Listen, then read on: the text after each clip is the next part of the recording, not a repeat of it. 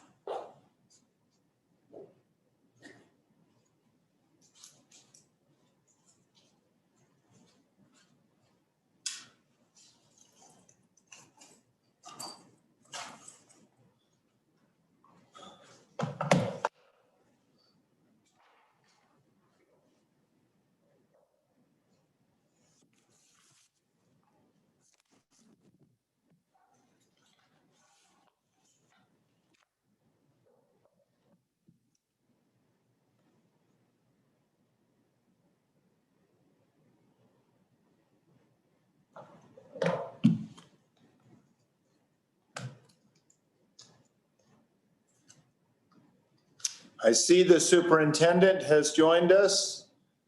Good morning, Superintendent. Madam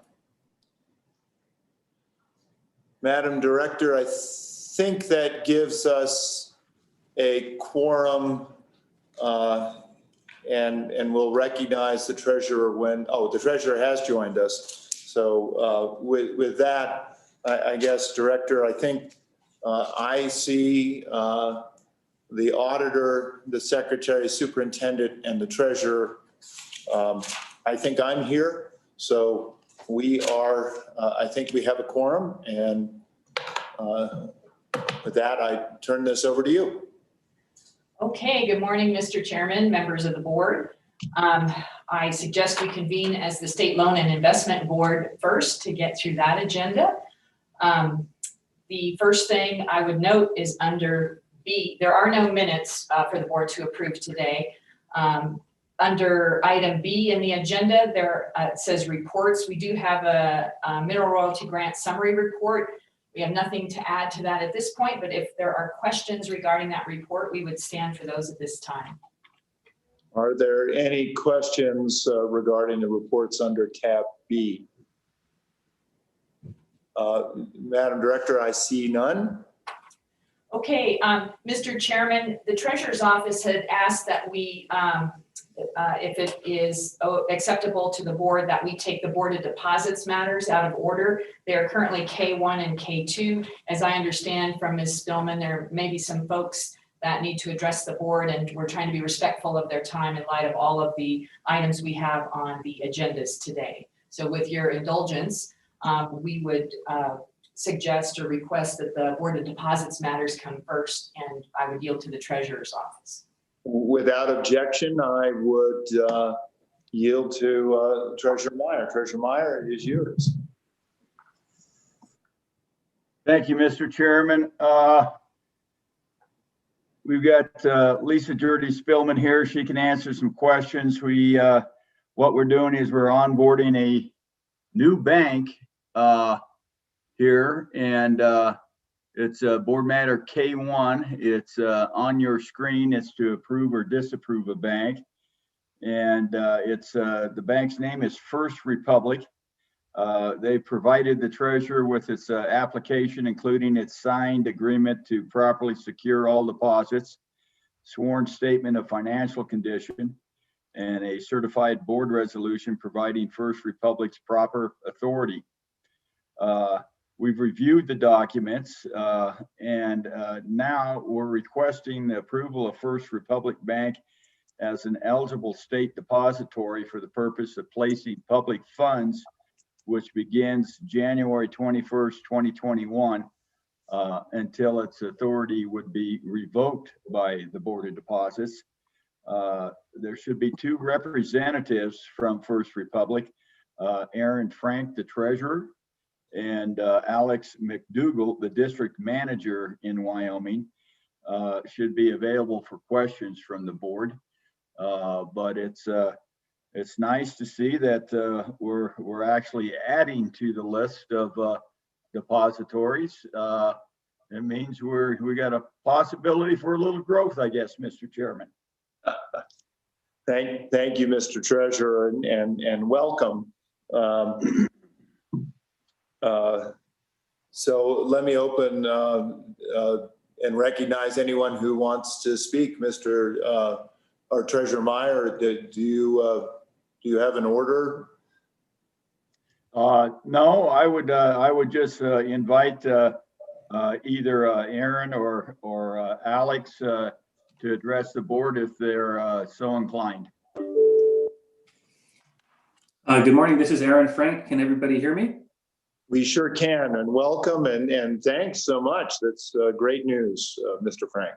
Well, thank you. It's a pleasure to be here, and an honor as well. So thanks for having us, and thanks for considering our application. I'm happy to tell you, as much as you'd like to know about First Republic.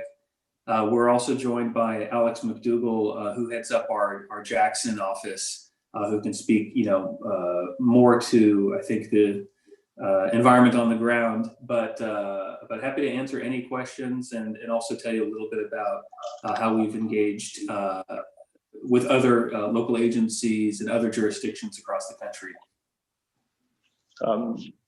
And let me recognize Alex, if you want to address the board. Good morning, everyone. Thank you again for allowing us to take part and join this call. As Aaron illustrated, we take part with various states of our domicile for First Republic.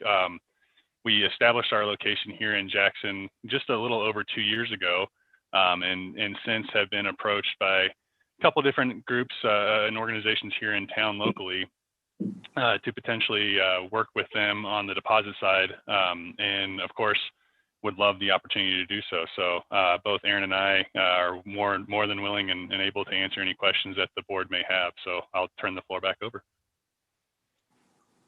Well, thank you. Are there questions from the members of the board? Secretary Buchanan. Good morning. Thank you for joining us, Mr. McDougall, Mr. Frank. What I would like to know is, does the organization have any policies that they have currently in place that restrict, prohibit, discourage investment in or loans to oil and gas exploration, ongoing operations, those types of things? Now, that's a good question. This is Aaron Frank speaking. I know we have a list that we publish in our investor deck, or at least we have in the past, relating to activities that we do not undertake. I don't believe that oil and gas is listed there, but I'm actually just taking a peek right now if I can while we're on the call. But I don't believe we have a specific policy. I will have to look into that and come back to you, though. Well, I would appreciate that, and until I know that, Mr. Chairman, I'm not prepared to vote. But as you know, we've seen at least one major bank have policies that really are discouraging lending to oil and gas exploration. And certainly that, for me personally, that's not a good fit for Wyoming. And so I really would like to have a definitive answer on that before I were able to vote in the affirmative. Thank you, Secretary. I see the superintendent has a hand up. Yeah, thank you, Mr. Chairman and Secretary. Such a good question, and I would ask that coal be added to that list as well. Thanks, Superintendent. The treasurer may remember that one of the things that we certainly worked on for a while was policy statements that recognize the importance of climate and our work on climate with carbon capture and sequestration and understanding that, environment, social and governance, ESG mandates, really work to engage with companies in a way that we all move forward in a positive way. And so, Mr. Treasurer, I didn't know if you had any thoughts that you wanted to address on. Well, no, Mr. Chairman, I think that there's a private industry, lending industry is going to have their areas of expertise in lending, and oil and gas and coal, the natural resource lending is a specific, has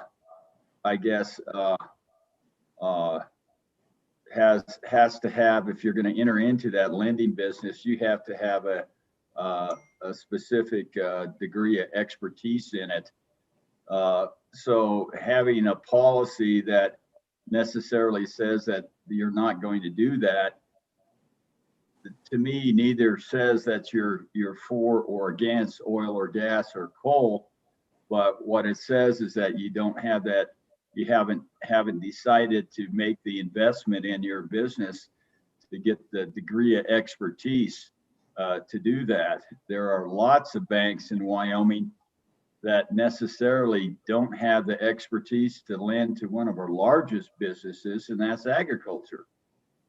And if we would say we're going to include agriculture in that, then we'd have to take some banks off of our deposits list, just primarily because they don't have the expertise in the lending developed within that, and they don't understand the risks associated with agriculture.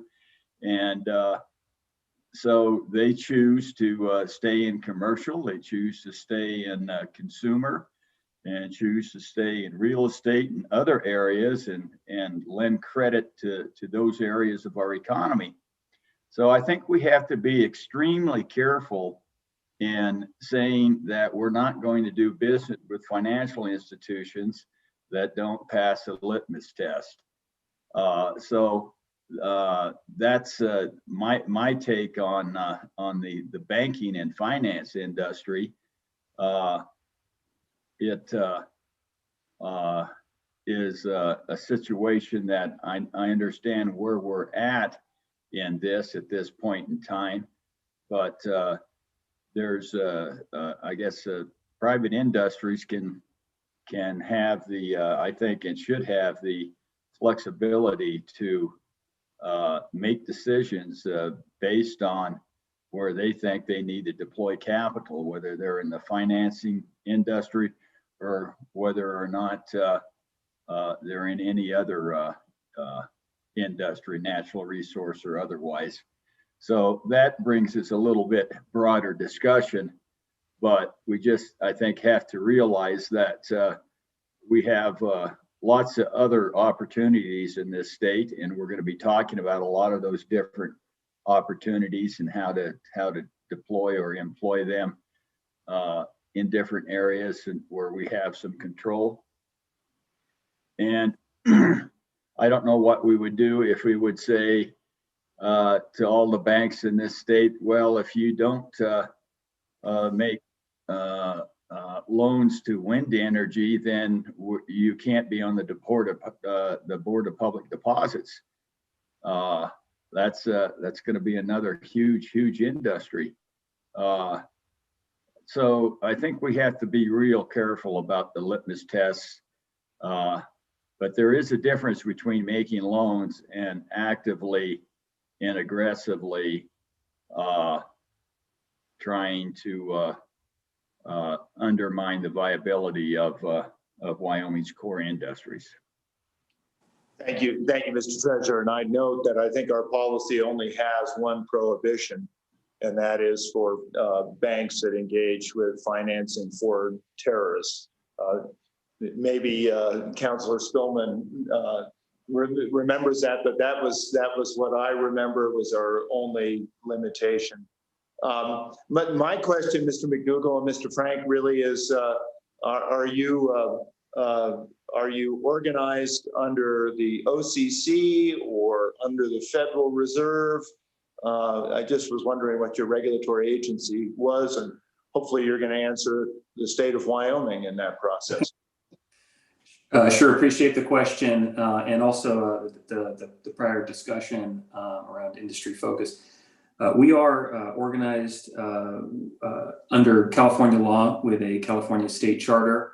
We are a state non-member bank. Our primary regulator is the FDIC. And as Alex mentioned earlier, we've been operating in Jackson, Wyoming for some time. We do have a trust company there. And I might actually ask Alex if he could, just going back to the earlier question around industry focus, talk a little bit about the sorts of opportunities that we've been seeing. What I can tell you is we often will sort of passively receive opportunities, inbound inquiries, loan opportunities, et cetera. And we can possibly talk a little bit about that, but maybe just taking a step back, our primary focus as an institution is in the single family residential space on the consumer side. That's a very big part of our business. It's always been since back in 1985 when we were first formed. And on the business banking side, a lot of our work is within the nonprofit sector, professional services sector, and the like. We do some construction lending, and it's pretty simple. So we don't have like an industry focus, and maybe going back to Treasurer Meyer's comments earlier, it is possible we don't have a specific policy. And again, I will need to follow up on that. It's possible we don't have a specific policy on oil and gas. It doesn't mean, that should be taken as a positive or a negative. It might just be the case that we simply don't have the history of dealing with that sector, nor the expertise. So maybe I'll pass it off to Alex if he wants to speak a little bit about some of the opportunities, just to give you a flavor for kind of what we're seeing in the local market and where we think we can be helpful in that area.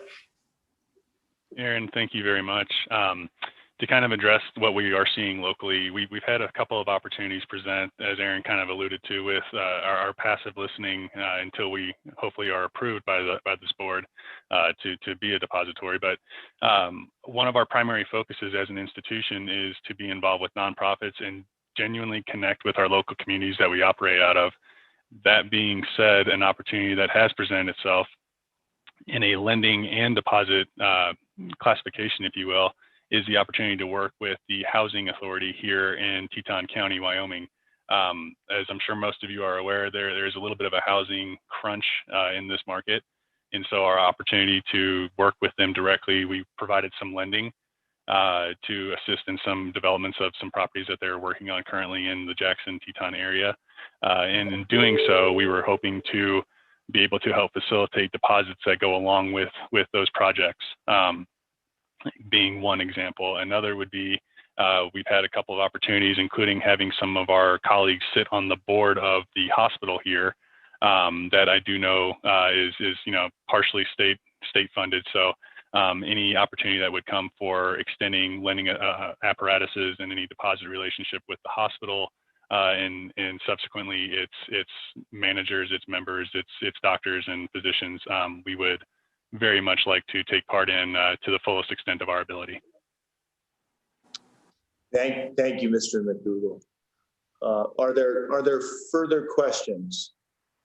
Auditor, you haven't said anything. Mr. Chairman, I would just, and I don't want to invalidate at all the point brought up by the secretary, but there are other banks on the list that do not make this type of loans. I know we all know the big one who made a policy decision based on that, but it would make me uncomfortable to have multiple banks on the list that already don't make this type of loan, again, due to issues the treasurer brought up. It's a very specific type of loan. It demands expertise. It may or may not be a policy decision. And so if that was a policy decision we wanted to make, I think it would involve going over everyone that's on the list. And I struggle to implement a policy like that today without any past filter on that, Mr. Chairman. Thank you, Auditor. Are there further questions, comments? Mr. Secretary.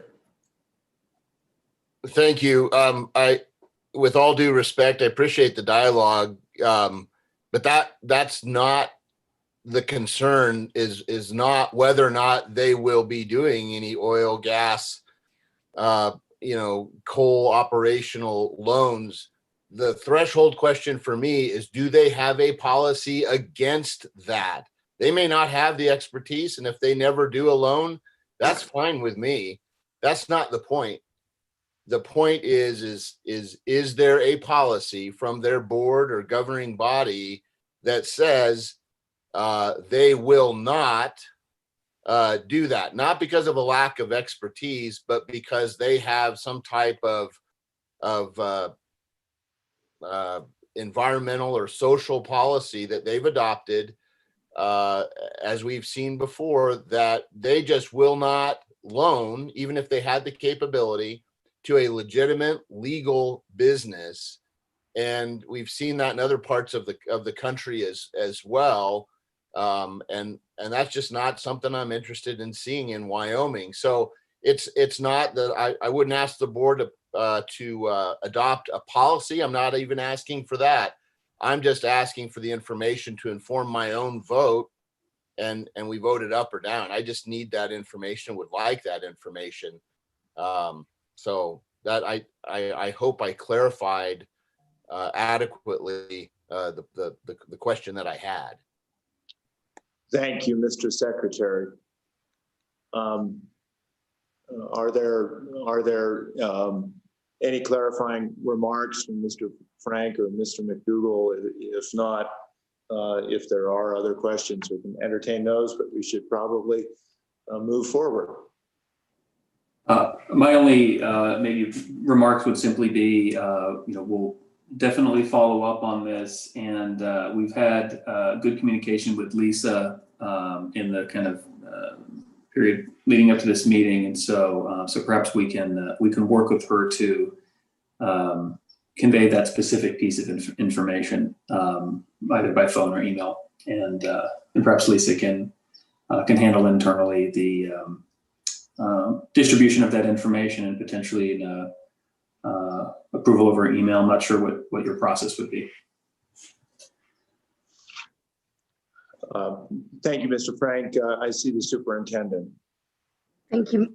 Excuse me. Thank you, Mr. Chairman. I wonder if this matter could be cleared up by the end of today's meeting, and perhaps we could vote on it later in the meeting. I'm for the exact reasons that Secretary Buchanan stated, I would be in favor of holding off on a vote, not to formulate a policy, not to do anything other than ensure that we're doing business with someone whose social, political, or environmental values match Wyoming's goals. And we have set a precedent for this in the past, not with policy, but with a letter to a bank and withdrawing funds from a bank that made such policy and statement. And we did the very same with a strongly worded letter back to the bank about why we were changing course with them. And so I would rather be proactive in this than reactive after a vote. Thank you, Superintendent. Mr. Frank and Mr. McDougall, I would say that, you know, we always remain open to being able to have conversations. The bank that made a very loud pronouncement that they were no longer going to do anything with fossil fuels was one that we wrote a response to and then had conversations that were significant and valuable, I think, for both of us. And ultimately, it was I think we both learned, and I think they moderated their posture somewhat on that. What's the pleasure of the board? I guess I'm a little mindful. I appreciate, and I think we all share the sentiments that are there, but you know, mindful of the fact that we have a bank that's wanting to do business with the state of Wyoming, and mindful also of wanting to make that an expeditious process. I guess what's the pleasure of the board? Well, Mr. Chairman, I'm going to ask Lisa a question so I can have clarity on it, and Alex and Aaron, you can I guess add some clarity also perhaps. But Lisa, I'm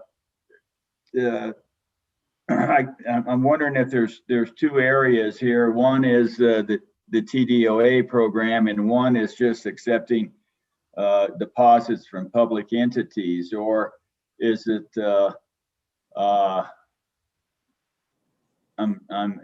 because I think what we did is that we in the bank in question, we took them out of the TDOA program, but they could still accept deposits from public entities. We didn't essentially blackball them from taking any public deposits. That was my understanding. Mr. Chairman, Mr. Treasurer, that is my understanding as well. And this bank, First Republic Bank, has not filed an application for TDOA funds. What they're asking for is to be approved as a state depository. So my understanding is the same as yours.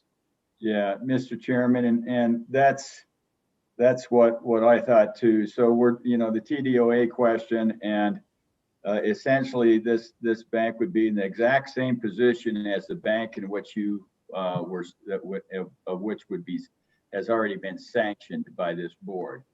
So you've got two areas. You're essentially saying, no, we don't want you at all in this state, which I think is a mistake, or a level of saying, no, we're not going to gift you a lot of time deposit open account money, which they're not asking for time deposit open account money at this time. So it's basically a business license to do or an approval to do business with other public entities in the state, such as the hospital or other public entities. So that's the question before the board today. It's not the question of TDOA. So to me, it's a reasonable request, a reasonable ask, and a denial, I think, would be unreasonable in light of their going to do business and help the state out in other areas. I frankly don't think that we can hold financial institutions to a political standard.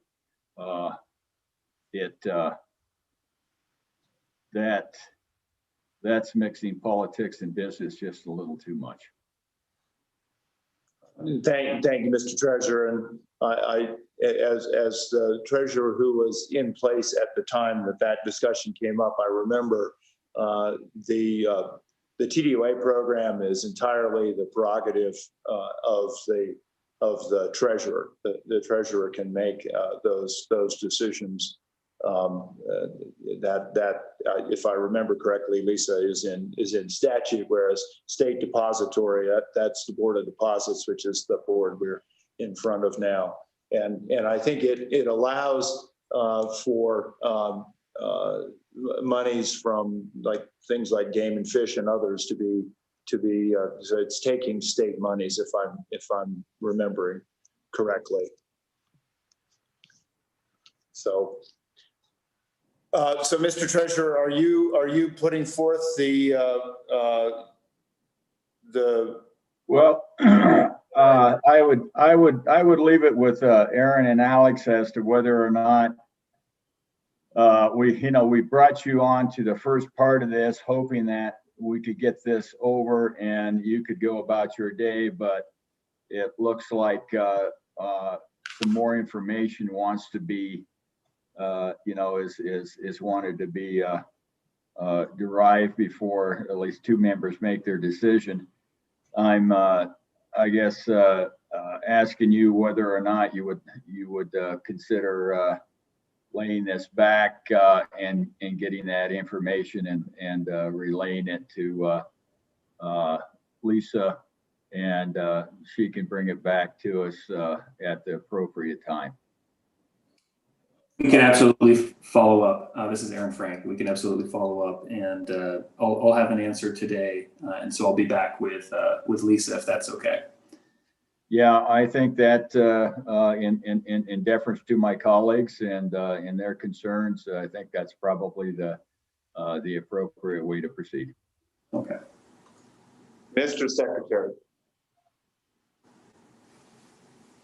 I'm good with that approach. I was just going to say we could adopt the director's recommendation, just and put a condition on there that we want the same information. Then they wouldn't necessarily have to come back or us have to do it at the end of the meeting. But I'm fine with whichever way it goes. And then just one quick thing, to me, it doesn't really make a difference. I understand the distinction of what we're approving today, but banks that have those deposits, that's how a bank functions. They use those deposits to make their loans. It's a huge element of their total assets and their valuation. So to me, it doesn't really make a difference. And so I understand the distinction, but it's still important to me. But I don't want to hold anybody up on it. So if you want to do a motion with a condition on it that they provide us a written statement that they do not have that type of policy in place, then I'm fine with voting on it right now. Okay, I see the superintendent. Mr. Chairman, I concur with the secretary on doing this a number of ways, and just would add that for me, this is not about mixing politics and business. It's making sure that that the banks we do business with are at least open to the possibility and not against continuing to do business with our industry priorities as a state. And so it really, for me, goes well beyond a political statement and more to the heart of our bread and butter as a state. Thank you, Superintendent. Treasurer Meyer, your pleasure.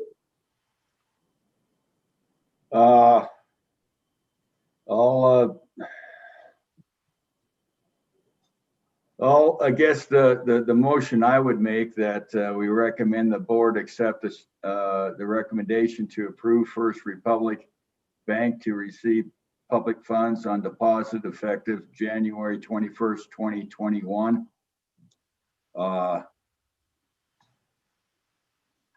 Provided the information which supports a non-discriminatory lending policy. And I think that's what you're looking at. Is that the words we would use? Mr. Secretary? Then please, Mr. Secretary. Yeah, Mr. Chairman, I would just simply say that we move the director's recommendation to approve the state treasurer's recommendation to approve First Republic Bank to receive public funds on deposit effective January 21st, 2021, provided they provide a written statement indicating that they do not have any social or environmental policy or statement prohibiting loans to fossil fuel industries or oil, gas, and coal, however you'd like to say it.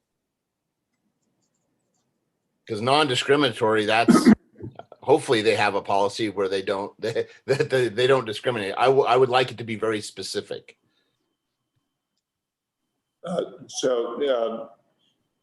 Treasurer. I think fossil fuel industries, Mr. Chairman, is probably the operative word in that case. And I would make that motion, Mr. Chairman. It's been moved. Is there a second? It's been seconded by the secretary. Is there any further discussion? Mr. Chairman, Auditor Racines. I'll support this motion. I guess and I think all of the reasoning is very valid from the secretary and the superintendent. I guess my question is still the other banking in question, which we all know who we're talking about. We still very much do business with them, and multiple state entities and multiple Wyoming towns place deposits with them. And so this is maybe a touch rhetorical, is how is it that we are treating two entities so differently? And that's maybe what I need help with. Yeah, Mr. Chairman. I'll see the treasurer, then I have Secretary Buchanan and superintendent. Yeah, I had the same heartburn that the auditor does. And I just really caution us walking down the road and broadening the lanes. Capital goes where it can most easily be put into work, and you can have some restrictions, but this and a restriction on the TDOA is something that I think is more or less reasonable as a deterrent against this. But when you restrict all public business with a financial institution, that's a pretty big hammer. Thank you, Mr. Chairman. Yeah. Secretary Buchanan and Superintendent. Mr. Secretary. Thank you, Mr. Chairman. I would just briefly say that the only reason they're still doing business is because we haven't done anything about it. We sent out a survey, I think, from the county commissioners and the Wyoming Association of Municipalities, because we didn't want to pull the rug out from under the entities that made those deposits. And we got information back, as I recall, that there weren't a lot of entities that used that particular bank for those deposits. And yet we still sit here and we let them, have deposits of public monies. So the fact of the matter is we haven't done anything about it. And even if we don't, I don't see it as a problem, because if that were the case, if we say, well, we let the one do it, like if we made a mistake in any other area, we wouldn't sit here and say, well, we can't prohibit another company because we let this first one do it. We would be proactive and make sure that going to the future, we did it correctly. And so now that we're aware that things are changing, I think it's very prudent for Wyoming for us to ask these threshold questions at the get-go, so that we don't have these types of things happening in the future. So we're just looking at it now when we should be looking at it. Nothing more, nothing less. Well, Mr. Chairman, I recall when I was in the legislature and we did a thorough analysis of the availability of public deposits. And there were several communities in this state that only had one public deposit available to them. And like Shoshone, to do their public deposits at the school, they would have to drive to Riverton. And so, that was, a half-hour drive to and from. And if we, I guess, get into different litmus tests, and this is the first one, then we better do a very, very thorough analysis and just not come down with a cleaver and say we're gonna cut out all of these financial institutions from doing business with public entities, because we're gonna end up with institutions that have branch banks in small communities, and if they don't have that ability to have the larger public deposits or do business with the public entities there, we may end up with the only thing you're going to have is an ATM at a gas station. Treasurer, Mr. Secretary, I think good conversation, but let me recognize the superintendent. Mr. Chairman, I'm good. Thank you. Okay. Is there further conversation? Otherwise, we have a motion before us. It's been seconded. And if you all are prepared, we can vote on that motion. Hearing no objection, all in favor of the motion as stated, please signify with an aye or a thumbs up. I have thumbs up from the secretary, the superintendent. I do not have a thumb up from the auditor or from the treasurer. So that motion, I guess, fails. Is there an alternative motion? Mr. Chairman, Mr. Treasurer. I would move that we table this motion until a non-specific time later today. No discussion, no question. Is there a second for that? I'll second, Mr. Chairman. It's been seconded. The motion is before us. All in favor of tabling, please signify with a thumbs up or an aye. I have thumbs up across the board, auditor, secretary, treasurer, and superintendent. Madam Director, this motion is tabled until later in the day. Thank you very much. And Mr. Frank and Mr. McDougall, thank you for your patience and for being here with us today. We look forward to perhaps some clarifying communication later. Thanks very much. Don't give up on us. Yeah, Mr. Chairman. And I'd ask the in the interim, in this time, if someone from the AG's office can look at the statutory requirements and see whether or not what a institution has to meet as far as meeting the statutory requirements, and whether or not this restriction is considered in the statutes. Thank you, Mr. Treasurer. Mr. Frank, I think you had a comment you wanted to make. Oh, I was just acknowledging, your suggestion that we, First Republic, come back later today with an answer. I've already reached out internally via email, so I'll follow up on that, and we'll be back to Lisa directly over email or phone if that's okay. Okay. Thank you very much. Thank you. Mr. Treasurer, I think we have another matter. I can't wait till you have a K-9 matter, but. Yeah, Mr. Chairman, this is just simply a list of the banks that are eligible to be designated as state depositories, and it's informational. Mr. Chairman. Yes, Council. Treasurer Meyer, this Yeah. list includes the bank that we just discussed, so I would make the recommendation that you make them table this matter as well.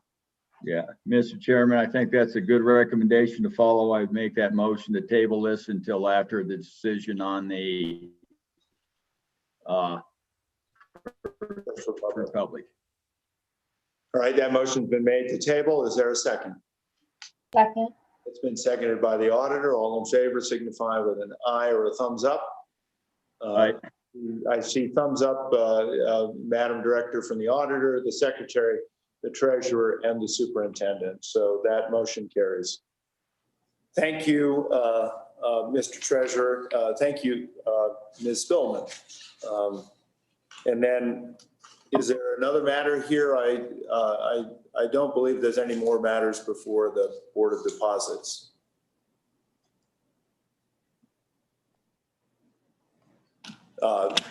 Hearing none, I guess we will close the Board of Deposits, and Madam Director, back to you. Thank you, Mr. Chairman, members of the board. The next item on the agenda is under C, policy matters, and these include State Loan and Investment Board rule changes. You may recall on October 1st of 2020, the board authorized OSLI to proceed with the regular rulemaking process, including the 45-day public comment period. That ended on December 15th of 2020. So the purpose of board matters C1 through C5 is for the board to consider repeal of certain rules and final adoption of amendments to other rules. Mr. Chairman, with your indulgence, I think we should just take them one at a time.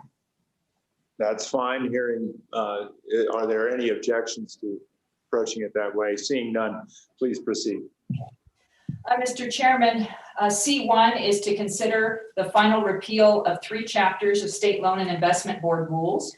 Chapter 22, non-impact energy grants of the State Loan and Investment Board's rules and regulations. Chapter 30, Clean Water State Revolving Fund loans and principal forgiveness, supplemental appropriation funding from the American Recovery and Reinvestment Act of 2009. And Chapter 31, Drinking Water State Revolving Fund loans and principal forgiveness, supplemental appropriation funding from the American Recovery and Reinvestment Act of 2009.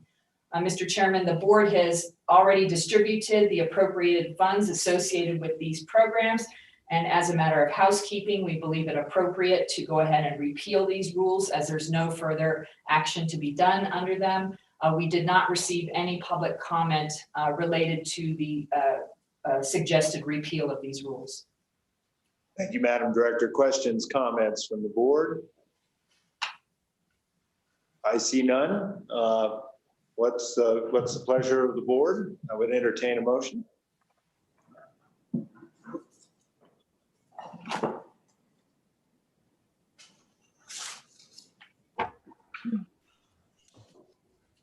Mr. Chairman, Madam Auditor. I would move the director's recommendation that the board repeal chapters 22, 30, and 31 of the State Loan and Investment Board's rules and regulations and approve the attached statement of principal reasons for adoption. Thank you, Madam Auditor. Is there a second? It has been seconded by the secretary. Any discussion? All in favor signify with a thumbs up or an aye. That is unanimous, Director. Thank you, Mr. Chairman. The next item is C2. Consider adopting amended rules for the State Loan and Investment Board Chapter 7 farm loans.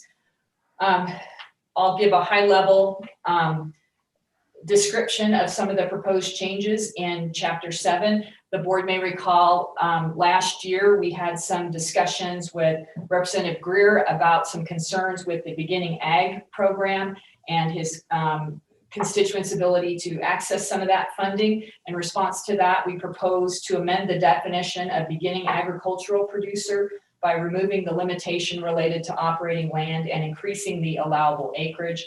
That's in Section 2C. In order to improve the program under Section 6A, Romanet 1, we've added language to clarify that 3 years worth of tax returns and the purchase agreement must be submitted with the loan application. Under 6A, Romanet 1A, we've included a requirement that a signed affidavit defining equipment usage and term of any equipment use agreement be provided if an applicant's relying on borrowing agricultural equipment from a third party in the applicant's agricultural operation. In section 6A, Romanet 4, we've proposed some minor rewording to clarify that the borrower is responsible for the application fee. In section 9, we've defined the costs that a borrower is responsible to cover. Those are included in Wyoming Statute 1134-121. In the past, we've had some confusion with borrowers not understanding that there were additional fees articulated in the statute, but that were not specifically stated in the rules. And so this is just in an effort to be more transparent so the borrower knows all of those fees and costs for which he or she will be responsible. We have also in section 13 proposed to change the application due date from 90 days prior to a board meeting to 120 calendar days prior to the meeting to allow for adequate time for staff to fully review the applications. We did receive some comments related to these proposed revisions from Mr. McGagna at the Wyoming Stockbrokers Association. And just real quickly, the association expressed concern about the requirement for the proposed borrower to have an executed purchase agreement at the time of application. Rather, they thought it should be prior to final approval of the loan. We declined to make a change related to this suggestion, as in order to go through the reviews and the background checks and all those things and the appraisal process, the staff and the state need as close to a final purchase and sale agreement as possible. We have in the past worked with applicants. If they have a purchase agreement, maybe it just hasn't quite been signed, but it's close to final negotiation. We've tried to work with people, but we don't want to expend the resources of the state on an application if it's not going to move forward. The second comment by the Stockbrokers Association was concern that the costs that we talked about in section 6A4, which were those that were provided under the statute 1134-121, the original version of the rules delineated them as prerequisites to the application. The stockbroker suggested that we list them separately as prerequisites to disbursement of the loan. We agreed with that, and so then we formed that section 9, which clearly then separates them and articulates them clearly. Then finally, the last suggestion from the Stockbrokers Association, they did not like the change from 90 days to 120 days. They thought it imperative that we process applications as quickly as possible. And we are still committed to do that, Mr. Chairman. It's just we were having difficulty meeting the 90 days. If we can do it in 92 days, 93 days, we certainly will. But we have limited resources. Our appraisal staff is fully busy, and so we try to get these things through our process as quickly as possible, realizing that that is important to the borrowers and to the state to get these loans figured out and closed. And so with that, Mr. Chairman, that summarizes the comments that we had and the changes proposed to the farm loan program. Are there any questions from the members of the board? Madam Director, and I think we spoke about this when you briefed me on this. I recognize the value in having clarity and trying to make sure that we don't end up with different numbers in different places. This is a minor change that I would think about. In section 6A, small Romanet 4, language reads, the applicant shall submit an application fee of $100 as established by WS 1134-121 before the application is considered. The unused portion of the fee shall be returned to the applicant if the loan is not granted. And that is redundantly cited to a little bit lesser degree in section 9. And I appreciate that there was an effort to pull apart the costs to be paid by the borrower, so they were carefully enumerated. And so I guess all I was looking at for clarity, in case there ever was a change to 1134-121 that changed the application fee in one location but wasn't necessarily carried to the other part of the rules. I don't know if it makes sense to say something along the line is also indicated in section 9A C Romanet 4 of this document. The applicant shall submit an application fee, et cetera. Mr. Chairman, I think that's a great suggestion to clean up any misunderstanding that perhaps there's an additional fee. The intent was that they be the same fee. So I think that suggestion would be fine. So if somebody wants to make that amendment, I would certainly entertain it.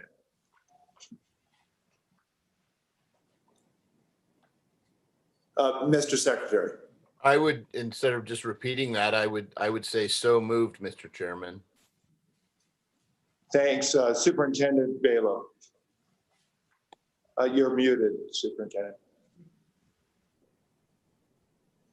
Mr. Chairman, prior to seconding the motion, I believe that there may be public comment on this at your direction.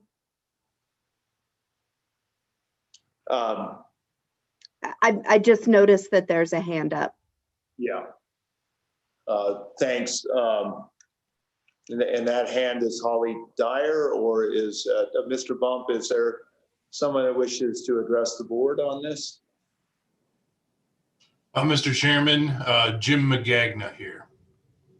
Thank you. Mr. Magagna, I'll recognize you. And I realize we're a little bit out of order, but in this new area of Zoom land, sometimes we stretch some boundaries. So Mr. Magagna.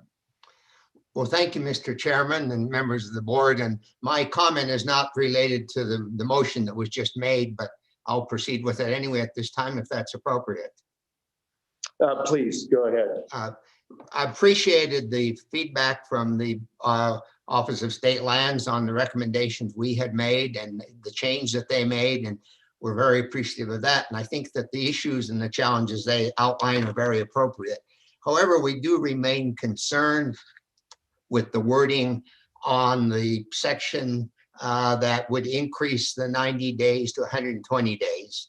As we read that, technically, an application would not be ripe for action by the board until after 120 days from the date of that it was filed. That's the way that section would read to us. And because the focus of this program really is very much on beginning farmers and ranchers and the opportunities that they may see that come up, and we're trying to encourage them to become involved.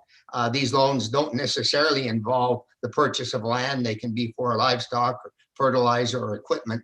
While I understand that the office needs adequate time, I would suggest for your consideration, Mr. Chairman, perhaps wording that a little differently.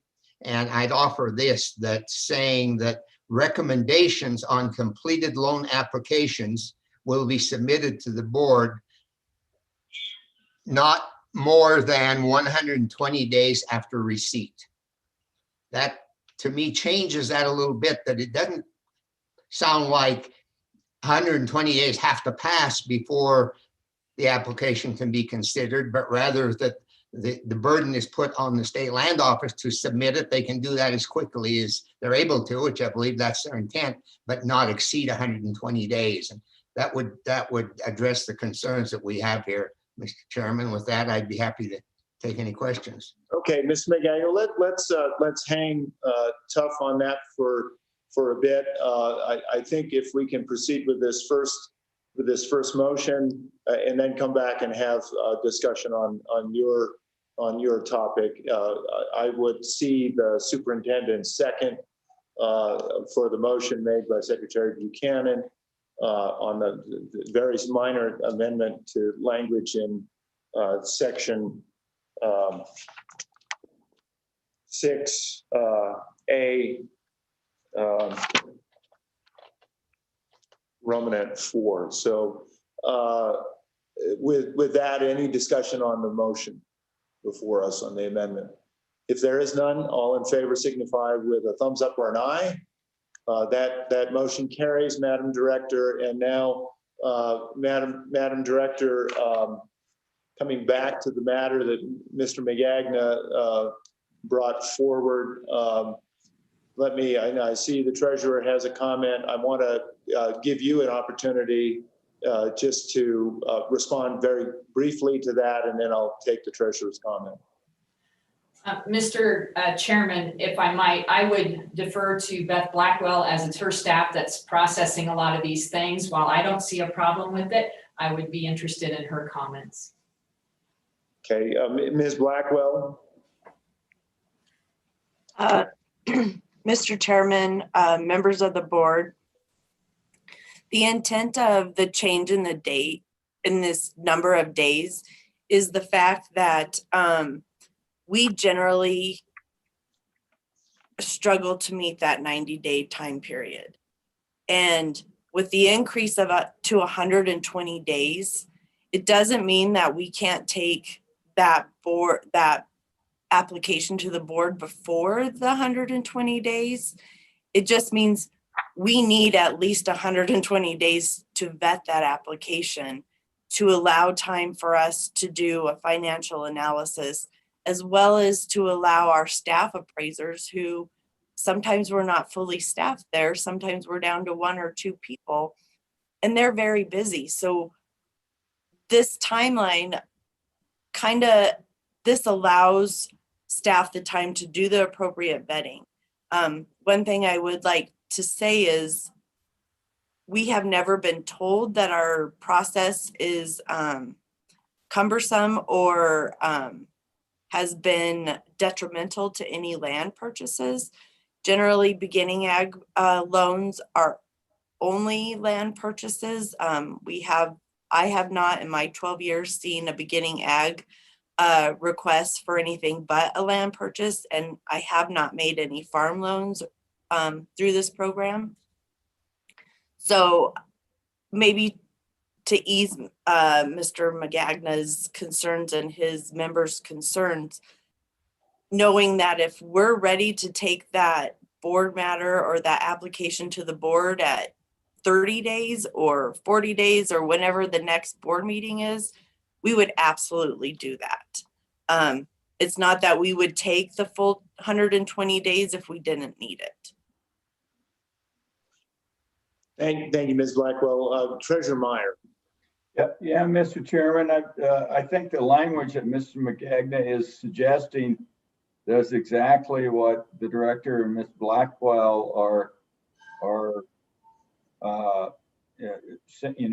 what they're saying is that it's not more than 120 days, and that if they can do it faster, if everything lines up, they're going to do it faster. I think that just adds clarity to the understanding of the rules. And so I think it's a reasonable clarification for the producers involved and staff too, because that's how they intend to implement it. So why not put the clear language in rules? So I would make the motion, not more than, but like we can certainly have discussion. Okay, that motion has been made. Understanding we have a little bit of awkwardness. Right. Yeah, Beth wants to talk. Yeah. Yeah. But hold on to that for just a second. I want to give Ms. Blackwell a chance to respond. She raised her hand, and then also Mr. Magagna, and then Treasurer, if we can come back to your motion. So, Ms. Blackwell. Mr. Chairman, thank you, Mr. Treasurer. My concern with the language that's being presented is, from my point of view, it doesn't make it clear that applicants have to have their application into our office at least 120 days. and it may put us against a timeline. What if the office can't meet that 120 days because of an array of things, whether we couldn't get the land appraised in time due to weather or whatever? So maybe I would defer to either Pat or Jim as an attorney to maybe opine on this. And Ms. Blackwell, let's just wait for a second on that. Mr. McGagna, I know you're familiar with this program, and I do believe you has some personal memories, perhaps, as an administrator of this program. I did want to give you a chance to respond to this, and then also just talk about, and I know this is a conversation that we often have, just the resourcing ability of this office and the challenges that sometimes come from that. But anyway, Mr. McGagna, I want to recognize you. Thank you, Mr. Chairman. And I would certainly concur with the comments of Ms. Blackwell that believe the land office does an excellent job to the extent of their ability in attempting to move these loans forward.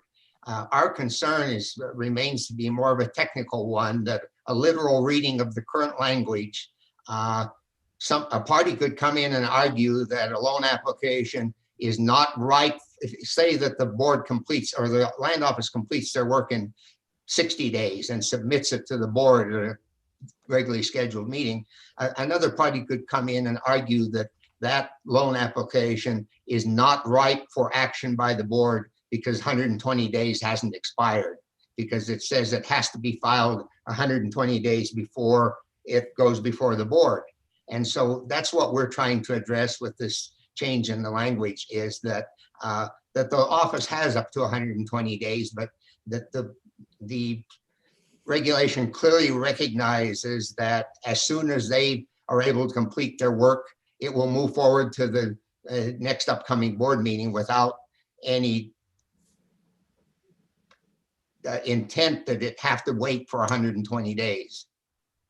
And for the record, again, Mr. McGagna, would you state exactly what that language is?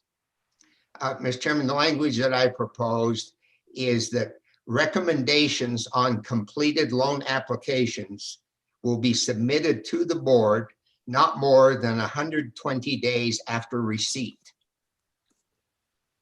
Basically saying that that's the maximum time that the office has to submit a recommendation, but it clearly doesn't imply in any way that 120 days has to expire before a recommendation is submitted. Thank you, Mr. McGagna. And I want to give the opportunity for Mr. Miller or Mr. Peters at this point to opine on this. Thank you, Mr. Chairman. Looking at the language, I just don't believe that Mr. McGagna's concern is valid, that concerning ripeness. So the language specifically says, and I'm looking at the proposed rule, loan applications must be received by the director at least 120 calendar days prior to any regularly scheduled meeting of the board. There is no requirement that the application be considered at that regular meeting. If the application is ready at a prior regular meeting, there's nothing in this rule that would prevent the director from bringing the application before the board earlier. Our only concern would be that the change proposed would potentially put us in a situation of having to call a special meeting to meet the 20-day deadline. If there doesn't happen to be a regular meeting scheduled around that time and the staff is done in time. So the current language does allow flexibility to it earlier, but would also allow prevent the situation where the board has to convene a special meeting to meet the requirements of the rule.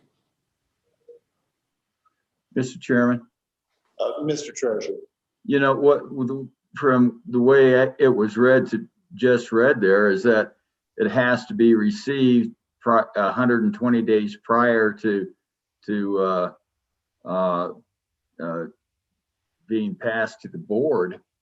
So if we had if it was received 100 days in front of a board meeting, then that would preclude it from going to that board meeting. It'd have to be, action would have to take place at a subsequent board meeting, which means that you could possibly have something that was, 210 days out from when they received it, or thereabouts. If we meet quarterly, it'd be another quarter after that. So you can either say not more than 120, in which case it holds the department's feet to the fire, that there could be some actionable items against the department if they don't get their job done.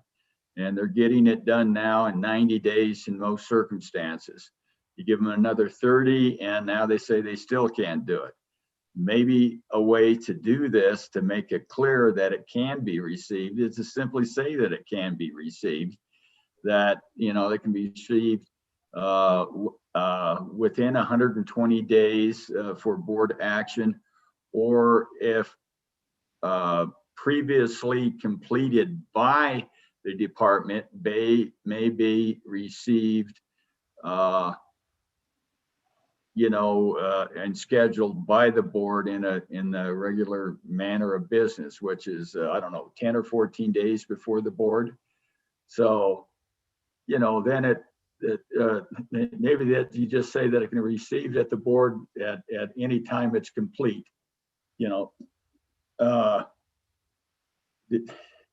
The 120 days myself, I think that's not more than is more than adequate for the department, and you can hold their feet to the fire. But I guess I don't know how everybody else feels about it, but there's probably some language that would not hold the department's feet to the fire, but would expressly allow the matters to be brought before the board. Now, I don't exactly have that language, but that would, but I don't know why we wouldn't want to hold the department's feet to the fire. But thank you, Mr. Treasurer. Mr. Secretary, you indicated that you were paying attention to this with acute intensity, so I didn't know if you had a comment. When did I say that? I'm reading it along, trying to figure it out, but I don't remember that. Okay. It was your smile and nod there, Mr. Secretary. Okay, Auditor Racines has her hand up. So Mr. Chairman, just for illustrative purposes, I very much see Mr. McGagna's point, but I also see what the AG is pointing out. For example, if we received an application 60 days prior to a regular board meeting, that would, and so obviously the staff probably wouldn't have that ready at that board meeting. But 60 days after that board meeting, we would have to call a special meeting to hear that application. And so there would be a lot, in anticipation of not all years being like 2020, where we have like a dozen board meetings. I can see how the proposed language also has a problem with it as well. Thank you, Auditor. So just pondering this, I'm not sure that continuing to massage this language here, I'm not saying that we delay this or another meeting, but I'm wondering if taking a pause, allowing Mr. Peters and maybe Mr. McGagna to look at, I think if I understand this correctly, there is a concern about being required to call a special meeting.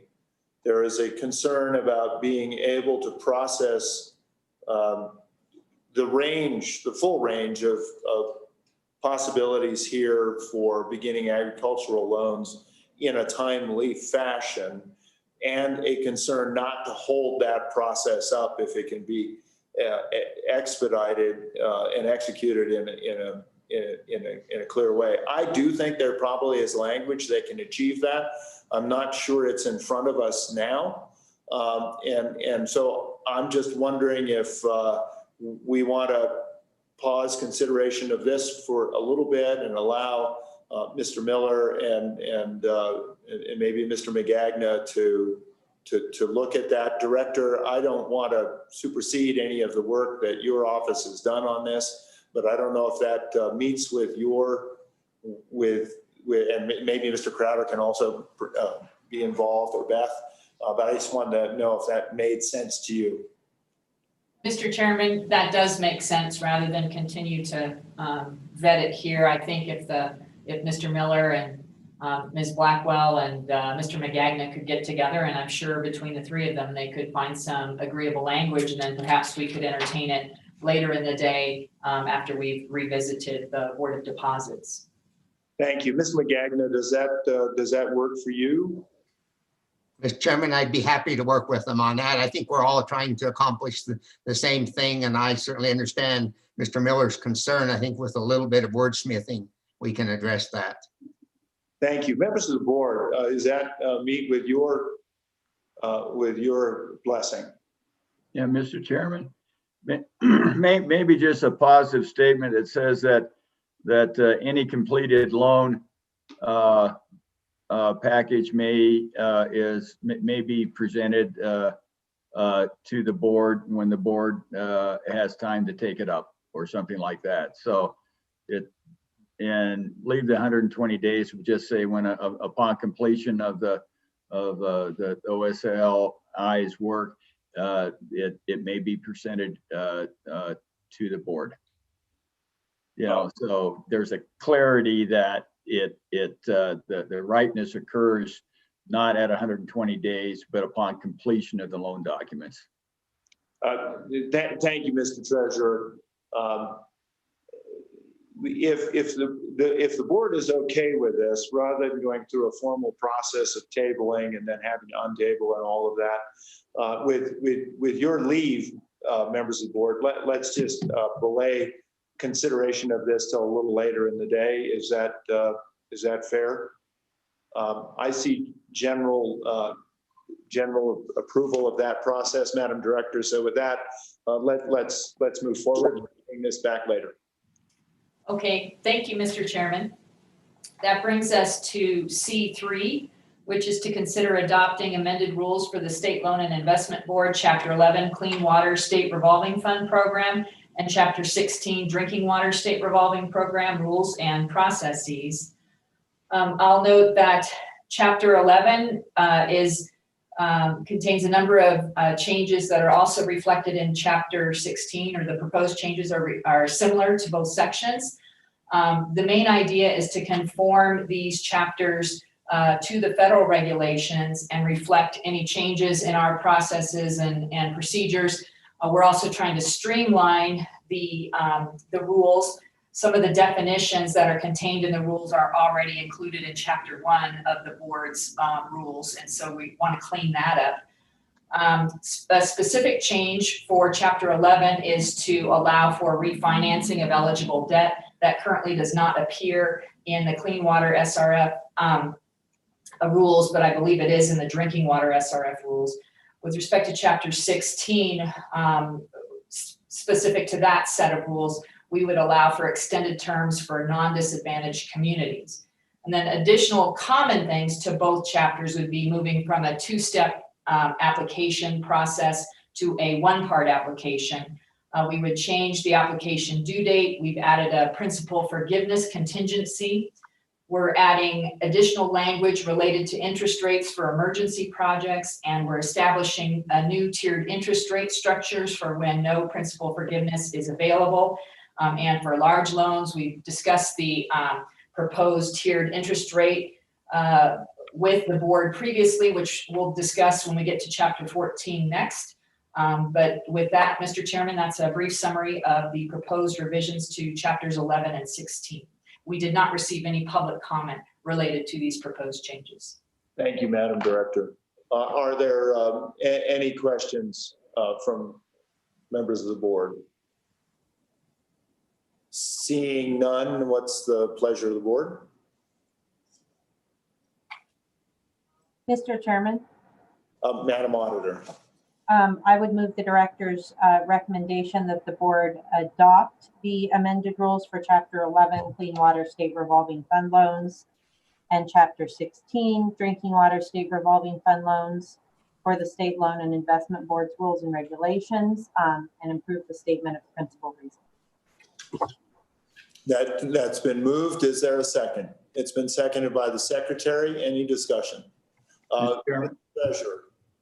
I'm just curious about in some of these sections where you cross out special programs, incentives, and put in additional subsidies.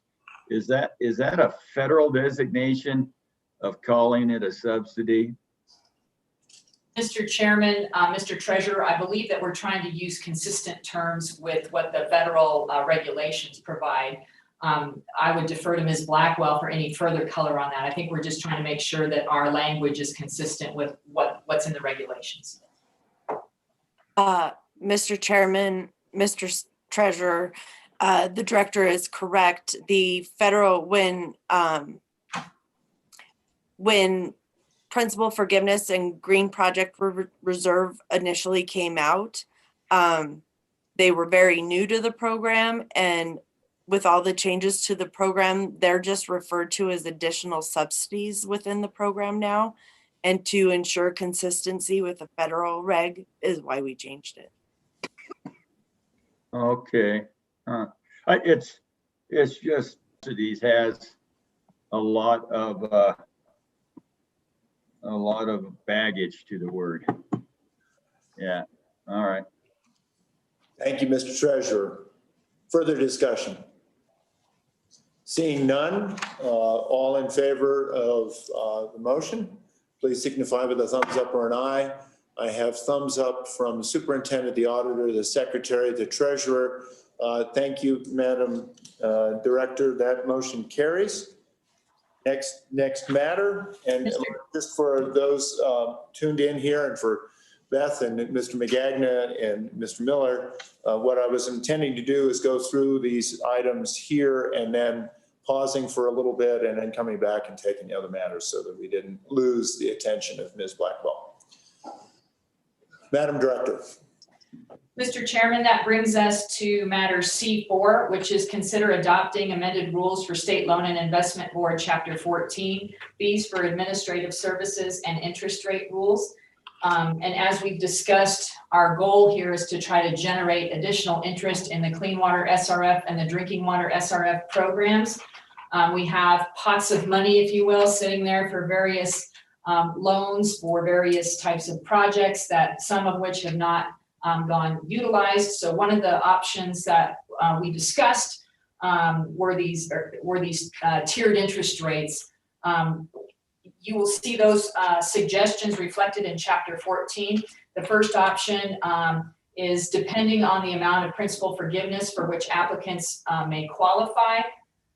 They would qualify for a corresponding decreased interest rate, again, to incentivize folks to utilize the program because MRG and other funding is becoming more limited. The second interest rate option is a large loan incentive, which is to be used anytime a requested loan amount meets the certain established thresholds. An eligible applicant would receive a decreased interest rate if the requested loan amount is over a certain amount. We did not receive any public comments related to these proposed changes, although we've described them high level for some legislators throughout the last couple of months, and they seem to be excited about ways to drive interest towards some of these programs that hopefully more folks in Wyoming can take advantage of. So with that, Mr. Chairman, that briefly describes the proposed changes to Chapter 14. Thank you, Director. And I want to commend you and your staff for really thinking about this program and coming up with good incentives. Are there comments or discussion matters? Mr. Secretary. Mr. Chairman, I was just going to move the director's recommendation that we adopt the amended rule for Chapter 14 fees for administrative services and interest rates for the State Loan and Investment Board's rules and regulations, and approve the statement of principal reasons. Thank you, Mr. Secretary. Is there a second? There is a second from the superintendent. Is there any further discussion? Seeing none, all in favor signify with an aye or a thumbs up. I have a thumbs up from the auditor, from the secretary, and from the superintendent. I guess the treasurer is, his camera is off, so I can't tell aye or not, so we won't record his vote. I will record an aye vote on that, Madam Director. Thank you, Mr. Chairman. Then that brings us to C5, which is to consider adopting amended rules for State Loan and Investment Board, Chapter 3, Federal Mineral Royalty Capital Construction Account Grant Rules. As we are all no doubt aware, the available funding for the MRG program has been scaled back. And so we have some proposed changes to address that. It doesn't make sense in the agency's mind to continue with special meetings like today if our number of applications are limited and we don't have the amount of funding that we've had previously. So one of the proposed amendments to Chapter 3 is to remove the special meeting requirements that the MRG meetings, special MRG meetings be held on the third Thursday in January and June of each year. Instead, we think the board could consider MRG applications at their regularly scheduled board meetings in February and June. We don't, with the amount of money available and the number of applications we've been receiving, we're just not seeing the volume that we have seen previously. So in our mind, it doesn't make sense to continue with specific special meetings that are articulated only in the rule. Other proposed amendments include removing the allocation of funds between 50% and 75% grants, the addition of rules to govern MRG loans. Mr. Chairman, you and I previously have talked about the board's desire to have the flexibility to make loans out of the MRG funds. And so we have added language to address that. We've updated eligible project costs to be consistent with other programs administered by the board. We've removed all in-kind match options except for land.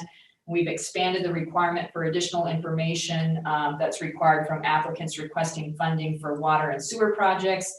These changes that we're proposing are to ensure that the rules reflect our actual practices and are designed to improve information required by the staff and the board for funding decisions. We did not receive any public comments related to these proposed changes. Thank you, Madam Director. Are there any questions of the staff? Seeing none, I would entertain a motion.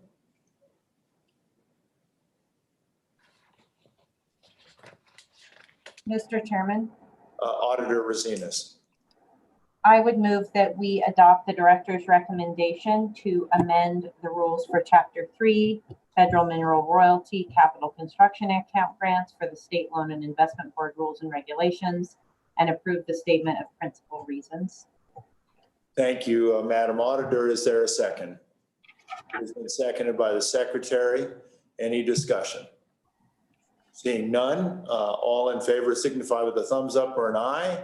Thumbs up from the auditor, from the superintendent, from the secretary, and I will record an aye. I do not have any indication from the treasurer, so we will not record his vote. Thank you. Madam Director, if I am correct, that takes us to the MRG program.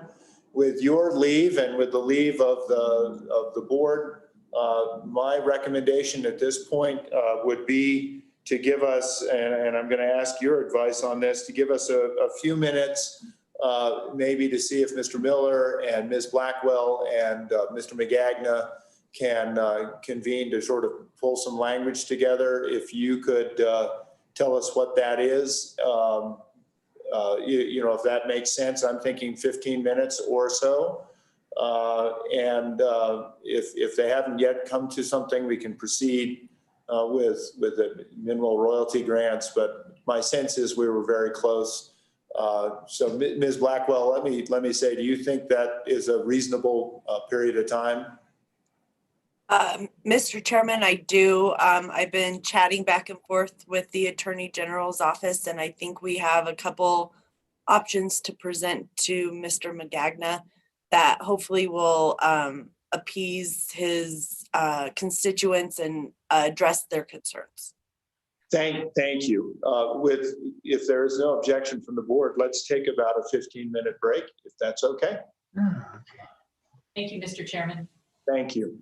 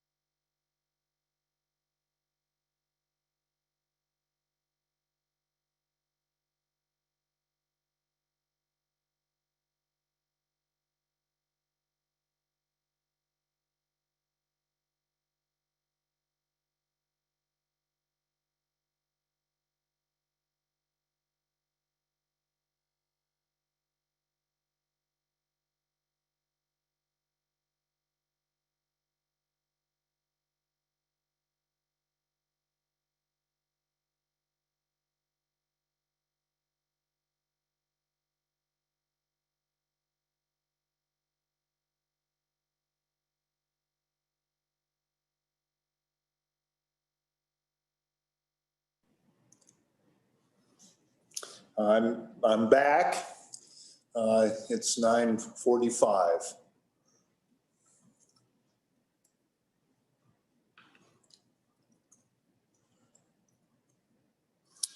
I see Auditor Racinas and Superintendent are back with us.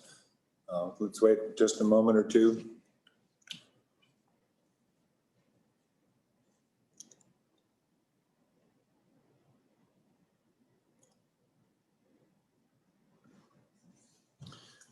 Director, do you, I see the secretary's with us now. Do we have some indication of progress? Mr. Chairman, I would check in with Pat and Beth. Okay, thank you.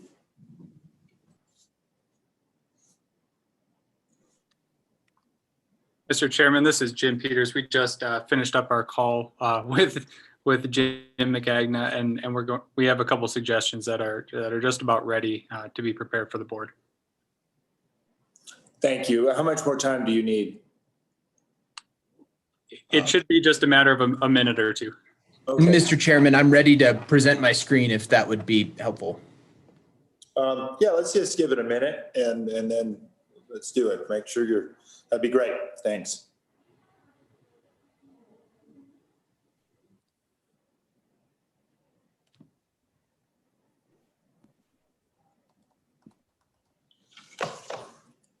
And whenever you want to present your screen, that would be terrific. There we go. Can you see this? I can. So we're at 4 on timing. Yes. And I see Teal. So, yeah, go ahead. sure. So, Mr. Chairman, there were 2 suggestions. This is the suggestion of the office that we add this sentence that the application shall be submitted to the board for consideration at the next regular meeting after the office's review is complete. So this would make it clear, which I believe the original language already did this, but it makes it clear that if the board office finishes their review earlier than the 120 days, they can bring it to a meeting earlier. But what it does not do is it does not put a strict rule-based cap on the office to complete their review within 120 days. The alternative suggestion down below was the suggestion of the Stock Growers Association, and this would put a hard 120-day cap the office, and it would accomplish the same thing as far as allowing it to come to the board earlier, but it would establish a hard cap on the office, whereas this initial suggestion does not. And I will let Beth speak to the practicalities of that. I think both are fine from a legal standpoint. Okay. And I appreciate that. And I think one of the concerns that Ms. Blackwell brought up was, time of year, whether appraisals could be done in time, and if they're fertilizer loans and things like that. There's certainly differences on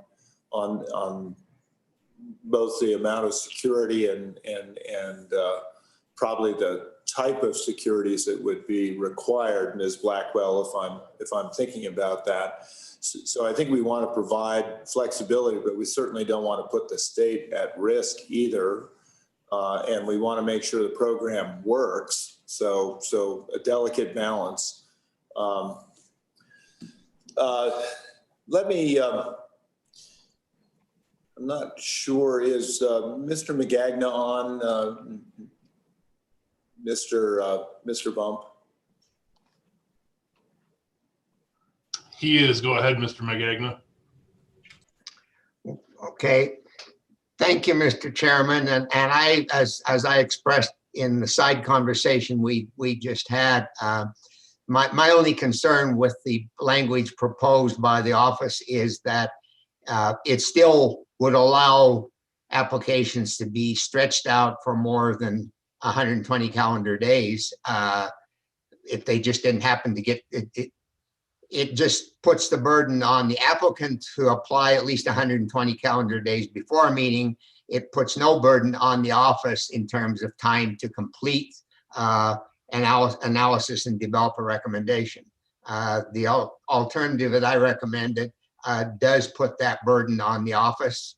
assuming they have a complete application. If items are missing, then 120 days doesn't start to run until all of the necessary information has been provided. But with that, Mr. Chairman, I think that while we would much prefer that approach, it does put a firm time frame on the office. The other language is also helpful and would certainly respect the decision of the board, whichever way you would decide to go on this. Thank you, Mr. McGagnis. Point of clarification for me. So when you're saying a completed loan, let's say that there was some security that needed to be provided, and until that was provided in an adequate form, that would not be considered a completed loan. And would that be your sense? That's correct, Mr. Chairman. Okay, thank you. Let me open it to the board.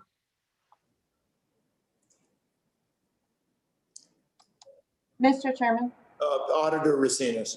I guess my question maybe would be for staff and or Mr. McGagna is, you know, I don't want to set up the staff to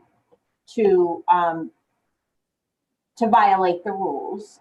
So I guess, how long are these applications taking? Is it a reasonable time? I guess that's my question. I mean, I feel like we've heard that 90 days isn't quite enough. But then what happens if we choose the second option and it takes staff 125 days? So is that question directed to Ms. Blackwell? I guess so. Sorry, I'm not totally sure. And or the AG's office maybe. Mr. Chairman, Madam Auditor, what you're voicing is my concern. Is sometimes what makes the evaluation or the vetting of an application, sometimes what takes longer is completely out of our hands, and we have no control over that. And I feel like the office staff, whether it's the grant and loan staff or the appraisal staff, everybody is working as quickly and as diligently as possible to get these things done as soon as possible. We understand the timeline and the constraints. However, one of the things I discussed while briefing each of you is we've never been told that our process has been a deterrent or caused a deal to fall through. Generally, in those situations, those borrowers get short-term financing and work with the state to get the benefit of this program. It's kind of the trade-off that you get coming to the program of you're paying $100 application fee, you're paying $100 or 1% origination fee, and with that you get an appraisal that you're not paying for, and it may just take a little longer. But I can assure the board, I can assure anyone listening to this that staff is working as quickly as possible. And my concern is what happens if we don't meet that 120-day mark and it's something completely out of our hands. Jim and Pat, I don't know from a legal standpoint if there's something you can add. Mr. Chairman, go ahead and make a comment, and then I'll go back to the board. Thank you, Mr. Chairman. I don't know that we have much to add. Obviously, there is some risk to the department of setting a hard deadline if they were to not meet it, although it's very difficult to say in the abstract what the extent of that risk would be. So that's all I have to add. Thank you. Thank you. Members of the board, further comment? Yeah, Mr. Chairman. Mr. Treasurer. You know, unless there was negligence involved, there wouldn't be any risk at all. You know, so just, you know, not getting the job done without negligence necessarily wouldn't incur damages. the damages would have to be real, not imagined damages. And the person would have to take every step to mitigate any damages. You know, so yeah, there is some liability, but having been on the end of a state agency that couldn't inspect grain bins because the person was fear of height and taking $150,000 out of my pocket with no recourse, I'd be sympathetic to these people that if there was absolute negligence involved, that damages could be forthcoming. So I have no qualms at all about putting a hard 120 days on that, because the probability of being successful and moving forward in any legal action is probably 1 out of 100 to start with, even with negligence. Thank you, Mr. Treasurer. Further comments? Further comments? If there are no further comments, I would certainly entertain a motion. And just to be clear, we have an amended set of rules in front of us. This would be an amendment to the rules before considering the rules. Mr. Chairman, Auditor Racinas. I would move to amend the amended set of rules with the first option presented by the AG. And I very briefly, Mr. Chairman, my reasoning is I don't want to fix a problem we don't have. And if we are subsequently presented with that problem, at that time, I would be willing to fix it. So that would be my motion, is to make that change. The application shall be submitted to the board for consideration at the next regular meeting after the office's review is completed. If we are seeing unreasonable delays, I hope and trust that the WSGA will make us aware of that, at which time we could take action.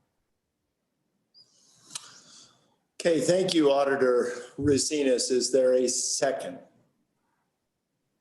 It's been seconded by Secretary Buchanan. Further discussion? Further discussion? The only thing that comes to my mind, I'm mindful of the fact that we have a number of people that are working very diligently on this, as Ms. Blackwell put it. And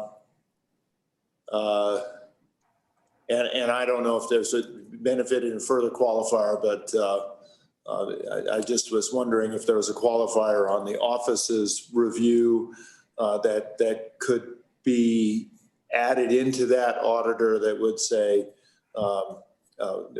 the office's review, which shall not be delayed unreasonably, or something like that. Mr. Chairman, if you could, I would certainly consider that to be friendly, or I could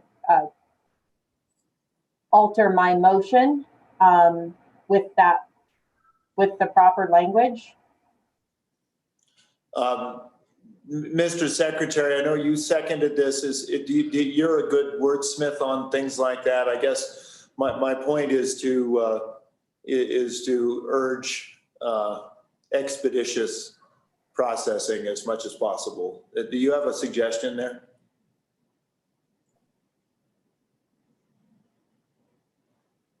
Perhaps we could add at the end of the sentence,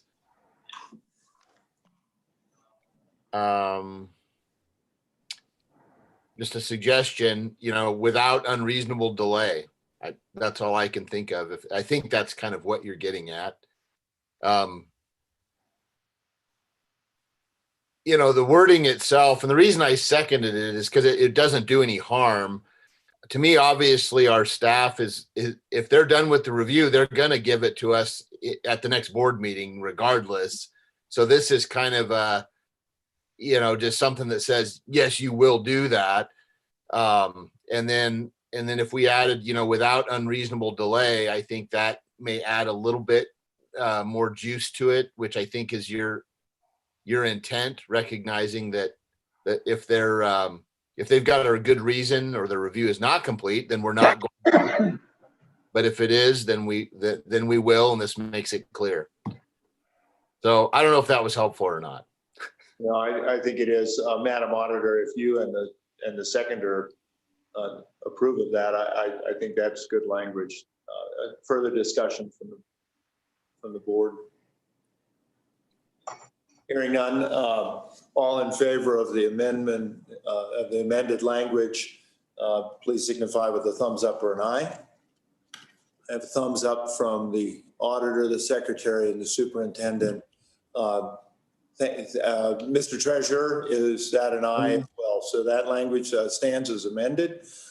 Thank you, Mr. Magagna, for your assistance and help in putting that together. With that, I would entertain a motion to adopt the amended rules. Mr. Chairman, Madam Auditor. I would move the director's recommendation that the board adopt the amended rules, Chapter 7, Farm Loans for the State Loan and Investment Board's rules and regulations with the revisions as we discussed, and approve the statement of principal reason. Moved by the auditor, seconded by the treasurer. Any further discussion? Hearing none, all in favor signify with a thumbs up or an aye. Madam Director, it looks like those passed unanimously.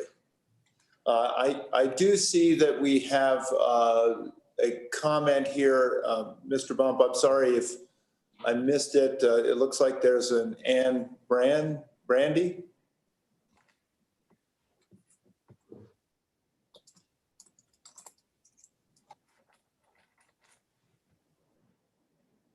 Mr. Bump, do you see the same hand raised that I do? Yeah, Mr. Chairman, go ahead, Ann, you're unmuted now.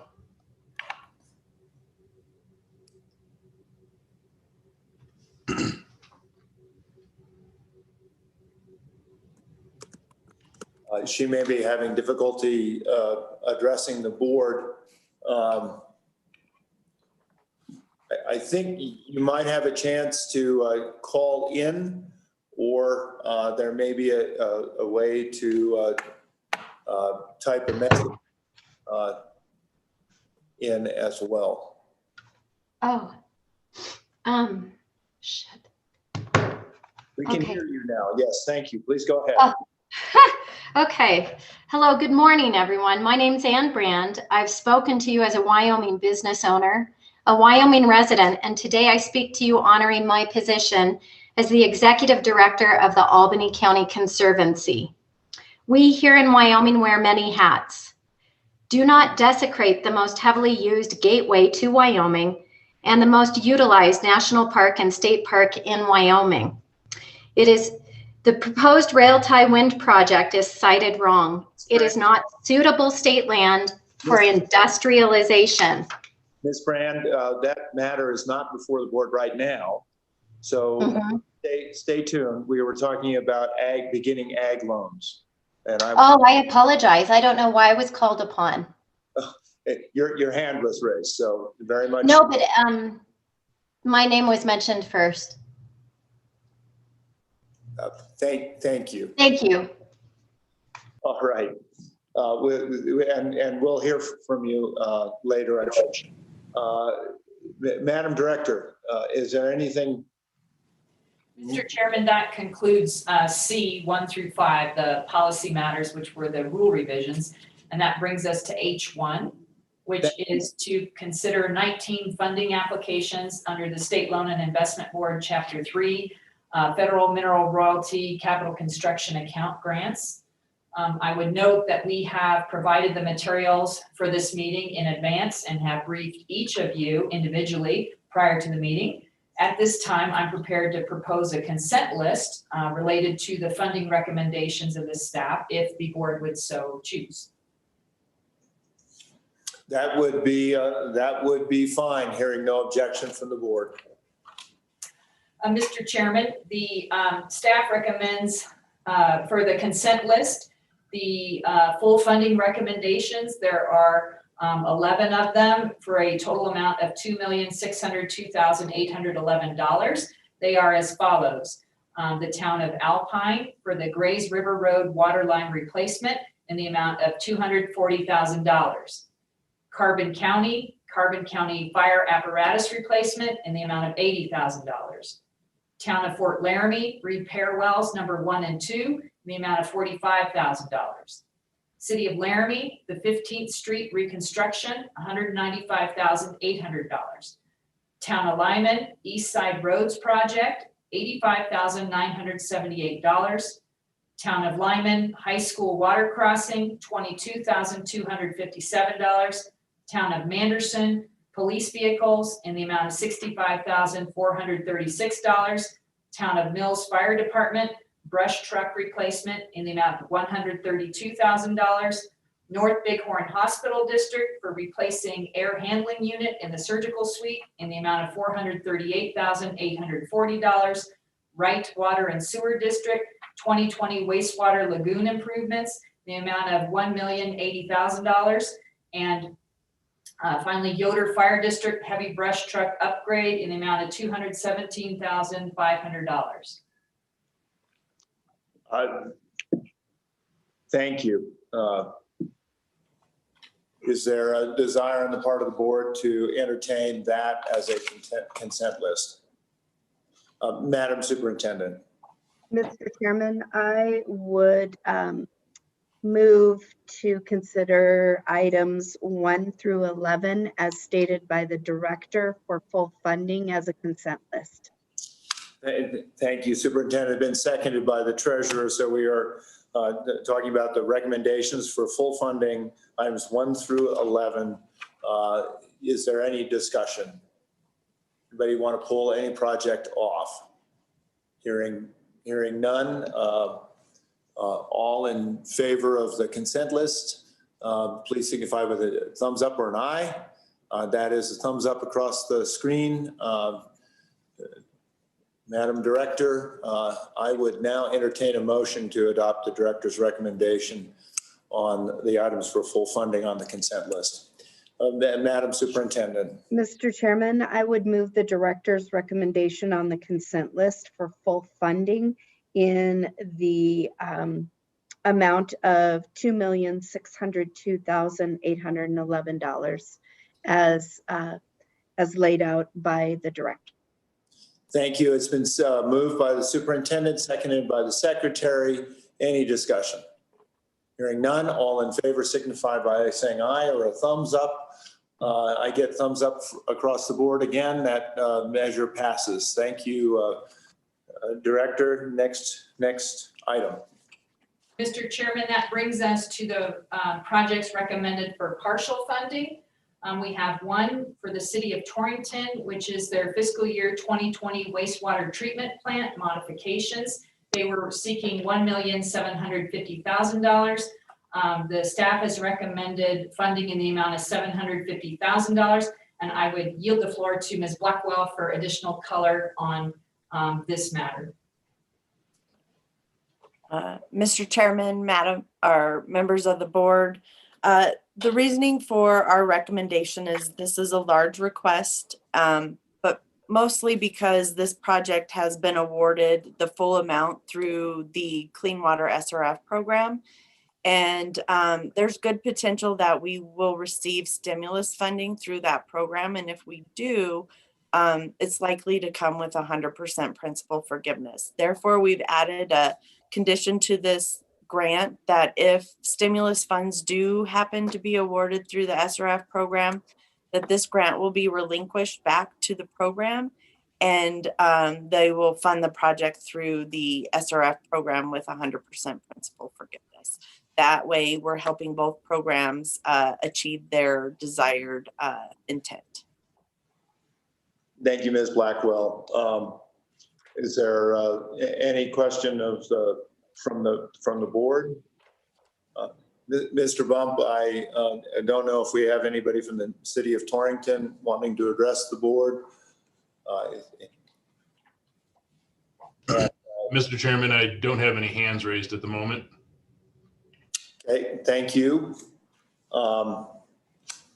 With that, members of the board, I would entertain a motion. Mr. Chairman, Auditor Racinas. I would move the director's recommendation of partial funding to the city of Torrington for their fiscal year 2020 wastewater treatment plant modifications in the amount of $750,000. It's been moved by Auditor Racinas, seconded by the treasurer. Any further discussion? Seeing none, all in favor signify with a thumbs up or an aye. I have thumbs up from the auditor, the superintendent, secretary, and treasurer. That motion carries. Thank you. Mr. Chairman, that brings us to the projects recommended for no funding. And I would note for the board that Powell Hospital District has withdrawn numbers 3 and number 6 and 7. But we will start with the town of Glen Rock. The South Glen Rock infrastructure improvements, they've requested $2 million. The reason for the recommended no funding, the historical funding over 1.9, they've had historical funding in the amount of over 1.9 million, and the prior awarded grant has not been fully expended. I would yield to Ms. Blackwell if she has any other color on this one. Ms. Blackwell. Mr. Chairman, members of the board, as the director stated, this one, the focus for the funding committee was on the large request because that was almost half of the maximum allocation that we had, as well as their past funding. We feel like this project could also go to the SRF programs to receive funding from them. And so due to the large amount in their historical funding through the program, we felt this was an appropriate recommendation.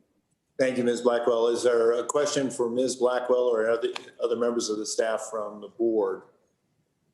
Seeing none, I do see the town of Glen Rock is anxious to address the board, and I will give them the floor.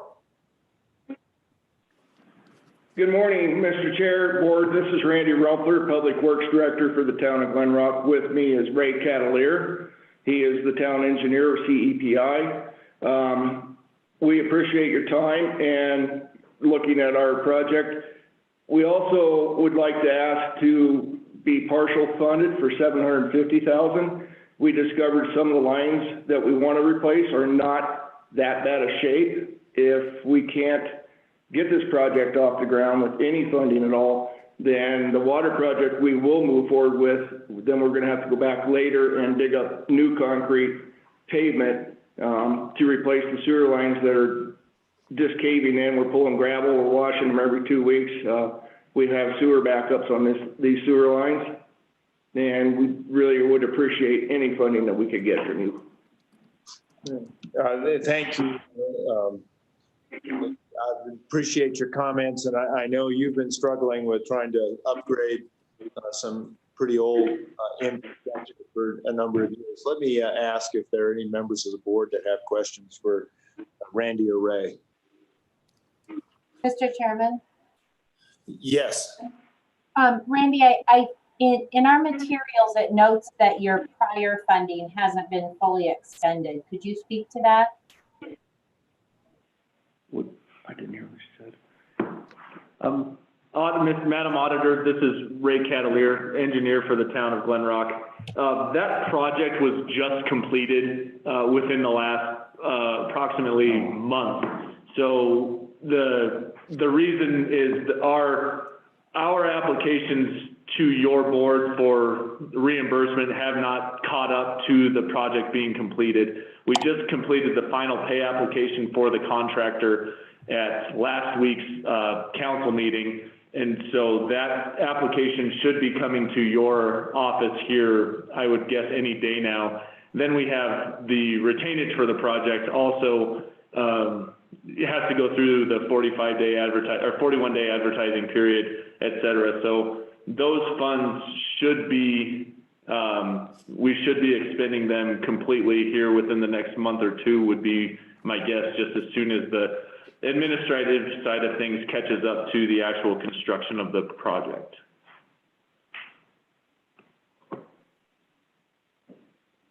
Thank you. Mr. Treasurer. Thank you, Mr. Chairman. Just wondering if you could give us a little bit more details on the feet that associated with the replacement of the gravel impacted sewer lines and the proximity of the other utilities and what they are that you're replacing next to the sewer lines. Yes, this is Randy. I can answer that for you. We are replacing 1.5 alley, and I believe it is 8 blocks long, and it's all clay tile. They are collapsing. We're pulling pieces of clay out, and that's where the gravel infiltration is coming from. Also on the project on 2nd Street, this is a large project, we're putting transmission line in, which is a 12-inch water line for fire flows. I hope that answered your question. Mr. Chairman, just partially, it sounds like you're going to have some of the areas are going to be, I guess, cohabitating sewer and water lines, but not all of the area that you're tearing up is going to have your transmission line next to the sewer line. Is that correct?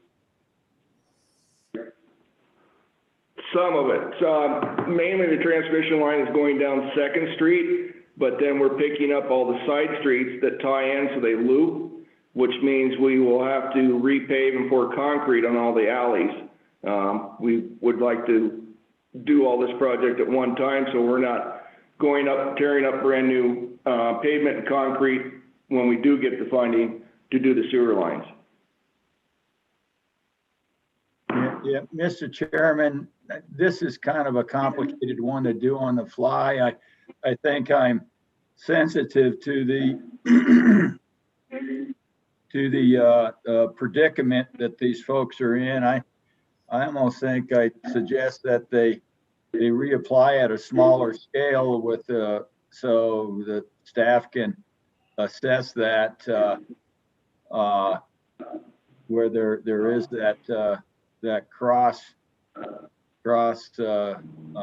concrete work that they're going to do, and but I think it's a little bit complicated to go on the fly.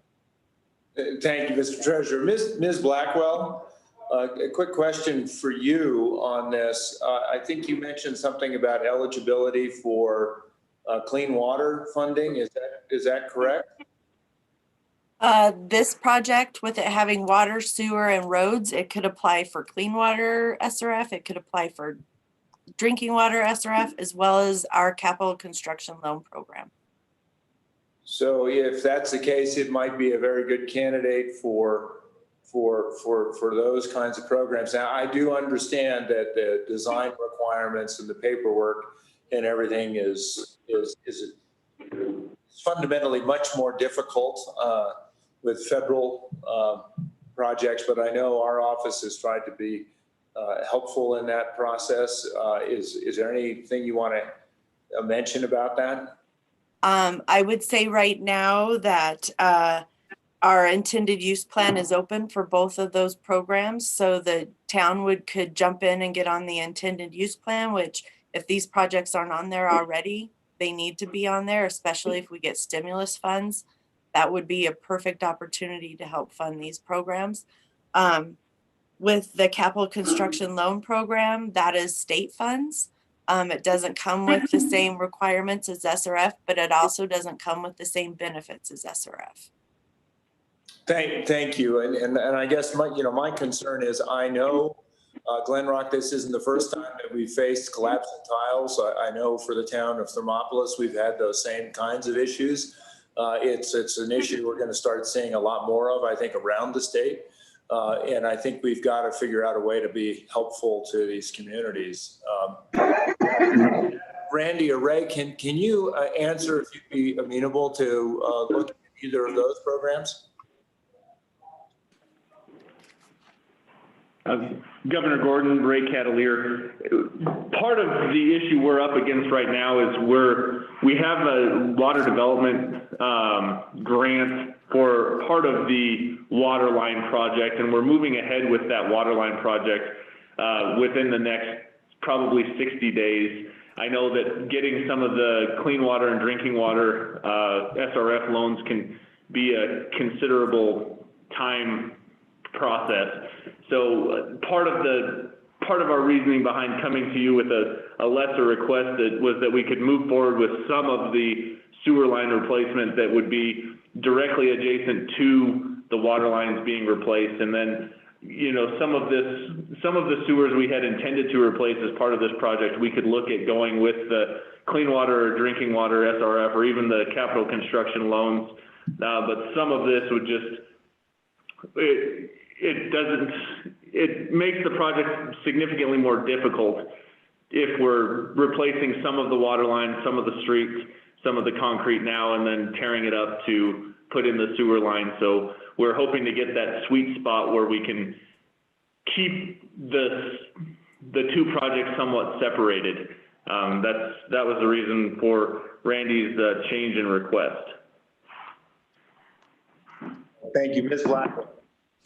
A thought process maybe that the town could consider is it sounds like with the $750,000 they're requesting, it would be a scaled back project. It wouldn't be the full scope project that was originally presented to our office. They could potentially use their match funds that they had set up for the full scale project to cover this extra work while they work with our office to secure one or more of those types of loans.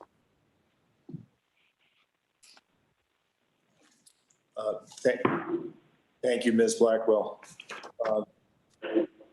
Director, didn't we also just pass rules to allow for a loan structure on the MRG program? Mr. Chairman, we did with respect to Chapter 14. Beth, how, Mr. Chairman, with your permission, I would yield to Beth to let us know how, if at all, those would apply to the certain circumstances in this case. Mr. Chairman, members of the board, I believe the loans within the MRG program, if the board chose to make one, I'm not sure how long it will take for those loans to be filed and active. So that would be a question maybe for Pat or Jim or Brandy related to at what time can we make loans under those rules that were just passed by the board. But other than that, you are able to make loans out of this program once those are finalized for a term not more than 10 years at an interest rate between 0 and the current JPA rate, which I believe is 5.1%. Mr. Chairman, if I could just ask Beth a quick question. What about the new tiered interest rates that we just discussed in Chapter 14 for clean water SRF and drinking water SRF? Perfect. It's kind of the same instance. Once those rules are finalized, I believe we can make loans under those rules and they would qualify for the decreased interest rate right now. I'm not sure how much principal forgiveness Glenrock would qualify for, but if it was 50%, the interest rate on that loan would be 1%. If they were eligible for 75% principal forgiveness, they would have an interest rate of 75 basis points, so less than 1%. I believe Glenrock would fall into one of those two categories, but if they fell into the 25% category, their interest rate would only be at 1.25%. Okay, thank you.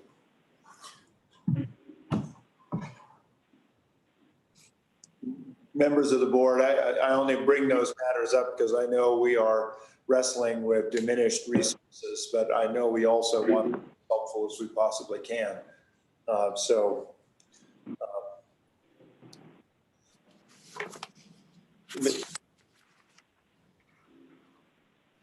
Let's, what does the board want to do?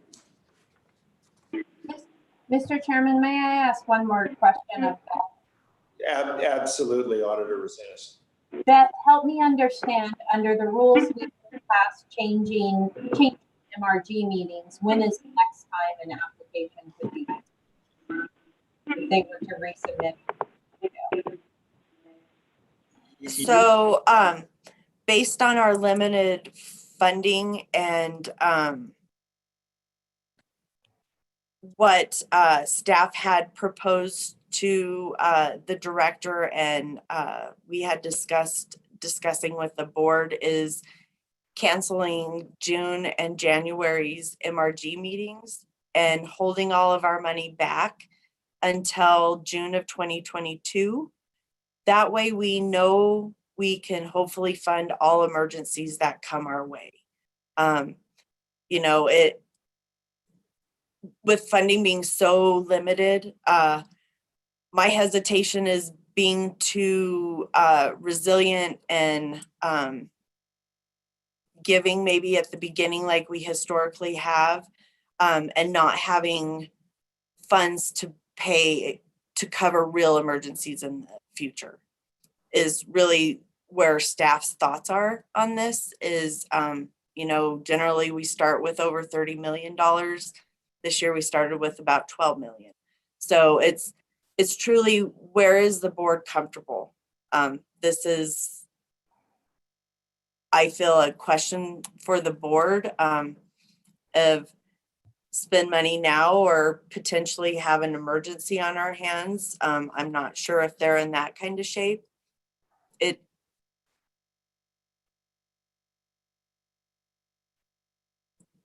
That's helpful, Mr. Chairman. Thank you. Thank you, Auditor and Ms. Blackwell. You know, just to state what my thought process is, and it may not be possible, but if I mean, they were sort of presented with, we've got a project in play. It's clearly going to be more efficient to do things now than it will be to tear stuff up and redo it down the road. We have a limitation on the funding that we can, once that leaves, it's gone, unless of course we use it as a loan. And my sense with the loan is really as a bridging structure to allow work to continue until you know, a clean water or SRF kind of funding solution comes more fully into play. That was where I was trying to go. I realize it's probably a little bit early in that process, but I wanted to articulate maybe that as a model for future.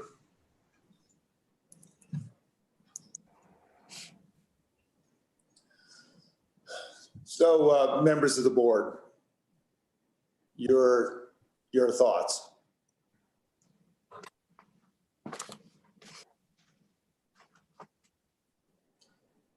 Madam Superintendent.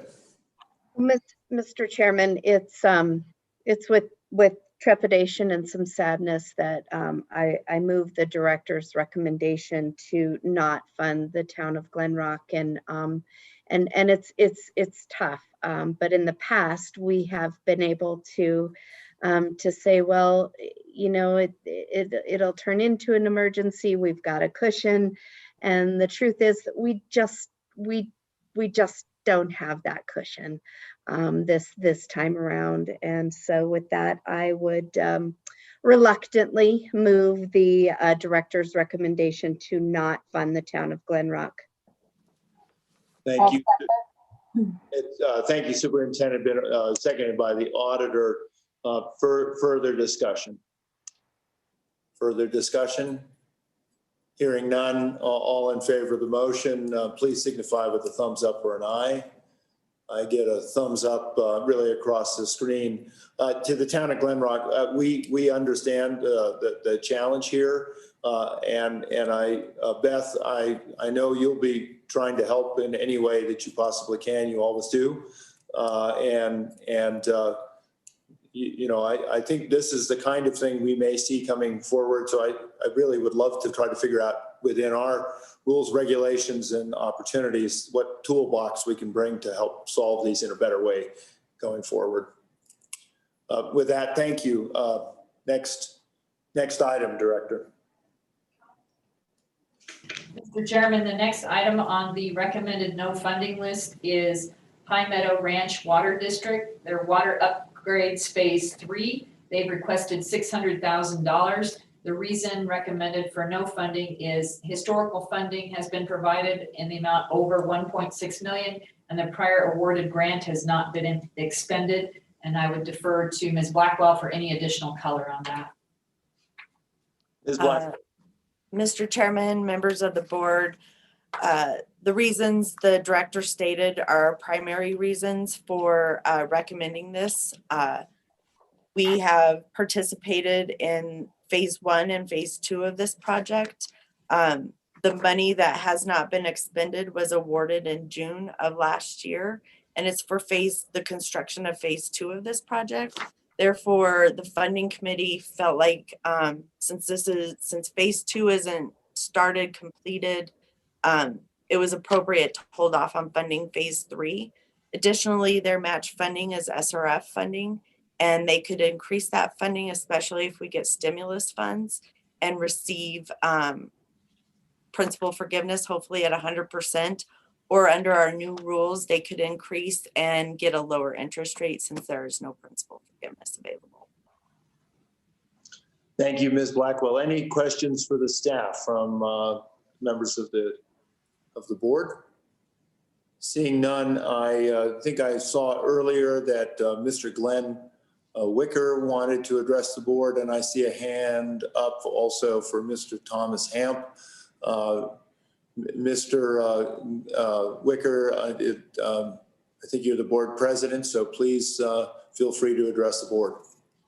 Mr. Chairman and members of the board, can you hear me? Yes, we can. Thank you. We do understand the recommendation of non-funding. Phase 2, because of the winter weather and construction, that contract has been awarded to Wilson Brothers, and they will start as soon as the frost breaks here in our area. So that money has been spent, it just we haven't requested it because it's not completed yet. So what we're asking today is we're going to change a little bit. We're going to ask for the design part of phase 3, which is an 86,000 grant and 86,000 SRF, so that we can keep our project moving forward. And then our plan is to come back in January of 2022 and ask for more to finish that project. But today we heard about the stimulus money, and we'll be contacting Ms. Blackwell about that soon. But what we're asking is to do a half grant and half SRF of 86,000 each.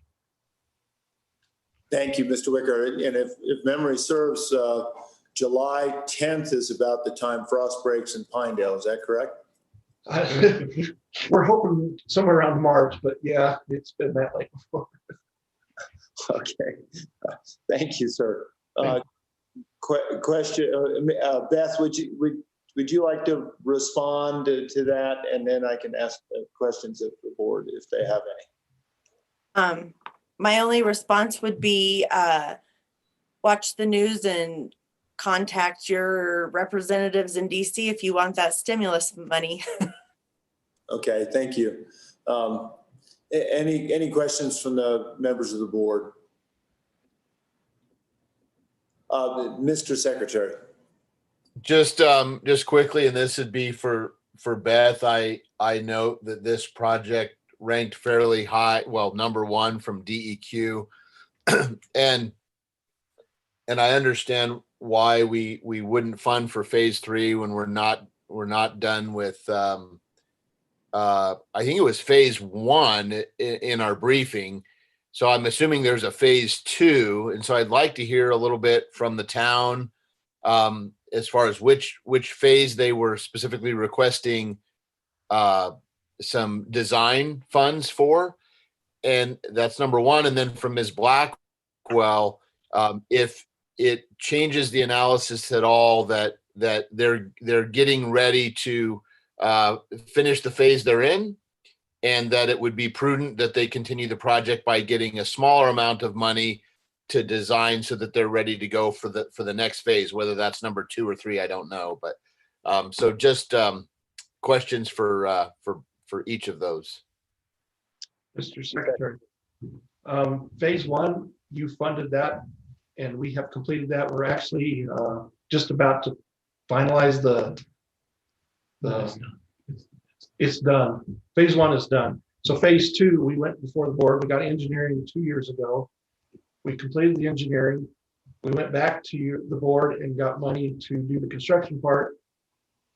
It was awarded in, I believe, September, but the contractor had issues and they couldn't get started until spring. That phase 2 will be completed by the end of this summer. So that's why we're asking for the engineering for part 3, so that next year we can start the construction part of phase 3.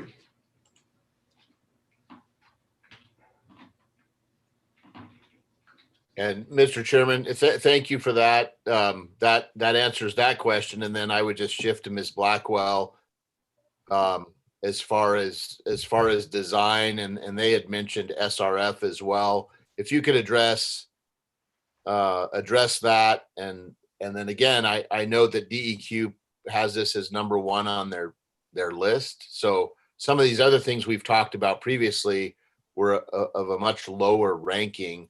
So I'm just trying to put all of the analysis together for a final decision here. Absolutely. Mr. Chairman, Mr. Secretary.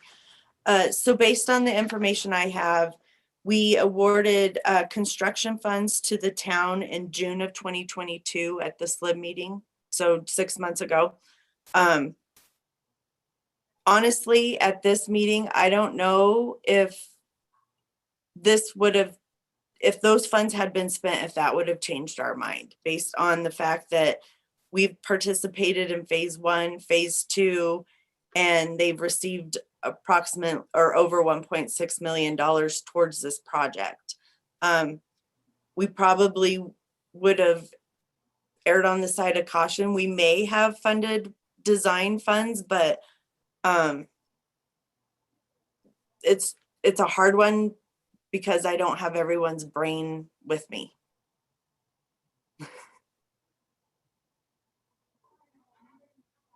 Mr. Treasurer. I'm just curious, is there going to be a phase 4, 5, 6, or is phase 3 usually is the end of the ball game, but I don't know what your project overall looks like. Mr. Treasurer, phase 1 was the largest. Phase 2 is the second largest. Phase 3 is the final phase, and it is the smallest of the 3.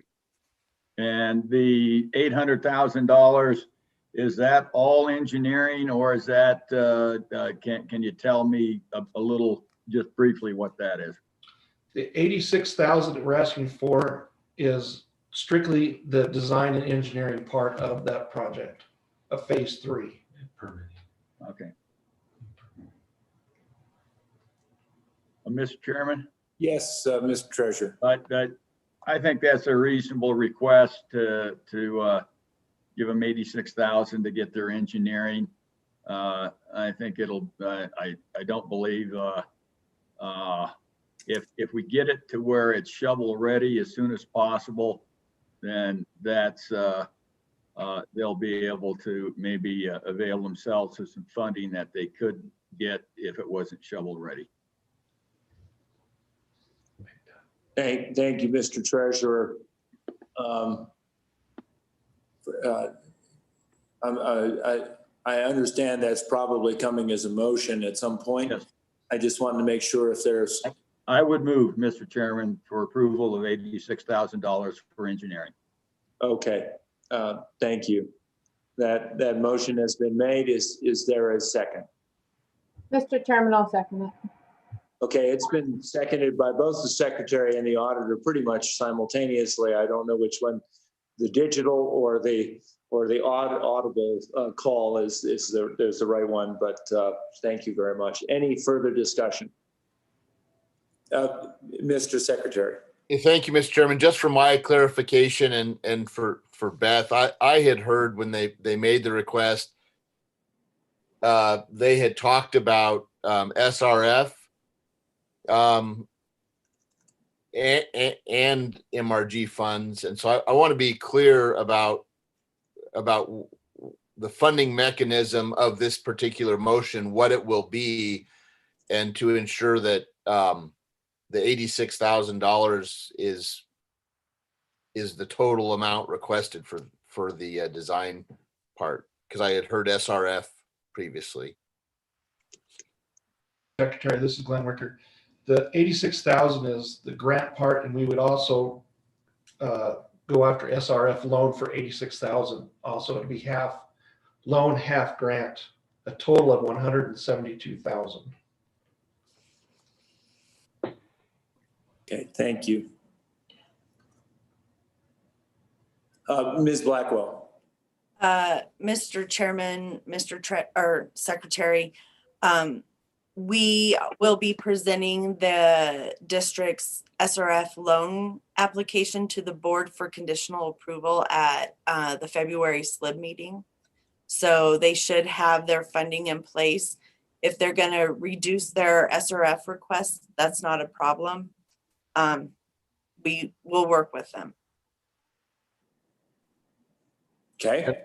And I guess, Mr. Chairman, my follow up to Beth is as far as the mechanics of this go, and for discussion purposes, and you're working with them, and we always do work with all the communities across the state, but we're not causing something that's completely out of the ordinary, are we? Mr. Chairman, Mr. Secretary, absolutely not. We have regularly funded design or even design and construction projects jointly with these two programs. We've also had other funding intermixed in it. Generally, our funds play nice with each other and with other funds. Thank you. Okay. All right. Further questions? Further questions? Ms. Blackwell, really very quickly, again, mindful of the fact that resources are as slim as they are, and not wanting to weigh in on this per se, but thinking about future, would this be the kind of thing that could be used again as a loan mechanism to allow work to proceed that could be later picked up by some portion of a federal program and paid? Mr. Chairman, absolutely. I think the key with that is ensuring that they meet the federal requirements when they're going through the process. Therefore, we can use SRF funds to refinance the MRG portion as long as it meets all the federal requirements. And with both of those programs going through our office, we could make sure to ensure loan documents through MRG had the appropriate conditions stated within them. And then also I would suggest maybe with this grant doing similar to what was done with Torrington, that if we can switch these funds over to SRF at 100% principal forgiveness, we do that to ensure this pot of money is as full as possible for any emergencies that come this way, if that's agreeable to the board. Thank you. I'm assuming Mr. Wicker would say that was fine. Mr. Chairman at the board, that would be great. Yeah, Mr. Chairman.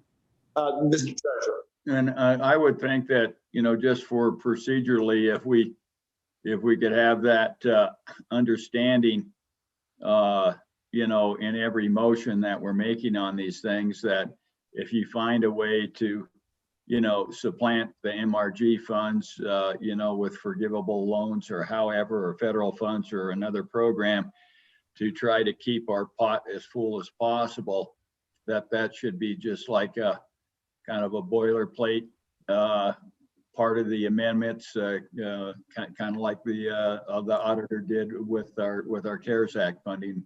So, thank you, Mr. Treasurer.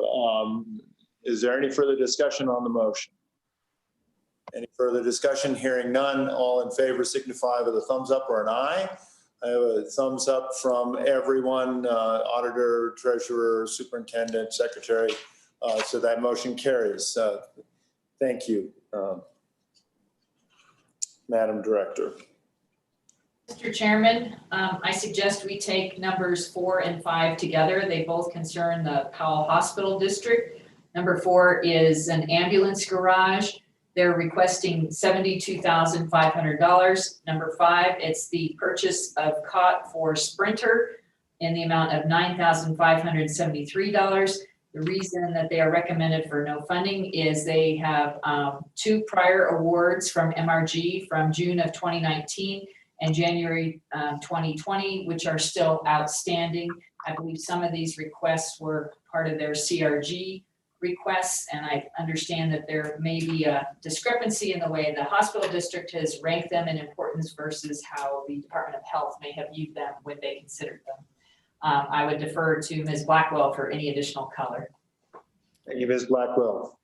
Mr. Chairman, members of the board, the one thing I would add is when we received the email to withdraw their other applications, they also included draft pay requests or pay reimbursement forms for the outstanding grants that we show that they had not requested funding for. That's my additional color. Thank you. Any questions of Ms. Blackwell from the board? Hearing none, is there anyone from the Powell Hospital District that would like to address the board? I see a Peyton Aller-Heiligen.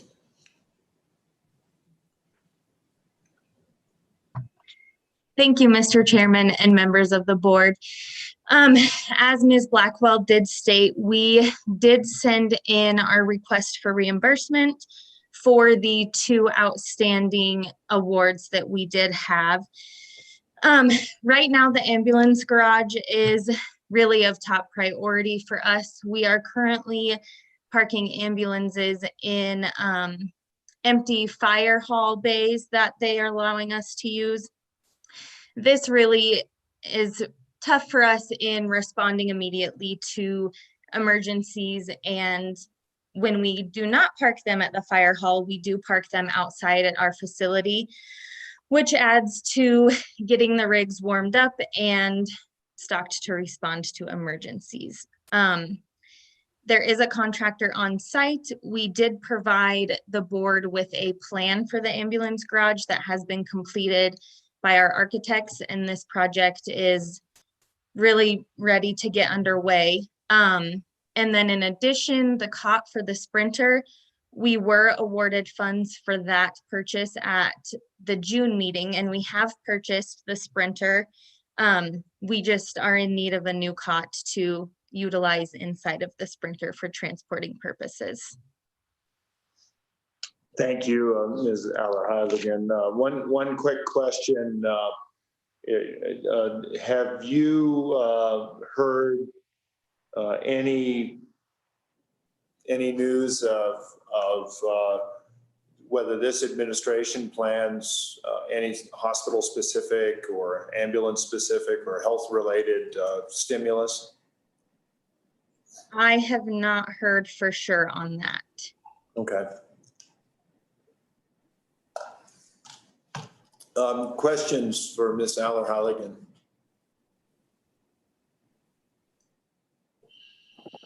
I don't see any questions.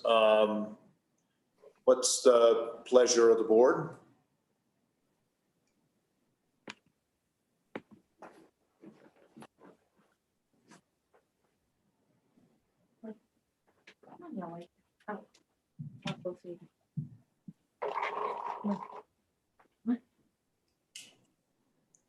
Mr. Chairman, I guess I do have a question.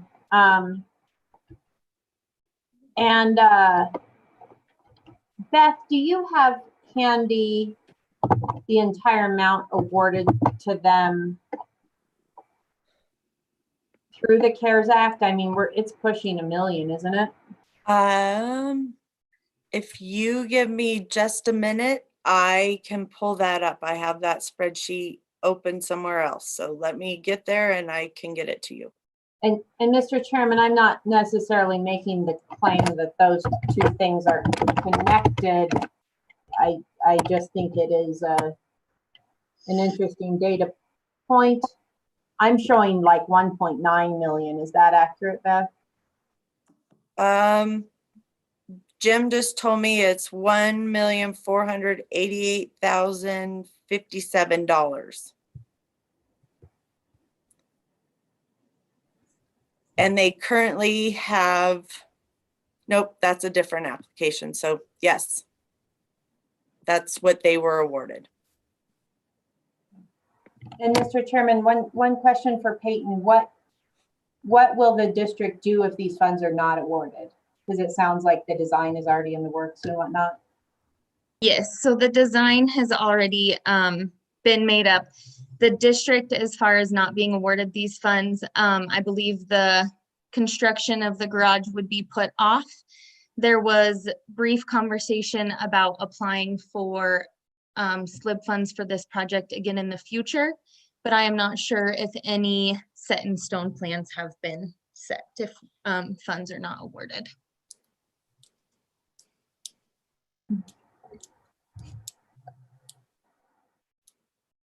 Thank you. Further consideration, or I would entertain a motion.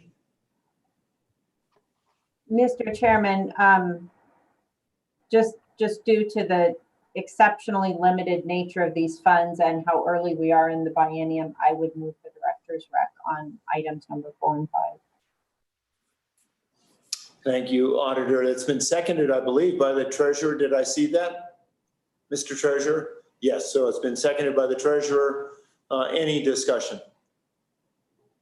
Any discussion? Seeing none, all in favor of the motion of approving the director's rec, please signify with a thumbs up. The superintendent, the treasurer, the secretary, and the auditor have all indicated thumbs up. That motion carries. Ms. Aller-Heiligen, please, thank you very much for coming here and know that it is a very difficult set of circumstances we're dealing with such limited resources. We'll continue to try to work to figure out how best we can deploy those better, but thank you for coming. Thank you, Mr. Chairman and members of the board. Thank you. So, Madam Director, do we have any more matters on this? Mr. Chairman, that concludes H1, which are the funding recommendations related to MRG under Chapter 3 of the board's rules and regulations. With your indulgence, Beth and I have a couple of back of the napkin figures on the coronavirus relief grant program that was run through the State Loan and Investment Board. I believe there's approximately $72,677,426 that have actually physically gone out the door. Beth, I know that we are continuing to process the requests, and due to high volume, some of them are taking longer than others, but could you please provide a little additional information on the numbers for CRG to the board? Absolutely, I'd be happy to. At the end of the day, you all approved 422 grants totaling $222 million approximately, which is pretty darn amazing for less than 6 months worth of work. So well done. We, as of December 15th, as we're going through our pay requests right now, it appears that there's approximately $45 million that was not requested out of the approved $222 million in awarded grants. I'm currently in the weeds with that and double checking and triple checking all of our numbers to make sure we have it correct. But that's kind of the quick and dirty of what we did last year. Thank you, Ms. Blackwell and Director. And I personally want to thank you and your staff for the work you've done. And I also want to commend the patience of those who applied for those funds. It wasn't an easy process and certainly a challenge to get through them. Any questions from the board of the staff on these matters? Hearing none, I would only make a further observation that it has been my recommendation to the legislature that we, as quickly as we can, come to some final realization of what those dollars are, and that we move forward. Beth, I believe that anybody who was in the pipeline, had contracts, got approved, et cetera, it is our understanding that they will not have any difficulty proceeding to give receipts, et cetera, as long as they're reasonable and meet with the conditions that we put on the original awards. And so I just wanted to convey that, because I know our enabling statutes have now expired. The CARES Act, the federal act, has been extended, and it's been my view that it makes sense for us to know what we're talking about before the legislature acts on further use. Mr. Chairman, so we are currently operating under the emergency rules that were adopted by the board. So we are no longer accepting any new pay requests for funds out of awarded grants, nor can we accept increases to the estimates that were submitted as of the 15th. So if they didn't request the funds, that's where we're not able to proceed at this time due to the legislation being expired, for lack of a better term. We're just holding out, waiting for the directive from the legislature as to how to proceed with that. But I would like to say we received over 600 pay requests around December 15th. And so it's been a heavy lift, but we're processing them quickly and trying to get with communities and work with them if we can resolve any issues within their pay requests that were submitted on time or by the due date. Thank you. Further comments, questions?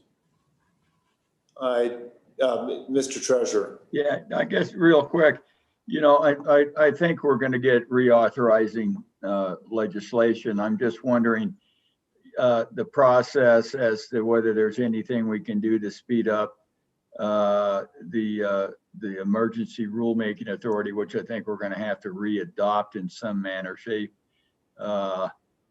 And I'm assuming it's going to be very close to what we're working on now, of just changing dates, but I don't know if that's the only changes that we might make. But I just hope that as that process progresses in the legislative arena, that everything that we need to do as a board, as far as making approvals and the checklists that we have to do before we can act on any funds that may be remaining, or any new funds that you know, that we basically preload everything as much as we can and have our ducks in a row.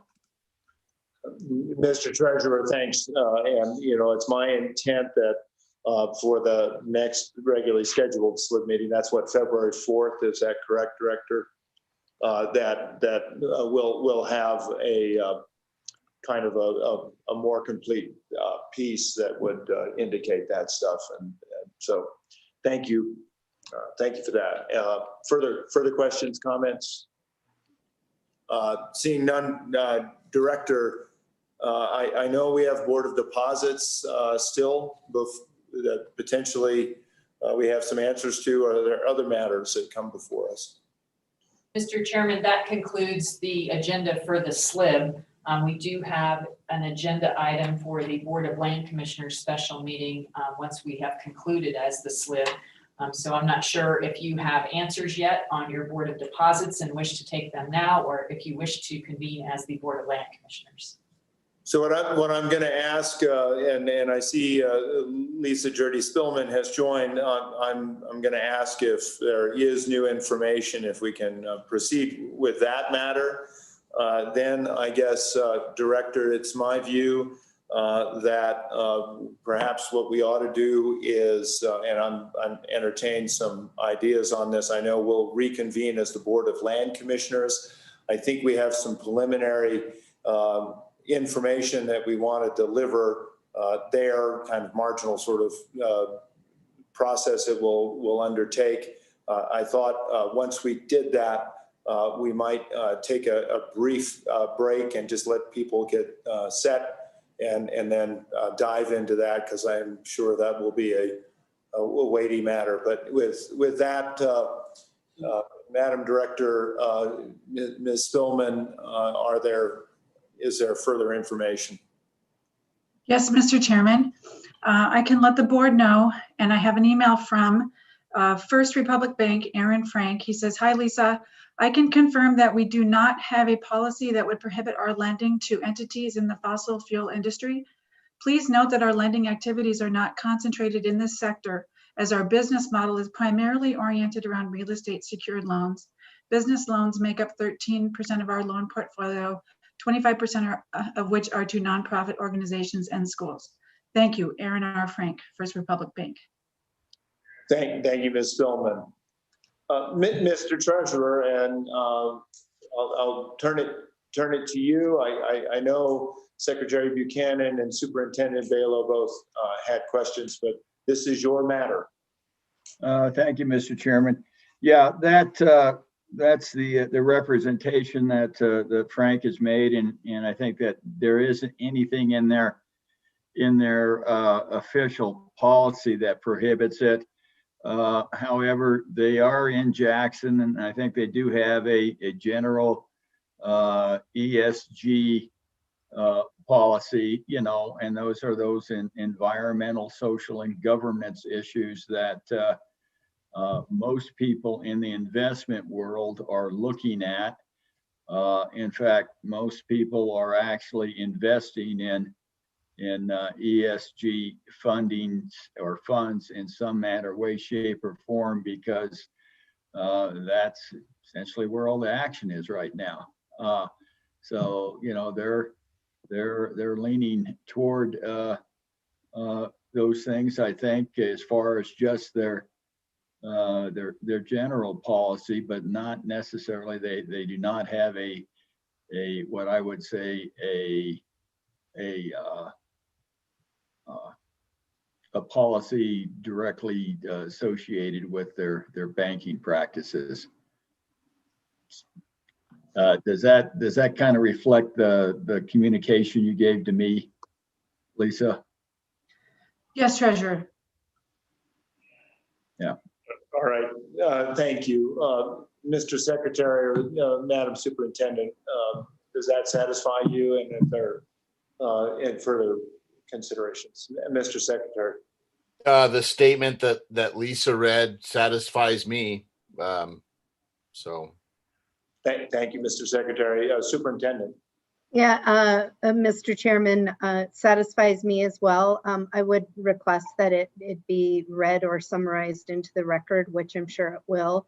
And I guess just in reflection, I am grateful for the opportunity to have this assurance from the lending or from the bank, and just want to make clear that I don't think it's about applying a litmus test or a particular political belief, but it's really ensuring that practices of a bank and Wyoming's investments into that bank don't run antithetical to our goals and our values as a state. And again, I honestly do not mean that as a political statement or a litmus test. It is just simply, it's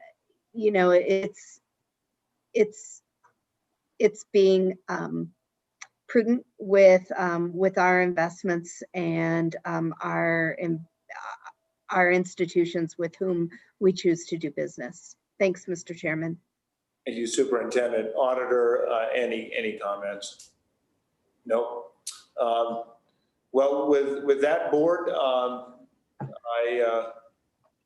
believe we have, and Director, forgive me, I'm trying to remember. Maybe Lisa remembers.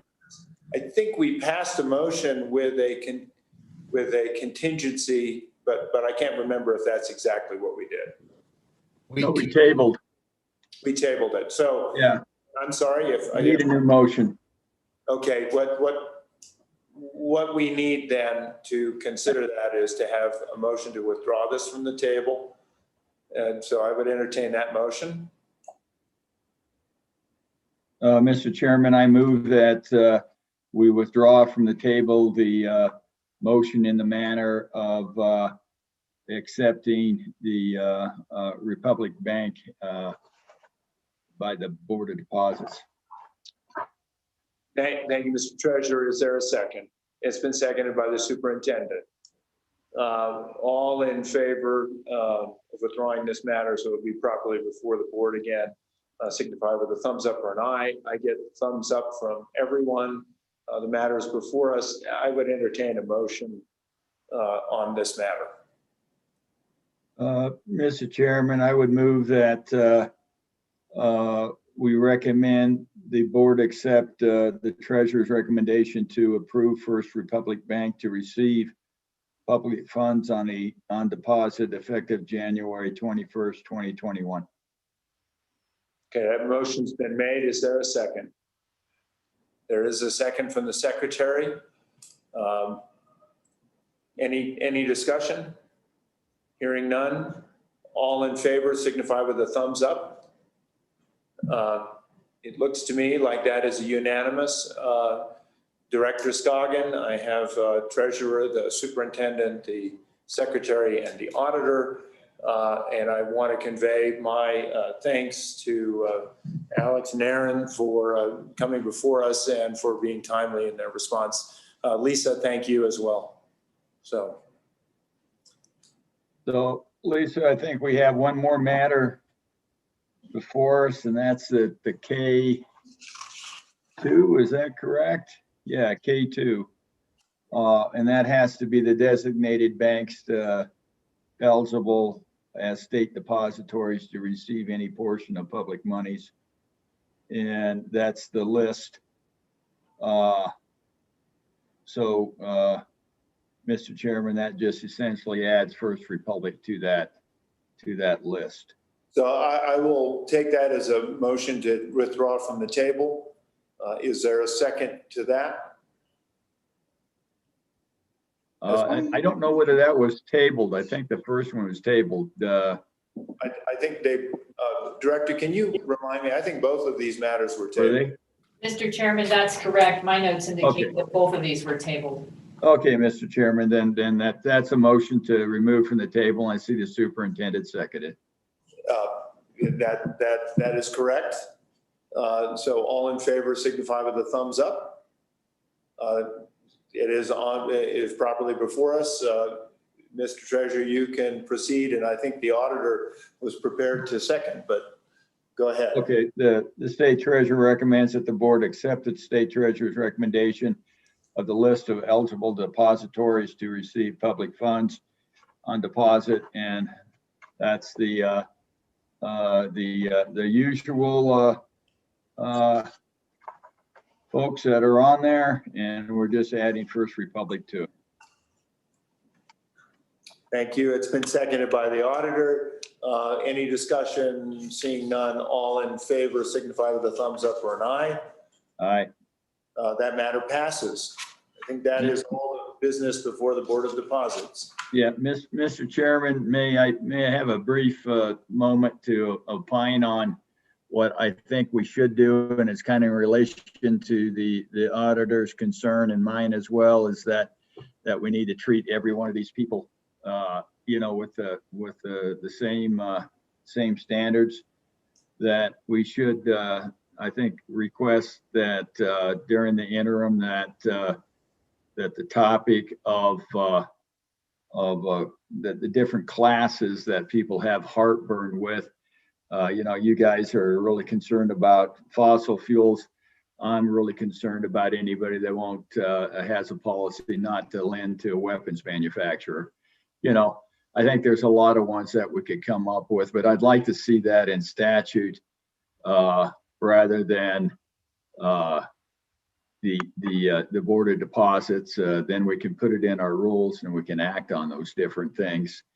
And I don't know how you guys feel about it, but I would, if you're amenable to that, a letter from the Board of Deposits board with our signatures asking for, some clarification on the policy before the state.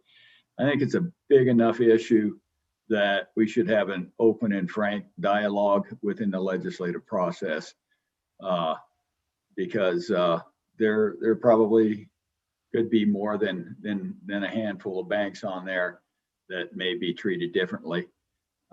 Myself, we have protected classes, constitutionally protected classes, and we're looking at having other protected classes within the financial institutions. And I think that has to have, the light of day and a lot of transparency, and that happens in the legislative process more so than in our process. We're open, but those guys have a lot more transparency than our process does, and that's, I think, is probably where we should have the debate.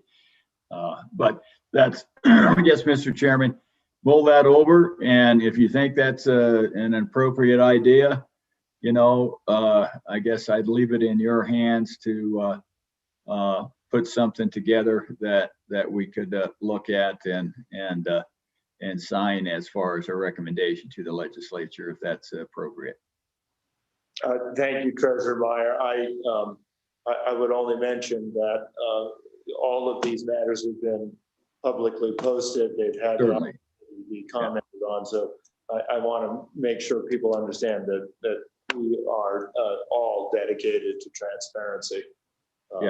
So appreciate that. Take it under advisement. That sounds great.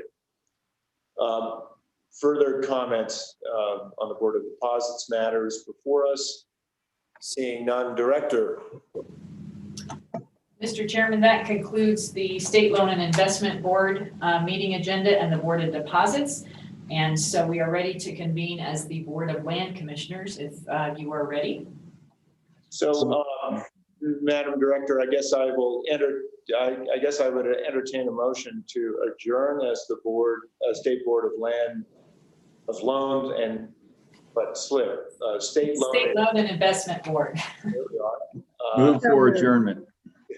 It's been moved by the treasurer. Is there a second by the superintendent? All in favor signify by saying aye. Aye. Or thumbs up, that carries. And so you're recommending that we convene as the State Board of Land Commissioners.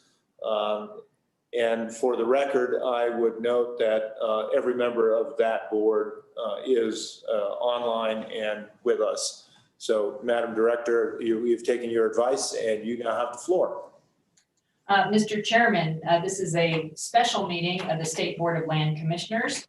The one and only item we have on the agenda today is D7, which is to consider an application for wind energy lease number WL-1616, Connect Gen Albany County LLC, Albany County, Wyoming. Just to provide the board with a little bit of the procedural history as to how we got here. Wind lease WL-1616 with Connect Gen Albany County LLC was originally considered by the board at its October 1st, 2020 meeting. The matter was tabled until the November 5th, 2020 special meeting to allow for additional time to research public concerns and revenue generation projections. On November 5th, 2020, wind lease WL-1616 was reconsidered by the board. Numerous public comments were received by the board in the form of written comments as well as verbal testimony. The director's recommendation that the board find that no substantive impairment exists to the current grazing and agricultural leases impacted by WL-1616 and issue the lease for a term of 40 years was considered by the board. Ultimately, a motion to adopt the director's recommendation failed on a 4-1 vote. At the regularly scheduled December 3rd, 2020 Board of Land Commissioners meeting, a motion was made to rescind the board's actions taken concerning WL-1616, which received unanimous support from the board. The matter was then tabled until the January 21st, 2021 special meeting of the board. The director's recommendation remains unchanged from the October 1, 2020 State Board of Land Commissioners meeting. The previous public comment remains part of the record, and OSLI has updated Exhibit C to include the public comments received to date. We've also since then received additional public comments that have been distributed to the board, which will also be included as part of the record. So with that, the director's recommendation as it stands is the director recommends the board determine that no substantive impairment exists to the existing grazing and agricultural leases by issuing wind energy lease WL-1616 and approve ConnectGen Albany County LLC's application for the wind energy lease for a 40-year term, as well as the provisions and annual rental as set forth in the lease attached to Board Matter D7 as Exhibit A. So I think that gives everybody a little procedural background as to how we got here today. Thank you, Director Scoggin, and I wanted to ask of Brandy Monger, Ms. Monger, could you remind the board of our obligations at this point? Obligations is probably the wrong word, but I just wanted you to have a chance to give us an overview of our responsibilities in this matter and how we should proceed to some degree. Sure, Mr. Chair. This is Brandy Monger with the Attorney General's Office. As we discussed, this matter is covered by the statute at 365114, which talks about how in determining these types of leases, the board should make the decision that inures to the greatest benefit of the state trust lands. So that's the overarching consideration for the board, is what decision is going to have the highest benefit for the greatest benefit for the state trust lands. In making that consideration, you're acting as landowners, not a regulatory board. The regulatory issues will be taken up by other state agencies, and they should handle that.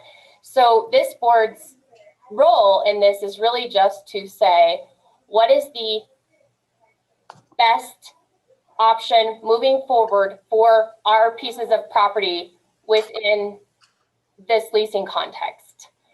I'm not sure if you need more than that, but that's sort of the pared down version of the statute and sort of how to go about determining what that statute means and how to make a decision under it. And as far as today, and Ms. Monger, I guess this is a prelude to what I am anticipating to describe as a process here. And I guess with that in mind, I guess what are our requirements today as far as testimony and consideration and timing, et cetera? Sure, absolutely. And so the board has no obligation under the Public Meetings Act to take comments. The board's rules do provide for comment in certain instances, but that relates to contested case proceedings, which this is not a contested case proceeding. This is a leasing matter. So then the board can set whatever restrictions as long as they're not discriminatory on the public comment phase.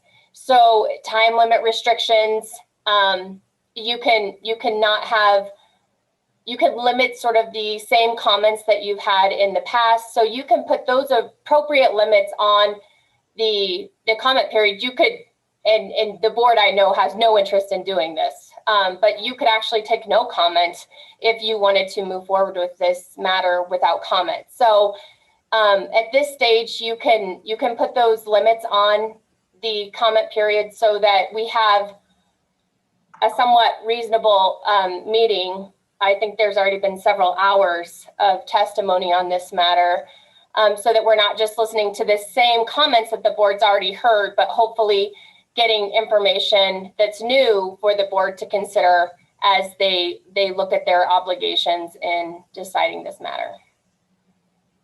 Thank you, Ms. Monger. And I guess members of the board, it is my considered opinion that we have heard a lot of testimony on this, and I've asked the director and her staff to provide, which I think we all have, a list of the concerns and topics that have been brought up before, as well as those that have addressed the board before.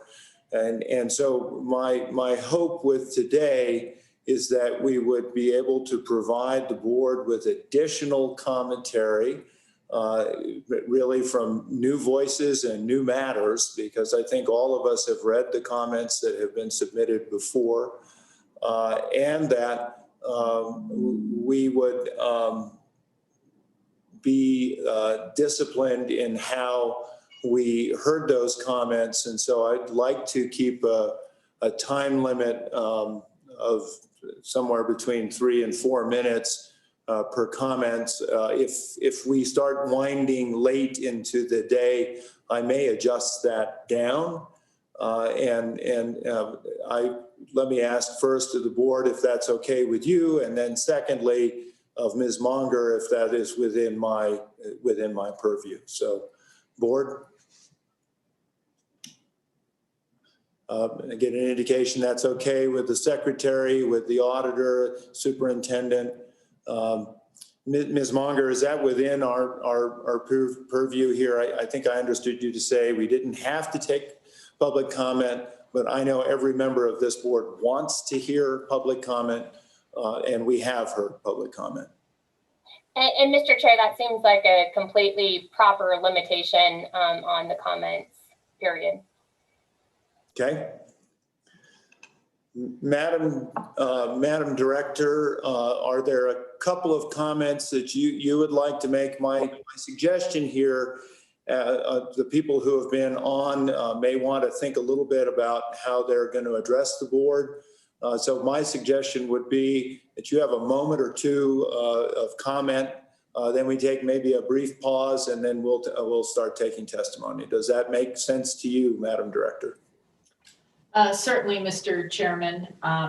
We're good with however you want to address this. As you suggested, there have been numerous comments received on this matter, and the board has collected each and every one of them, especially the written comments, and wanted to assure folks that may be on the line here that those comments that have been provided to the staff have indeed been sent to the board members, so they are aware of your comments. We haven't just held on to them, we've sent them in various packets. So even though some of the exhibit that may be on our website right now, you may not see your comment on there if you sent it to us within the last day or two, but we do have those, and the board has those as well. So with that, Mr. Chairman, I would agree that there may be people on the call that may have already commented, and they may wish to think about how to go forward, given your instructions on how we are going to proceed. Okay, thank you. Board members, it would be my thought that we'd take about a 15-minute break at this point, would allow people to get their thoughts in order. Does that make sense to all of you? I think I hear that. And so thank you for your patience, everyone. We'll be back at about 20 minutes of noon, and we will start taking testimony. Thank you.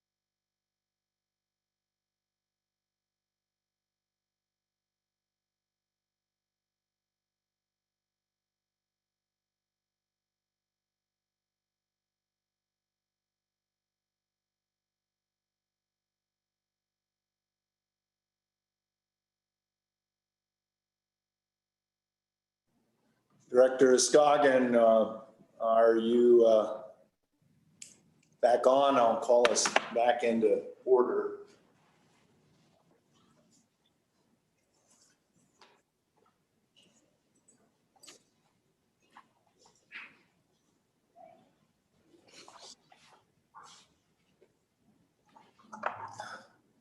I think we have Auditor Racinas on. I see Secretary Buchanan. Treasurer Meyer is not turned his video on yet. Superintendent. There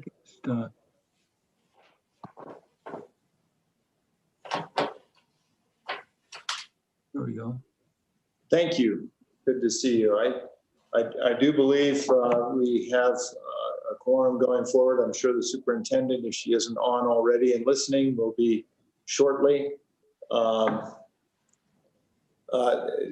Director, I think this is going to be a little bit of a process. I'm going to ask, and I don't know if Ben can help monitor this. I know we have a number of hands that are up. The auditor has asked if there is any way that we can hear from those who haven't already addressed the board first. And I know, Director, that there is one person who is going to address the board for a number of people, if I remember correctly from our conversation yesterday.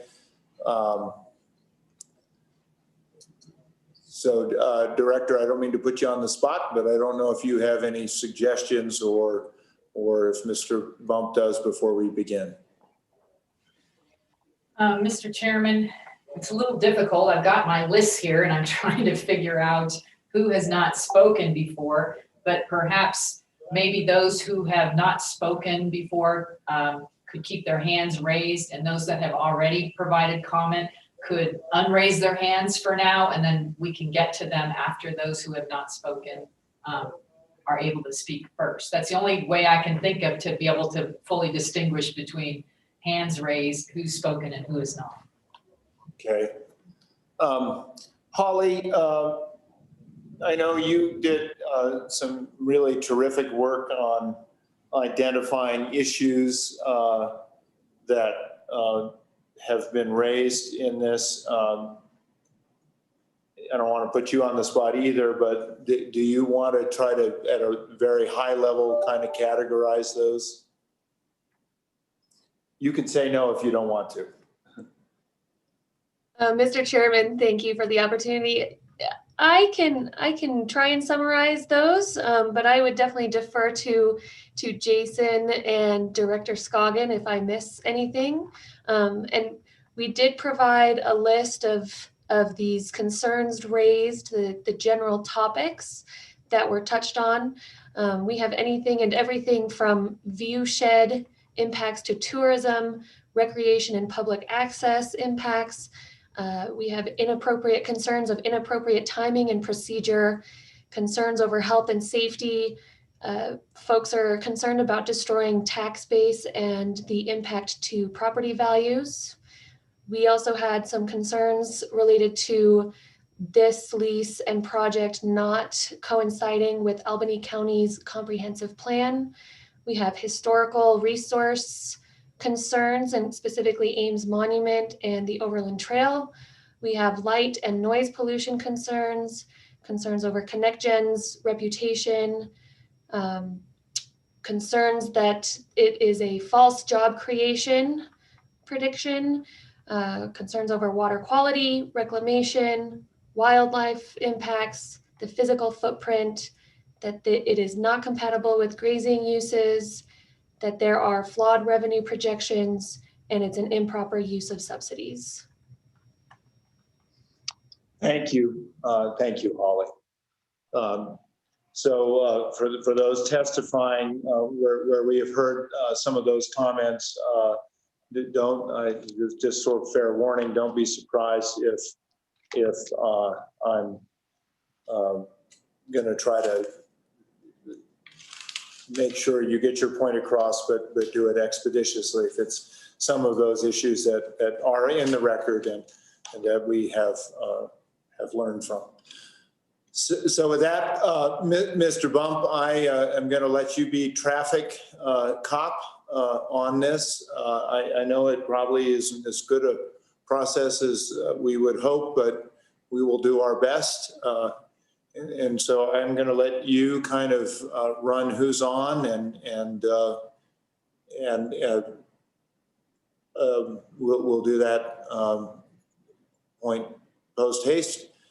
Any comments from Secretary Buchanan, Auditor Racinas, Treasurer Meyer, or Superintendent Balo before we begin that?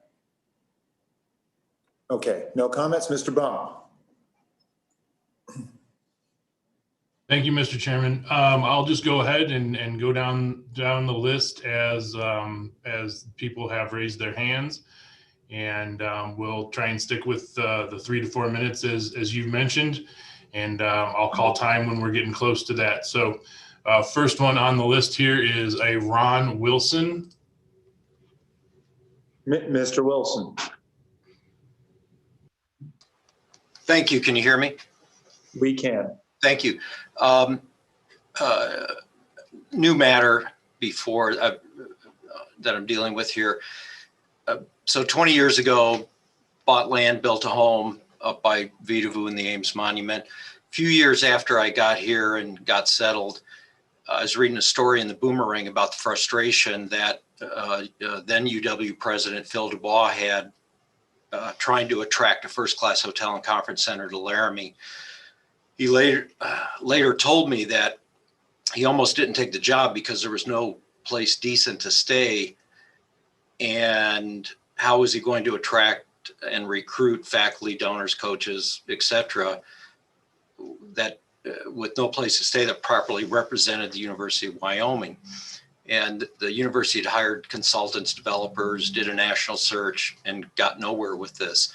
So I'm in the hotel business, and after reading this article in the Boomerang, I asked to meet with President Dubois, listen to his needs, and we came up with a plan.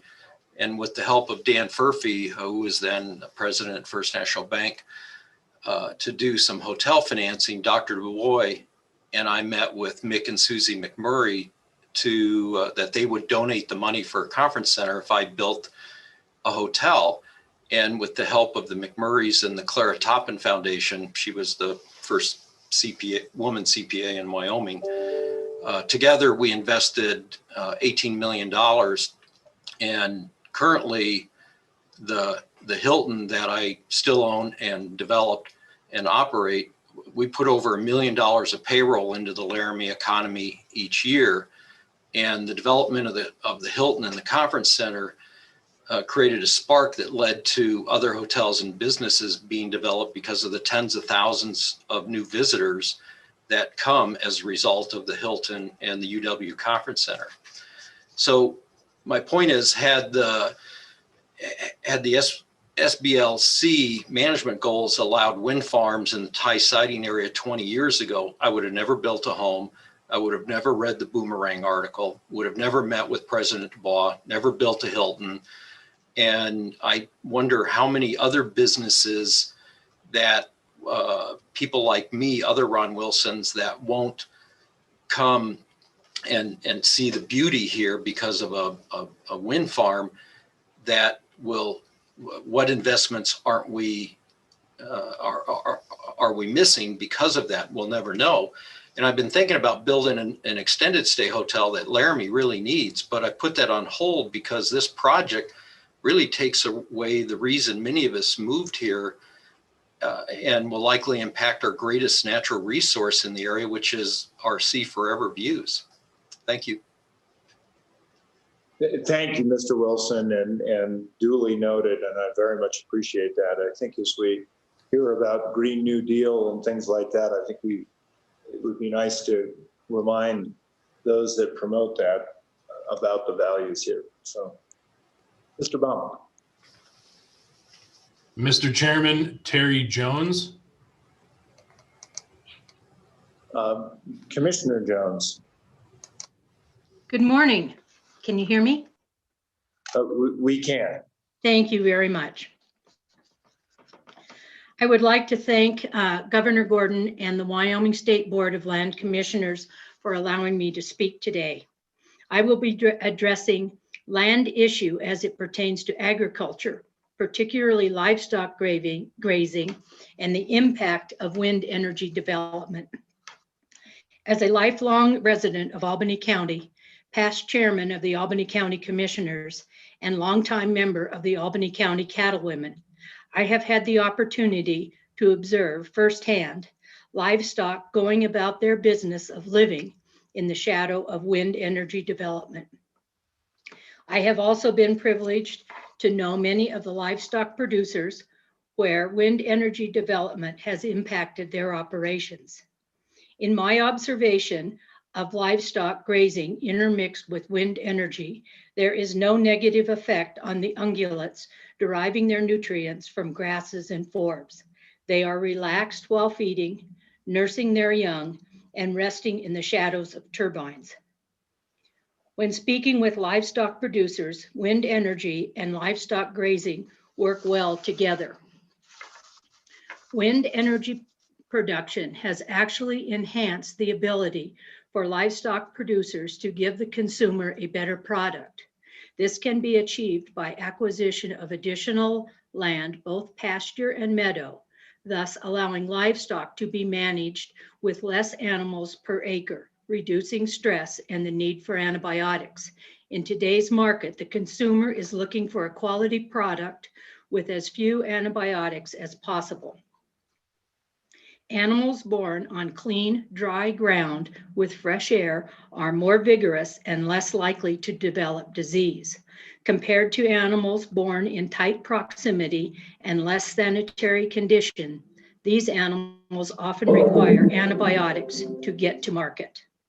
Producing a better product for the consumer by maintaining healthy animals with the help of economic energy development is a win-win for both the consumer and the producer.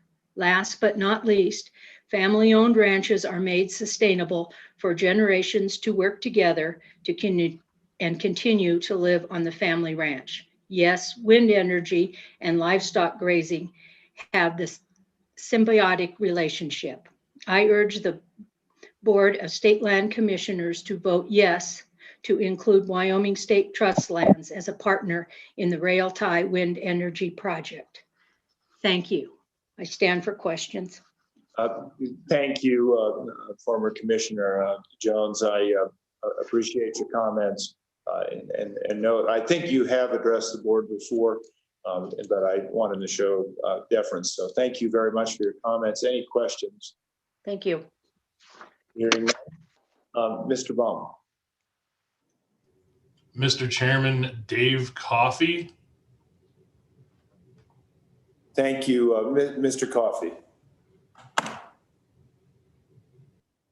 Mr. Governor, honorable board members, and Ken, I did speak briefly at the last meeting and noticed that and I wanted to make one public comment directly related to a commenter named Maria White, who cherry-picked and misrepresented the percentage of residential parcels within the 5 miles of the wind farm project. And I think it's good for us to note, and you should know I speak in favor of this project, that the rail tie project has a much less of an impact on the residential parcels within 5 miles than both the Roundhouse and the Happy Jack projects. The rail tie project, according to the ConnectGen report, which I've independently verified, has an impact on 357 residential projects, while the Roundhouse parcels, while the Roundhouse and the Happy Jack impact 575 and 538 parcels respectively. So this project has less of an impact than the Roundhouse and the Happy Jack project. Speaking on behalf of the Laramie economy, I'm a board member of the Laramie Chamber Business Alliance. we don't have another big project sitting in the wings, ready to inject millions of dollars into our economy. Our schools need it. Albany County is one of the poorest communities in the state. I really do think that it's in the best interest for the state of Wyoming to look at this project and look at the use of the state land in the highest and best use for both the citizens of Albany County and the state of Wyoming. That's all I have to say. Thank you, Mr. Kofi. Any questions? Hearing none. Thank you, Mr. Baum. Mr. Chairman, Gary Negich. Mr. Nagich.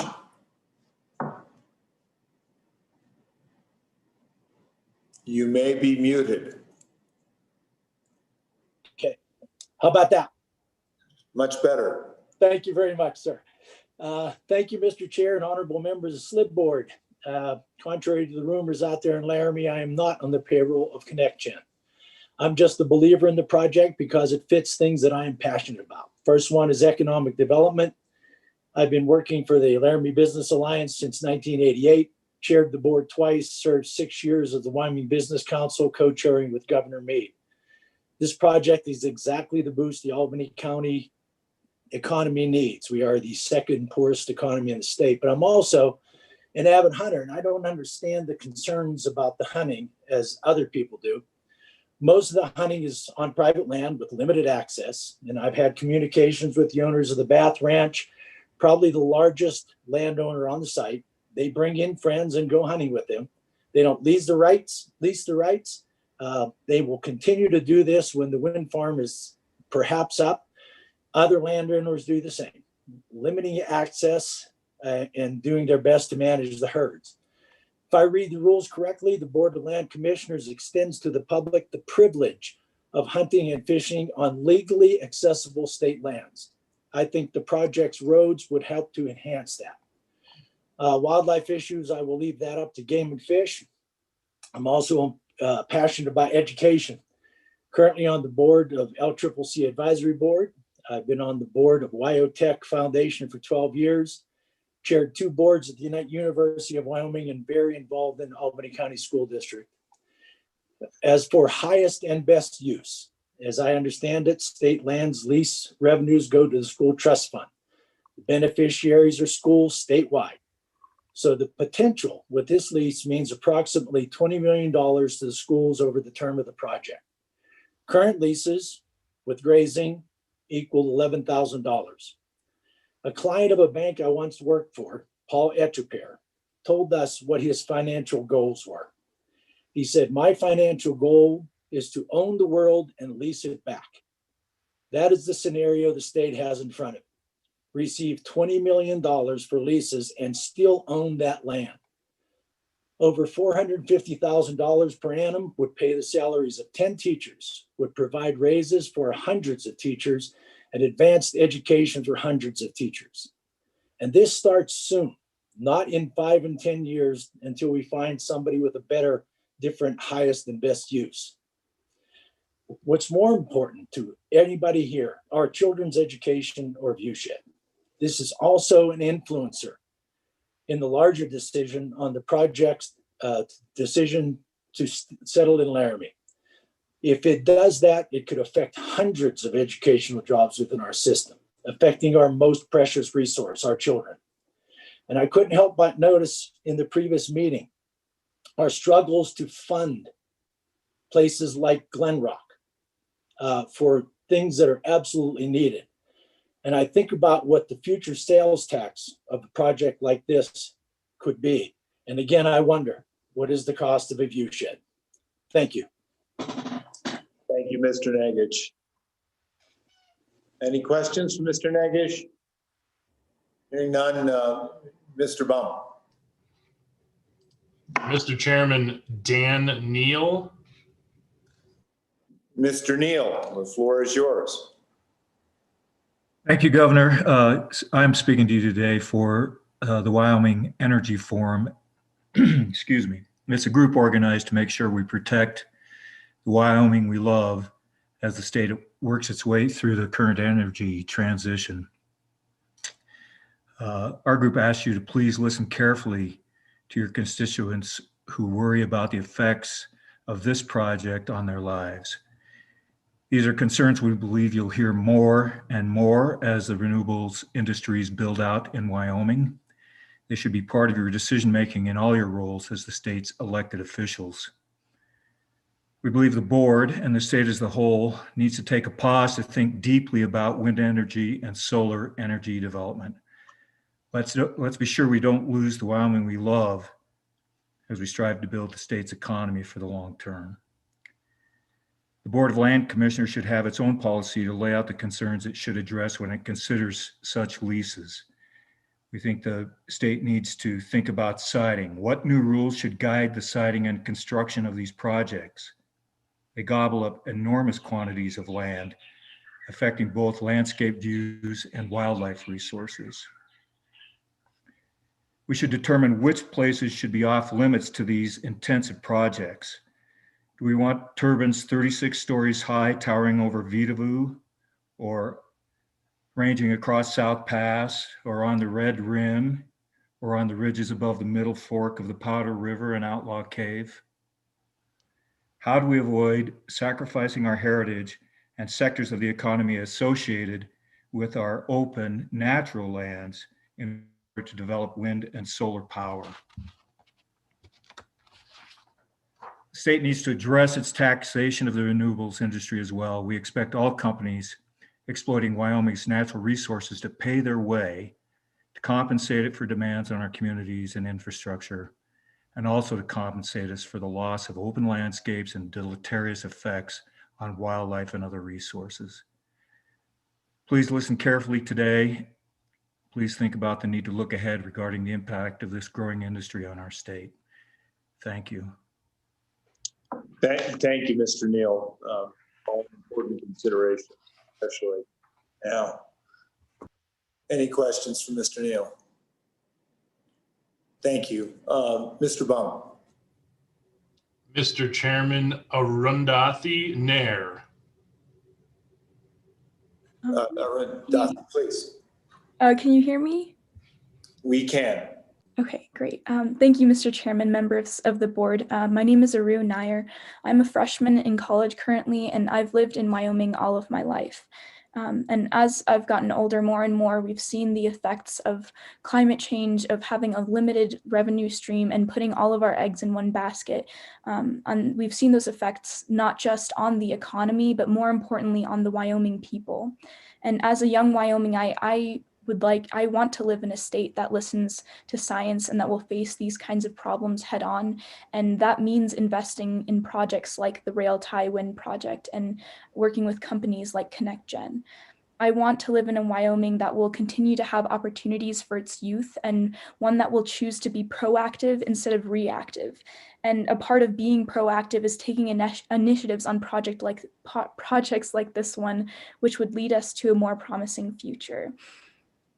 We want to see Wyoming grow and have a diversified economy, and seeing undertakings like the Rail Tie Wind Project being introduced and discussed is so incredibly encouraging for people like me. When I see more and more windmills cropping up around the state, I see it more as a beacon of hope more than anything else.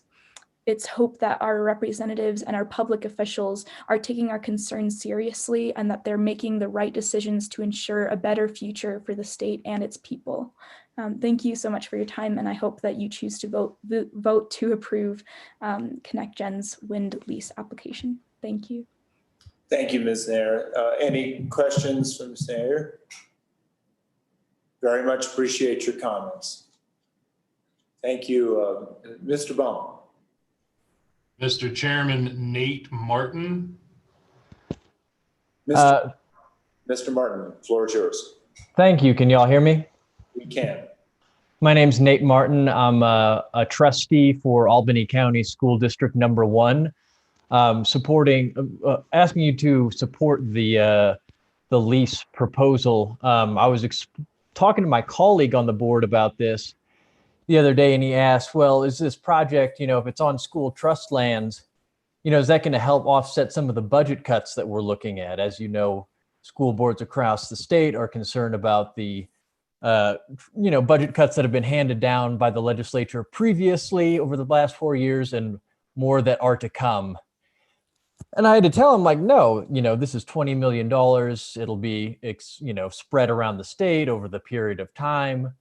But the really important thing about this is not the dollars that it would bring immediately to Albany County schools, but the diversification of our funding streams for how we fund education more generally. I grew up in Rock Springs, Wyoming's quintessential boom and bust town, live in Laramie now, as I said, and my entire life, I've heard people talk about, we need to diversify the economy. We need to diversify the ways that we fund public education. And yet every time lawmakers get to a decision point where they can say, okay, we're going to take this step to find a new source of revenue for public schools, something comes up, the view shed, it's not perfect. Someone hires an attorney to say that this is not fair. And if diversifying our economy and diversifying our funding streams was easy, we would have already done it. If there was just a clear, perfect path, it'd be done by now, but that's not how this works. I appreciate that this is a difficult decision. I too love the view sheds around my beloved home in Albany County, but I stress to you that the important thing for us to do is to diversify the ways that we fund our public education system. And this is a concrete step that we can take to do that. This is $20 million versus $330,000. It's not going to replace the revenues that have been lost, but it's a step towards diversifying, a step towards stabilizing our education funding system that will be valuable for generations to come. And I hope that you will agree to take that step today. And I would stand for any questions. Thank you, Mr. Martin. Are there any questions for Mr. Martin from the board? Thank you very much for your comments. Mr. Bone. Mr. Chairman, Juan Reyes. Mr. Reyes. Yes, Mr. Chairman, members of the board, Juan Reyes. My wife, Joni, and I started ranching on Boulder Ridge in 1977. Actually, our ranching career started on what's now called the Fish Creek Ranch. We went ahead and bought the place next to it, which is what I have under contract with Connect Gen. At that time, there were 2 permanent dwellings in 1977, that is, on Boulder Ridge. The permanent residency hasn't changed much since then. Seasonal residency has changed considerably.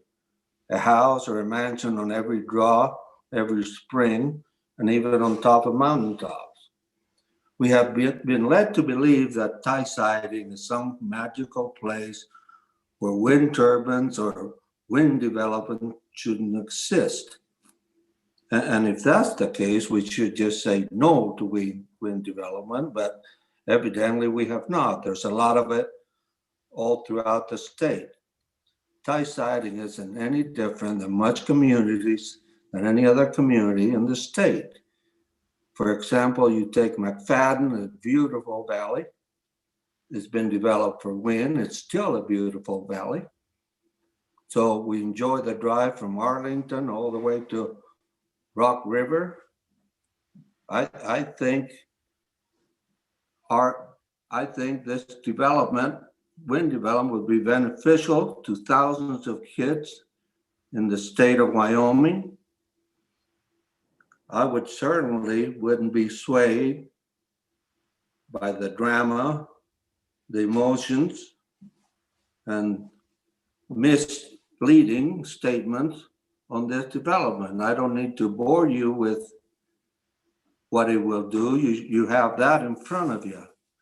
And I commend you for revisiting the wind lease with Connect Gen.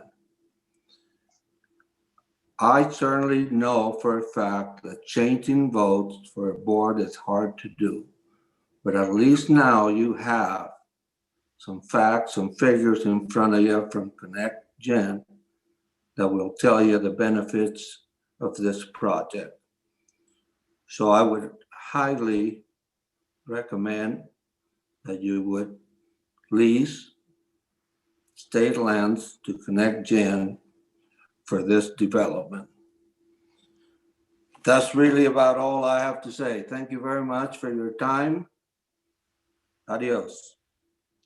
Thank you, Mr. Reyes. Are there any questions from Mr. Reyes? Be careful. Thank you, Mr. Reyes, very much. Mr. Baum. Mr. Chairman, Robert DeLine. Good morning.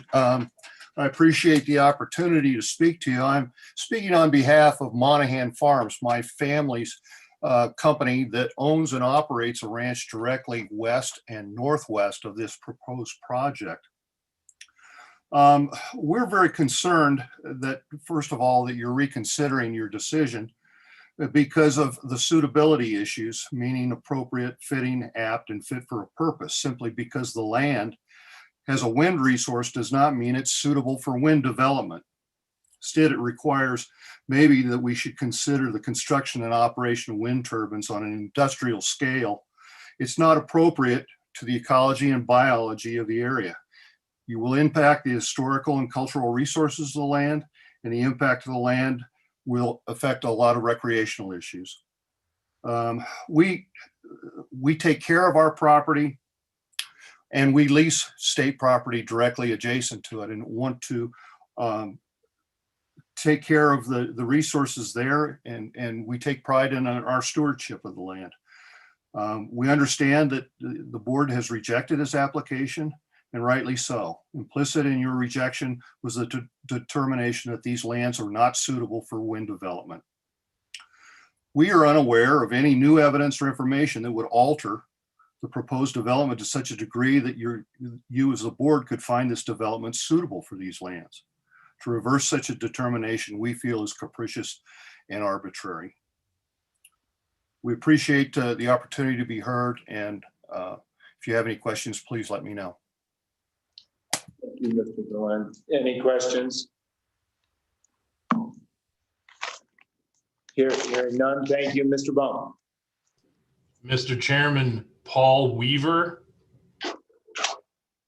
Mr. Weaver, the floor is yours. Thank you, Governor Gordon and members of the board, for a moment of time. I respect the need to keep this brief. My comments are meant to express general support for this project. Cities and towns are, of course, aware of the budget challenges our state is facing, and we know it's a fact that municipal governments will bear a portion of the burden. As a result, we need to take a good look at opportunities that will have a positive impact on our local economies. And that's why I'm speaking in favor of this. I've been listening to concerns around this project for a period of time now, and it's definitely been informative. I think there have been some issues raised that deserve attention. But my feeling is that there are very few, if any, economic development opportunities that have no downsides. There are equally few energy production opportunities without impacts. We understand that reality very well in Wyoming. And I don't need to tell anyone here that we have some steep hills to climb for our public budgets. I've watched some tough decisions made here today impacting local governments. And as a city, we have to deal with it in Laramie the same way everyone else does. As a regulatory matter, this is in the hands of the county and the state, but it's my feeling that the city does stand to receive an economic benefit from this project, and you've heard from others to that effect. And more so, it's my feeling if the full scope of the project is envisioned by all of the partners is able to go forward, I think our county government and the private partners involved can make this work. The members of this board all know that local elected officials have a fiduciary duty and a public responsibility to our local taxpayers to embrace something that might boost our local economy. So as an individual elected official from the city right down the road from this proposed project, I would ask you to give this a favorable vote. And that's all I have. Thank you very much. Thank you, Mr. Weaver. Any questions, Mr. Weaver? Seeing none, Mr. Bum. Mr. Chairman, Janet Cochis. Ms. Cochis.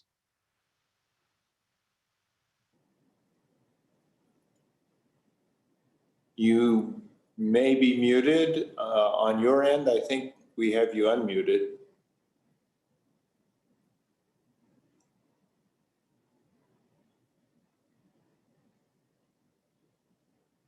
Janet, it looks like you're still muted. If you're trying to speak to us, we cannot hear you.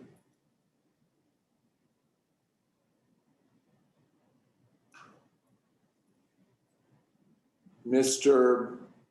Bump, do we want to try to provide a phone number for her to maybe see if she can call in, or maybe she can speak now? It looks like she's unmuted.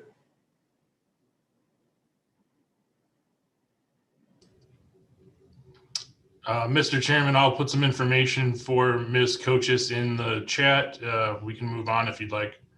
That would be fine. We'll keep that placeholder for Ms. Cochis. So who would be next, Mr. Bump? Mr. Chairman, Marguerite Herman. Ms. Herman. Yes, Governor, Mr. Chairman, and members of the Board Land Commissioners. My name is Marguerite Herman. I'm speaking today as a board member for the Advocates for School Trust Lands. And I speak as a longtime advocate for school trust lands in Wyoming. I've spoken to you several times, I think down in the basement of the Herschler building. But in any case, it's been I've been a consistent voice attempting to be for the beneficiaries of these school trust lands, which are the school children of Wyoming. And I know you've been fully briefed by everyone with every interest in proposed school trust lease to ConnectGen. I want to address a just very narrow and briefly question of trust management, which is what Ms. Monger addressed at the very beginning of this meeting. To summarize the interest of the school trust beneficiaries, Wyoming schools, I note 4 points. The trust duty created by our Constitution, active admissions, statutes, and courts to manage trust assets to the greatest benefit of the school children.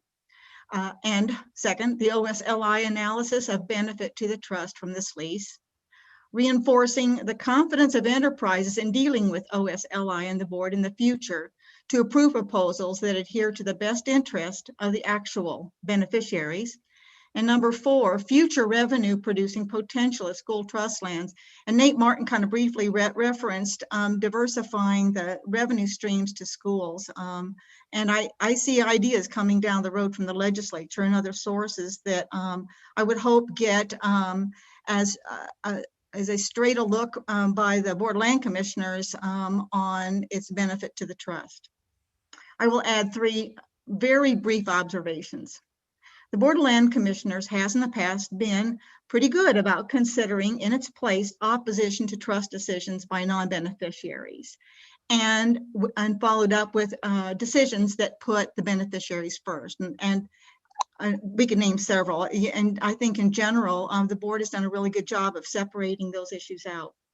So you are really familiar with this dilemma that sits before you today. And I ask you that please apply that judicious trust fiduciary duty to this as well.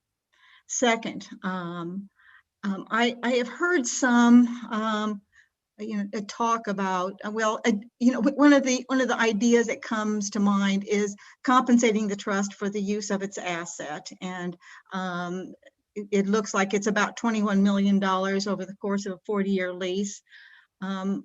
And just something to think about. Is there another party that could replace that money? And so therefore compensate the trust, and then the wind farm becomes unnecessary. So I haven't heard that brought up as an alternative, kind of how the Nature Conservancy does. Once again, this is not public land, it's trust land and has to be treated as such. I'm sure if someone came forward with that, you would give it its due attention. And finally, I have heard the opponents and a lot of the reasons issued today to oppose have to do, I think, with lack of confidence in the regulatory process, permitting, the Industrial Siting Council or county regulation. And I don't have an opinion on that, whether there's a reason for them to doubt that the next stage of this process would not be rigorous enough. And so they're asking you to adopt that role as regulatory agency. And, you know, I suppose that you could look into whether regulation and permitting is adequate, but I would submit that is not the question on the table before you today. So with all due respect, I urge you to please approve this lease based on the merits of the lease as drawn up and as recommended by the director. Thank you. Thank you, Ms. Herman. Any questions from Ms. Herman? Thank you very much. Mr. Baum. Mr. Chairman, Reba Epler. Ms. Epler. Hi, thank you for taking my comments. I support the ConnectGen wind lease. I've submitted some photos of the land to illustrate that it is suitable for wind. The thing that that this land has going for it that is very unique and special in terms of being suitable for wind is it has a very high capacity transmission line on the land. Therefore, that is available. The land is also very windy and it's very open. You'll see that in the photos that I submitted. I would also like to stress that there is a private property issue at stake here in the sense that the state of Wyoming has a superior private property right in its wind. And when you contrast that to an unrecognized property interest in a view shed, the opposition constantly cites a view shed as the reason that this should not be approved. And there is no recognized private property interest in in a view shed, whereas wind has a private property interest and it's associated with the land. Therefore, I would encourage the state to protect its own private property interest and not grant an interest in a view shed to the opposition. I believe that the University of Wyoming is the largest driver of tourism in Albany County, and most people that come to Albany County comes for games and events, and that should be the consideration. And I don't think that this wind farm will deter or detract from people coming to the University of Wyoming for those events. As Marguerite Herman stated, this funding is very important for public schools and institutions. In my letter, I state that I believe ConnectGen is a reputable company. My family, in addition to 5 other ranches, is engaged in a lease with this company, and we're prepared to work with them. We believe that they're reputable. A number of the people that have spoken out against this are from out of state or recently moved to the state.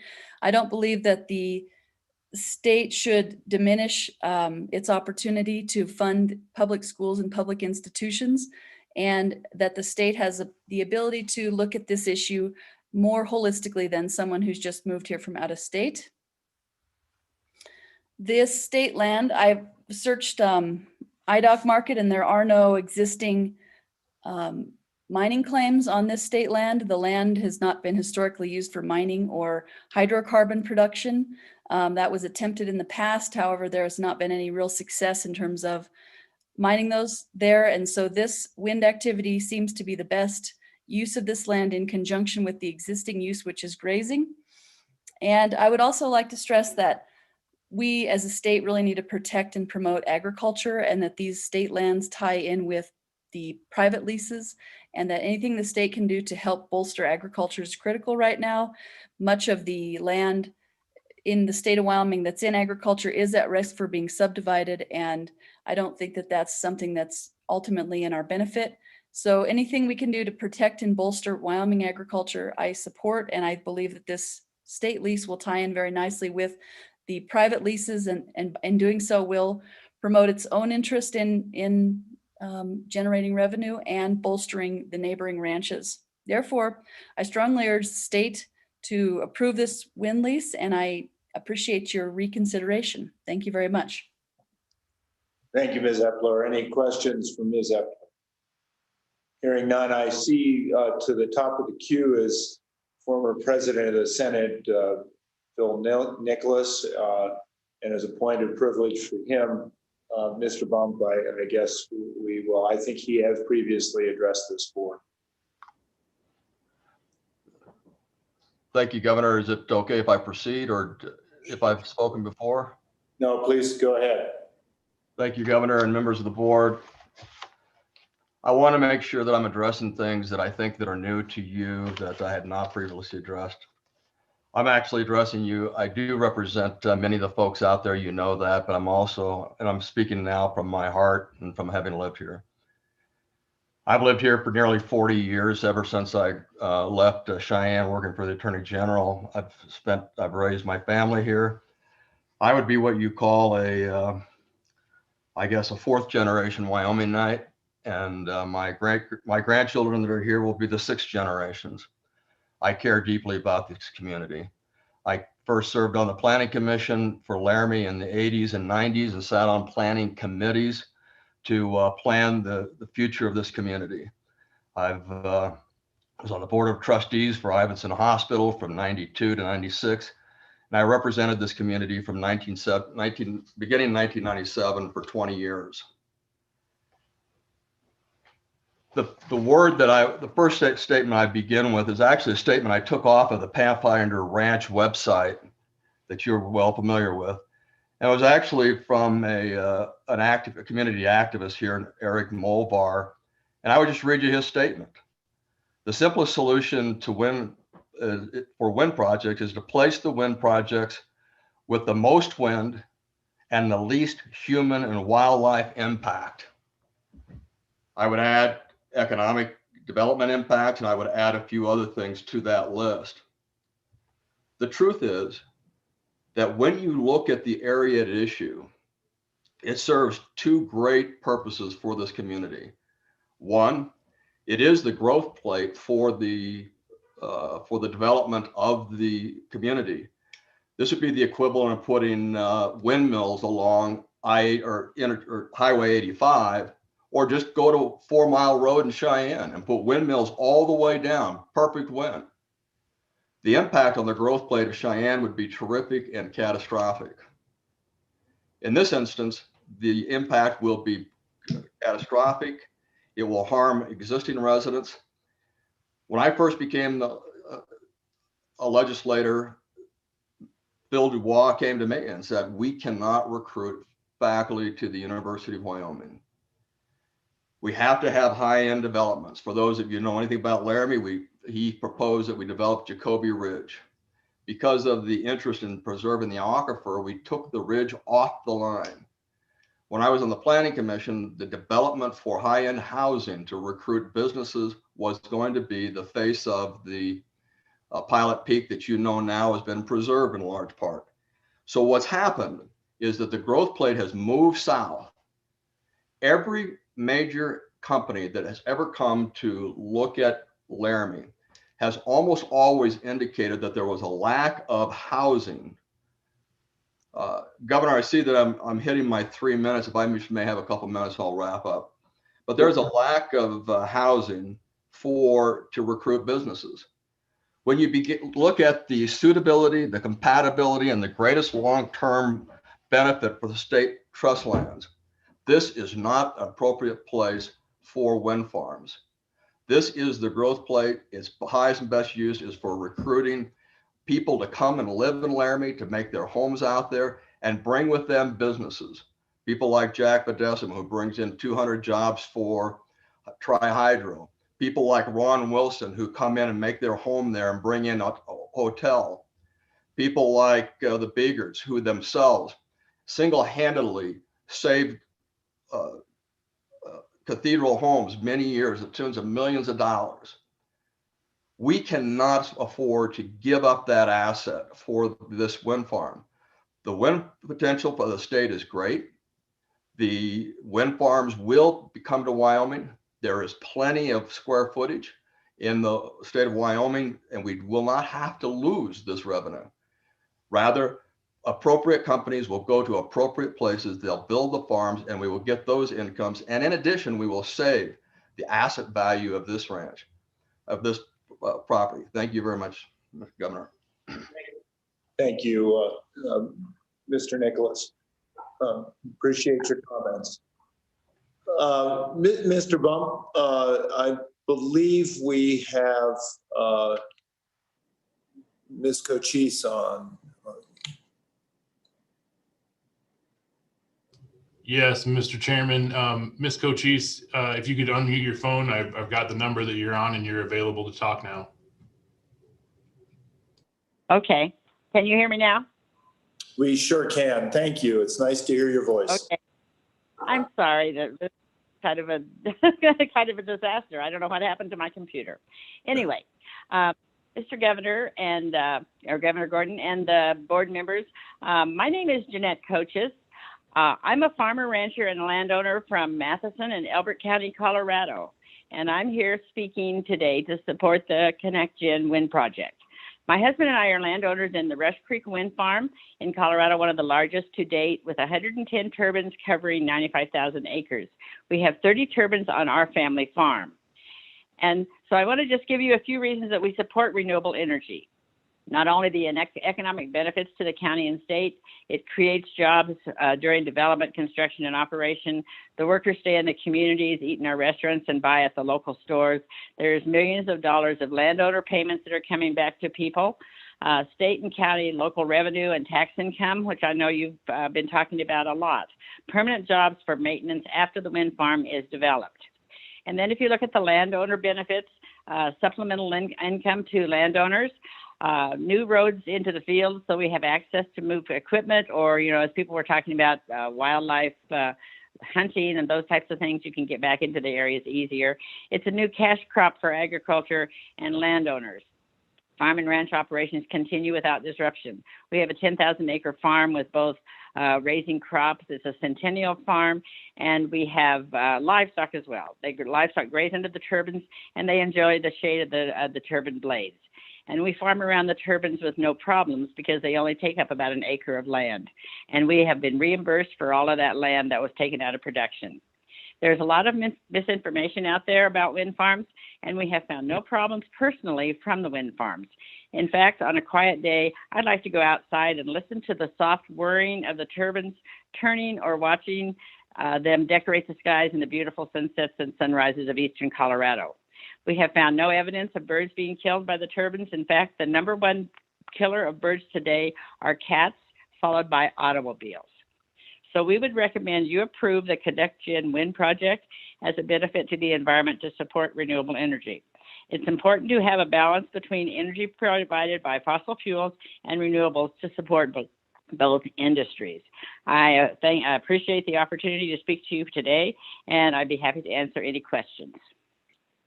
Thank you, Ms. Coaches. I very much appreciate your comments. Are there questions for Ms. Coaches? Hearing none, I very much appreciate again your comments and certainly personal experience that you've relayed to us. Thank you. Thank you. Mr. Bump. Mr. Chairman, Paul Montoya. Mr. Montoya, I believe you've already addressed us, but we'll stand for your comments. So, thank you, Governor. Yes, I'll just take 1 minute. Can you hear me okay? We can. Okay, good. Yeah, I'll take 1 minute because I have spoken before, but I did want to address the topic at hand, and that's would really be my perspective on the role that the State Land and Investment Board plays in this decision. The two items that I know you always consider is a long-term growth in value and also optimization and sustainable revenue production. Because of its location in Laramie and its long-term economic value to Laramie for tourism, and also the specific location, which is designated by the Albany County Comprehensive Plan adopted in 2008, designating this area as a priority growth area. It's also because of its historic value dating back to 1870.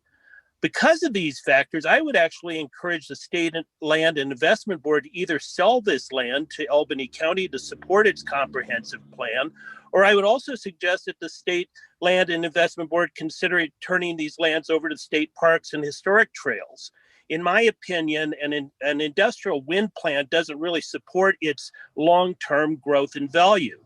In 1988, the board adopted the rules extending hunting and fishing and general recreation privileges to the public. This really kind of highlights the intrinsic value for public recreation and historic value. The regulations that you'd created at that time also prohibited off-road motor vehicle use, overnight camping, and open fires. To me, this highlights the board's desire to protect these state lands.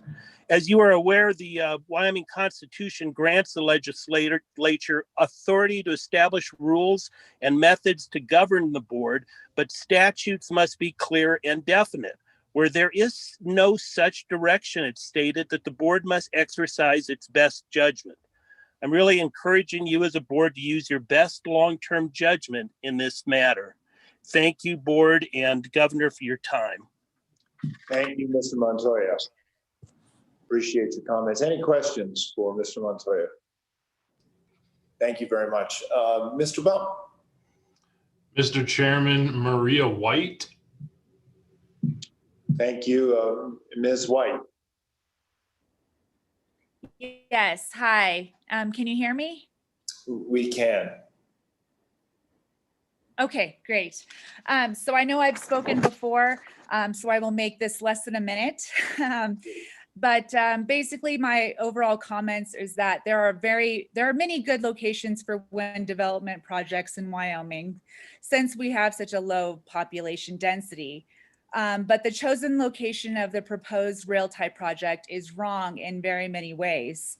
The biggest reason that I believe that the State Lands Board should again reject ConnectGen's application is because if this project goes in, it will greatly reduce the prosperity of the city of Laramie that is not compensated by the rent and tax revenue paid by the project. The reduction will be seen in tourism, other types of businesses not moving to Albany County, and even existing businesses will hurt, like outdoor outfitters, and the University of Wyoming will not be able to recruit top researchers because of the lack of appropriate housing. So approval of this lease would be extremely short-sighted and cost Wyoming much more than any of us want to pay. Thank you. Thank you, Ms. White. Any questions for Ms. White? Also, thank you for indicating you had spoken before. I thought so, and I thank you very much for being respectful of our time. Your comments were well received. Mr. Baum. Mr. Chairman, Bonnie Bath. Thank you, Ms. Bath.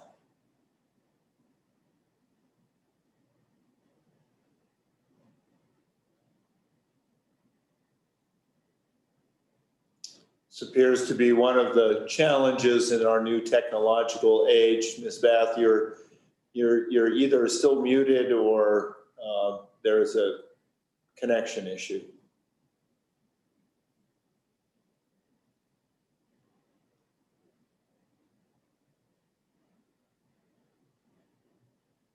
Mr. Bump, I think you put in our chat space a telephone number.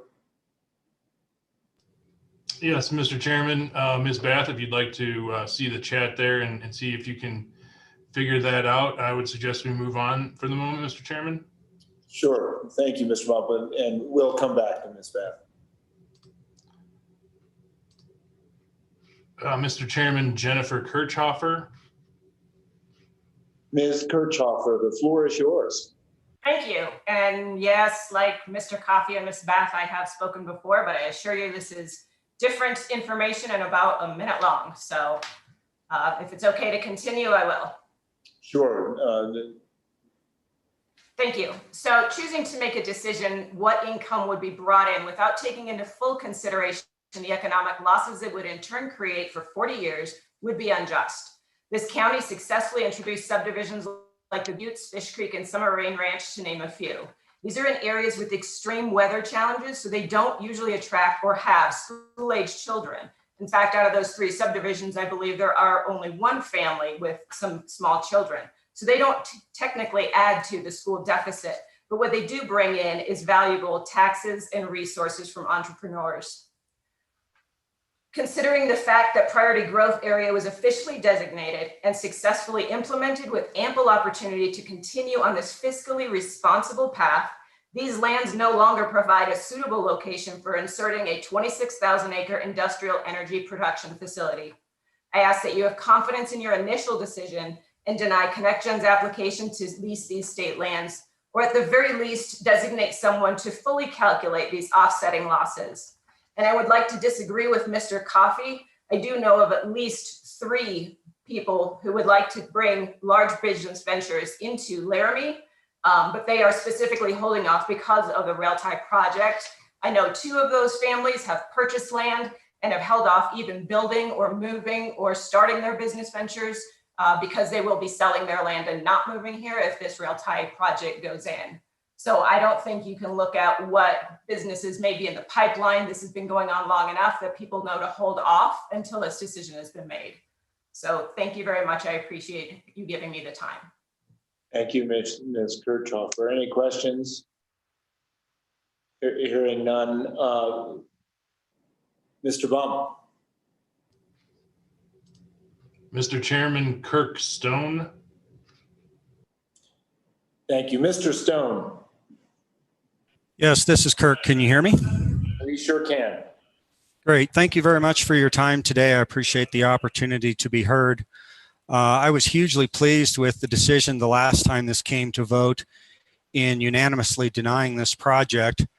And I see nothing that really has changed this that would make it a suitable project for state lands now. This project, as we've talked about, will negatively affect hunting and public access.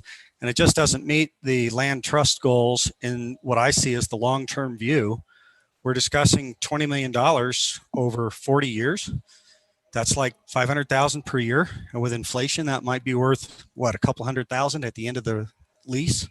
So it's not a significant amount of money when you look at it in the larger scale. The loss of 40 years of public access is significant. The revenue to the county that we've discussed is staggering. I'm one of those who has purchased land here with an intention to build. I went to university here. This is my home, but I will be moving if this project goes forward, and I'll take my businesses with me. If I wanted to live in an industrialized environment, I do have the opportunity to go live in Casper or Gillette. Laramie is a very unique space, and I would like to see it preserved in that way. I would again respectfully call on the governor to empower a council to review and oversee these type of project placements based in part on the preservation of the aesthetic qualities that Wyoming has to offer.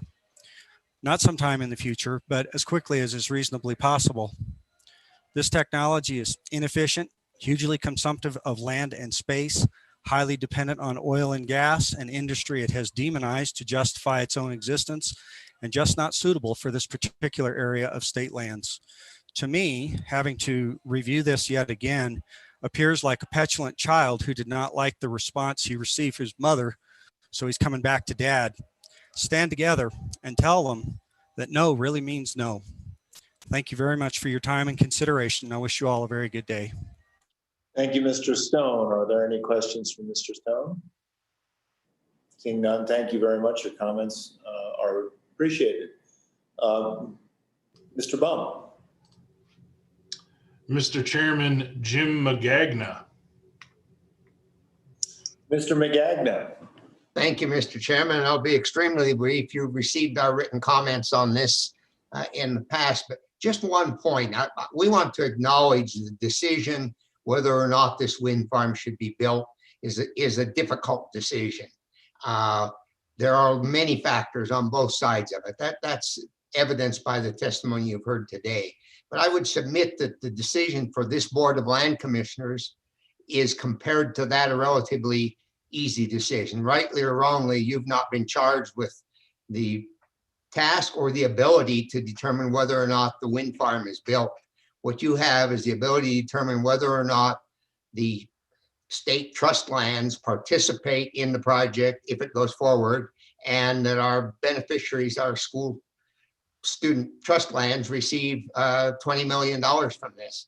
And so I would simply submit to you that while I understand the difficulty, that your decision is a rather straightforward one, and would urge you that you not sit back and allow the wind farm, assuming it goes forward, to do so to the exclusion of revenues to be derived from our state trust lands. And thank you again for the opportunity. Thank you, Mr. McAgna. Mr. Bump, earlier in our other meeting, the other board that we were on today, there was Ann Brand who addressed the board. Is she still wishing to address the board? Mr. Chairman, it looks like she just raised her hand and can go ahead. Okay, thank you, Ms. Brand, and thanks for your patience. This is the appropriate time for your testimony. Wonderful. I apologize again for multitasking, but as those of you on the board know, we in Wyoming wear a lot of hats. So while I've reached out to you before, I've never reached out to you as the executive chairman for the Albany County Conservancy. And that I do so today because, like you, I wear many hats. I want to emphasize that the tourism of Albany and Laramie County are interconnected, but in a bigger picture, the tourism between the southeastern gateway, the most utilized gateway to Wyoming, more people pass that gateway than any of our other gateways, is critical. It is a gateway to our most utilized national park and our most utilized state park. And it is the belief of the Albany County Conservancy that rail tie wind is not suitable for rail tie wind is not suited for development. And I encourage you to know that the Wyoming citizens, Wyoming tourists and lovers of the great state of Wyoming, nationally and internationally, are watching your stewardship of one of the last wild spaces in southeastern Wyoming. And that's all I have to say. If you have any questions, I'd be happy to answer them. Thank you very much for your comments. Are there any questions for Ms. Brand? Hearing none, I just thank you very much for your patience and for addressing us. Mr. Baum. Mr. Chairman, Amanda McDonald. Thank you, Mr. Baum. Ms. McDonald. Hi, this is Amanda McDonald. I'm the project manager with ConnectGen for the Rail Tie Wind project. Can everyone hear me? We can. Great. First off, wanted to say thank you to this board for taking the time to reconsider ConnectGen's wind lease application. As you've seen, I'm joined virtually today by a wide-ranging coalition of people, including many new voices, who want to see the board approve this lease, including leaders in business, education, government, as well as many regular Wyoming citizens who understand that the state land's participation in this wind project is for the benefit of Albany County and Wyoming as a whole. As I said at the previous meeting, ConnectGen intends to move forward with this project with or without state land. However, lack of state land participation undoubtedly makes our path more challenging. As you've seen from the maps, the state land sections are interspersed within the leased private land, meaning a private land only project would have inefficient holes in the middle that would have to be redesigned around. Additionally, although this board emphasized at the November meeting that their decision on this lease was not a reflection of their views on the project overall, the opponents of this wind project have been stating every chance they get that this board's November vote is evidence that the state of Wyoming is against the rail tie wind project.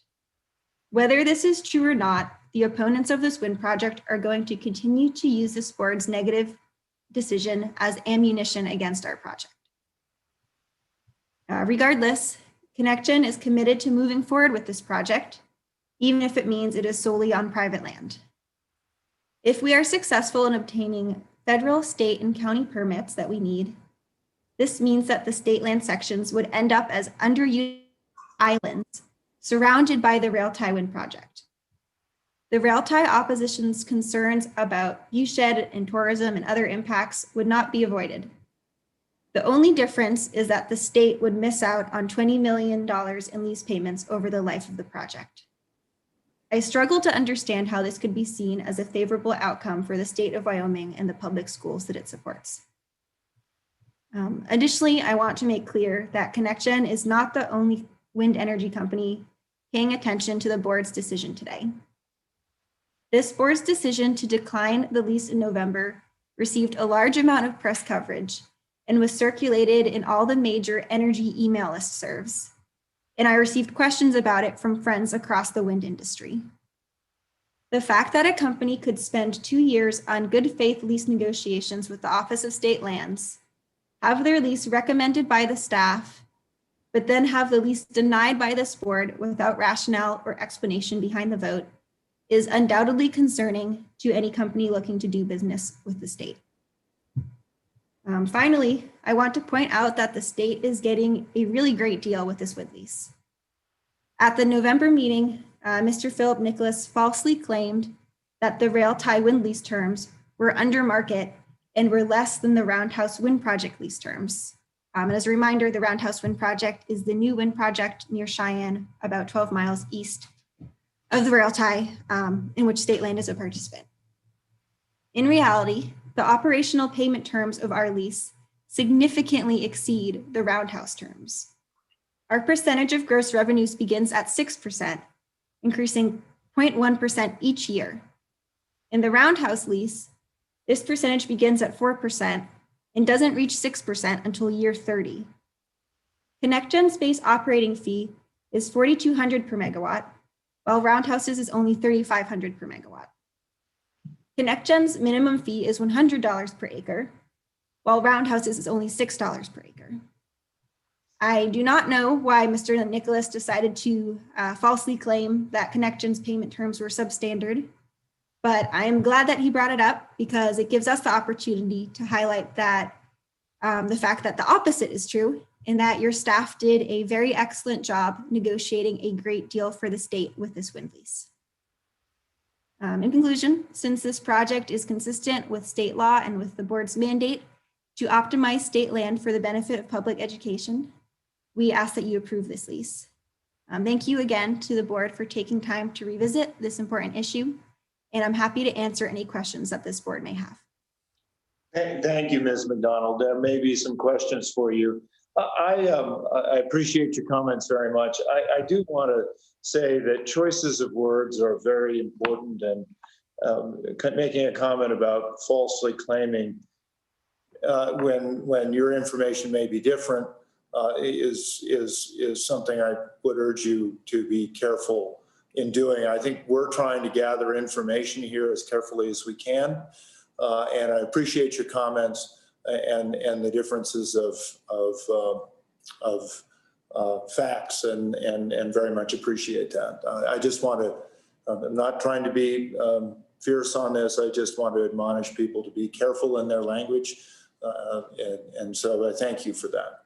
I don't know if there are any questions for Ms. McDonald on this matter. I don't see any, so thank you for your comments. Thank you for giving us new information, and very much appreciate your willingness to be here. Mr. Baum. Mr. Chairman, let's try Bonnie Bath again, see if she got it figured out. All right, thank you, Ms. Bath.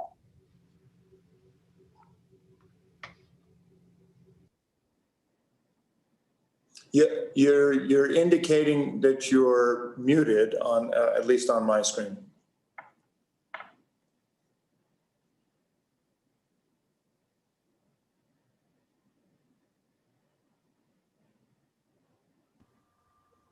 Hello, can you hear me? We sure can. It's wonderful to hear your voice. Oh, thank you. I'm glad to be here, and I appreciate being able to speak with you, Governor, and the board. A couple of points I wanted to bring forward, as this is new.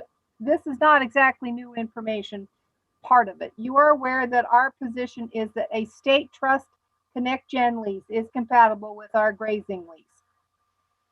Wyoming schools need all the funding that can be obtained. The current issue does not just affect Albany County, but all 23 counties, as the money from the state trust leases is distributed statewide. The whole state is a stakeholder in this project. And also, I would like to address the statements that the tie siding area is a prime development area. It is not considered to be a private development area by those of us who have entered into those with Connect Gen for our land. Thank you. Thank you, Ms. Bath. I very much appreciate your comments. Any questions, Ms. Bath? Hearing none, very much appreciate your comments. Mr. Bump. Mr. Chairman, Dan Pluid. Mr. Pluid. Thank you, Mr. Chairman and members of the board. Can you hear me? I can. Okay, thank you. I represent the Bar S group of companies that are located in Cheyenne.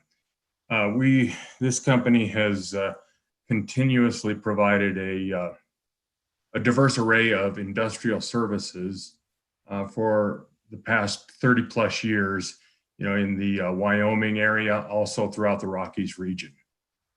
We have employed a significant number of people with well-paying jobs. Our primary source of income and revenue has been with the oil and gas industry. And our company has grown and been able to thrive, even with the up and down tendencies of that industry. The founders of the company are Wyoming natives and are tied to the area and as are many of the people who work here. With the economic shifts that have occurred over the last year with the pandemic and the disruption in the industry, we had to scramble to preserve as many jobs as we could. One of the areas that we were able to pivot to keep people employed and to keep people working and taking care of their families was in the renewable market. We worked on a couple of wind projects here west of Cheyenne and found that it was very compatible to the skill set of our people as well as to the nature of our business, and it allowed us to create a diversity that was encouraging. Just today, coming across the news wire, the Interior Department of the new administration has suspended new oil and gas leases and permitting on federal land. As all of you are aware, the amount of federal land that this will impact will have a significant impact upon the oil and gas industry and its future if we are to sustain the levels that we currently have or hope to get back to. So we're looking at this from a perspective of we're trying to provide jobs for people that live here in Wyoming, that pay taxes in Wyoming, whose children go to school here in Wyoming. You want to see a significant impact on the state of Wyoming, watch these jobs go away and the people flow out with it. The reduction of population of high-paying jobs will have a significant impact overall. And if we have budget shortfalls now, just watch what that can create in the future. It's not a pretty picture in any instance. Our experience in working with the renewables over this last year has been extremely positive. In fact, we are looking to increase our footprint in that market and to follow that work wherever it takes us. We have found our interactions with ConnectGen to be positive. They indicate that they want to utilize local workforces and local resources. And we would encourage you to reconsider the former decision and look to approve this project on the state lands for the benefit of the working folks that we represent. Thank you. Thank you, Mr. Pruitt. Any questions from Mr. Pruitt? I don't see any. Thank you. With that, Mr. Bump, do we have more comments? Mr. Chairman, Katrina Cox. Hello, can you hear me? We can, Ms. Cox, the floor is yours.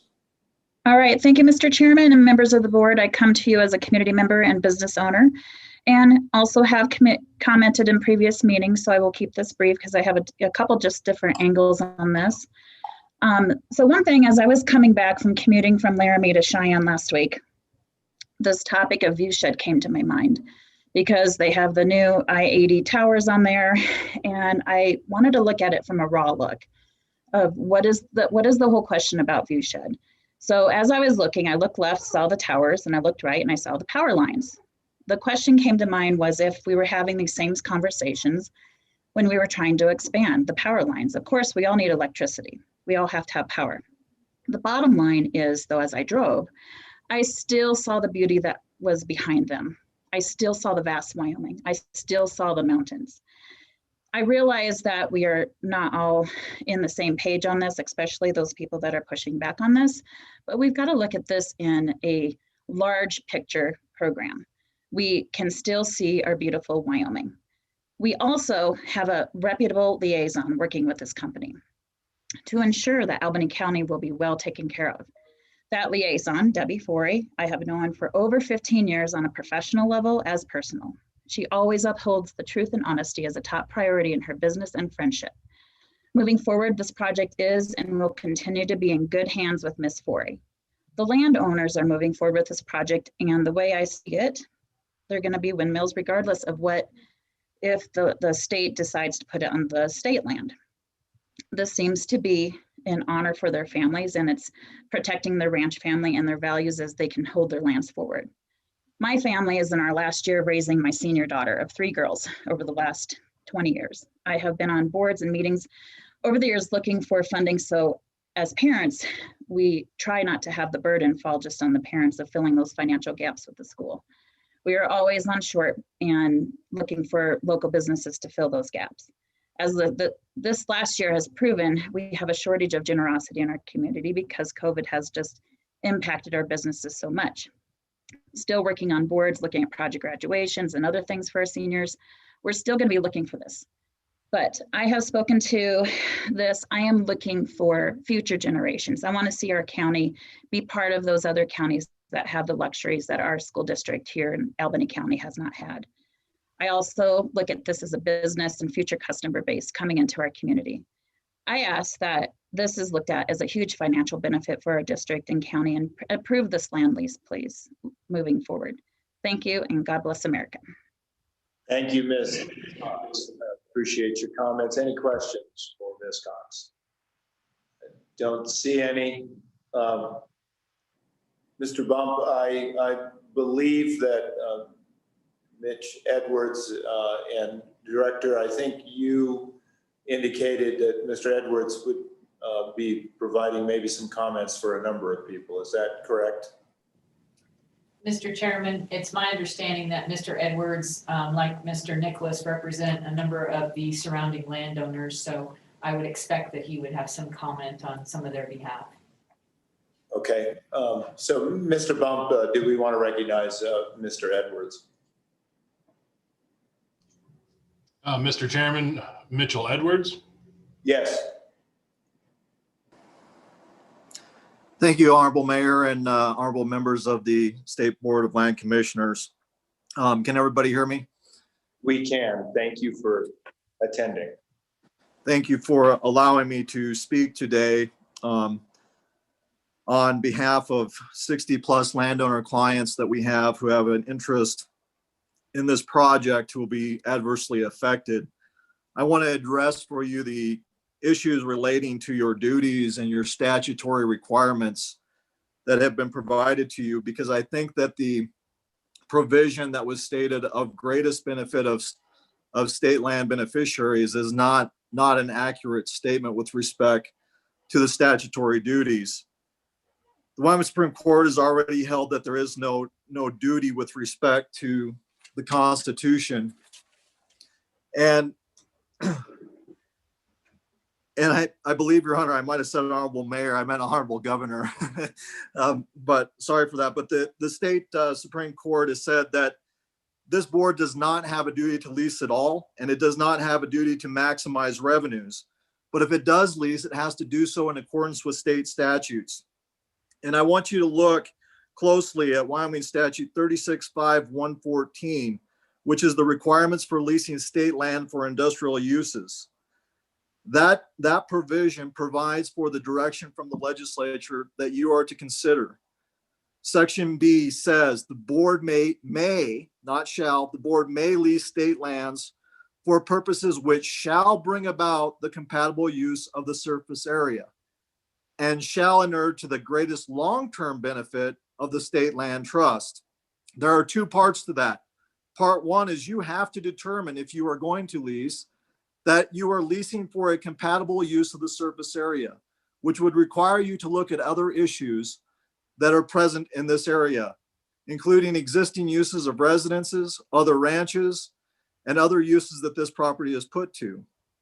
Two is the greatest long-term benefit of the state land trust, not the beneficiaries, but the trust itself, which is to be viewed holistically. The Wyoming legislature, in fact, defined that the long-term benefit to be considered was an intergenerational benefit, not the benefit during the term of the lease. In addition, the statutes require that the board promulgate rules and regulations and standards, and those standards provide that the state board may lease suitable state land for wind energy development under the provisions of this chapter. Suitable necessarily requires that you look at all surrounding issues and all surrounding uses, whether they're view sheds, whether they're wildlife, whether it's economic or whether it's otherwise. Subsection B of that regulation says the board shall determine that the proposed lease does not adversely affect its management goals on the land proposed for the lease and on the adjacent state lands. That's another element that this board is required to find, that there's no adverse effect to the management goals, whether those management goals are for wildlife or cultural resources, not only on these lands, but on other state lands, such as the lands that are owned by the state for Ames Monument or other surrounding state lands in this area. The provisions of the regulations also require that a lease require that it be developed within a reasonable time. ConnectGen keeps saying that they're going to build this immediately, yet you're giving them 12 years before they even begin construction at nominal lease fees, that those fees are less than the Roundhouse project. You're required to provide evidence that all of the proposed uses are in compliance with the local land use planning and zoning. Where is that evidence? Have you seen that evidence? Have they proven that they are in compliance with those local regulations? They have not. You don't even have a site plan to determine whether the setbacks are appropriate. But those regulations also require the review of wildlife and other issues such as cultural resources and economic impacts. You're required to, by state statute and by the regulations, to not allow for the transferability or assignability of the lease except for by written consent of the Board of Land Commissioners. Yet this proposed lease specifically states in 9.1 that the lease is assignable and subleasable. And then it goes on to say that if the owner requires, if the rules require owner consent or the director's consent, that cannot be unreasonably withheld, conditioned, or delayed for any reason. That lease by and of itself is putting conditions on what the statute says cannot happen, and that is that it cannot be transferred or assigned without the written consent of the Board of Land Commissioners. And so for these reasons, we believe that the scope of your review is much, much broader than what you have been led to believe. It's not just for the greatest benefit of the state land beneficiaries, and it's not just to determine whether or not it impacts an existing lease. It is to determine whether or not these lands are suitable lands and whether there's other adverse impacts that will be incurred by this particular lease. And we request that you stick to your guns and vote no with respect to this proposed lease. Thank you. Thank you, Mr. Edwards. I think you raised a number of interesting points, and the legal framework is certainly something we should bear in mind. We will not be discussing any of that in public session. We will take it under advisement, however, and very much appreciate your comments. Any questions from Mr. Edwards? Follow up on that. Mr. Buchanan. Thank you, Mr. Chairman, and Mr. Edwards. Appreciate your time today. In discussing a lot of the items that obviously require due diligence, where do you see the industrial siting process in accomplishing a lot of those things that you mentioned are required or should be considered versus the approval of the Board of Land Commissioners?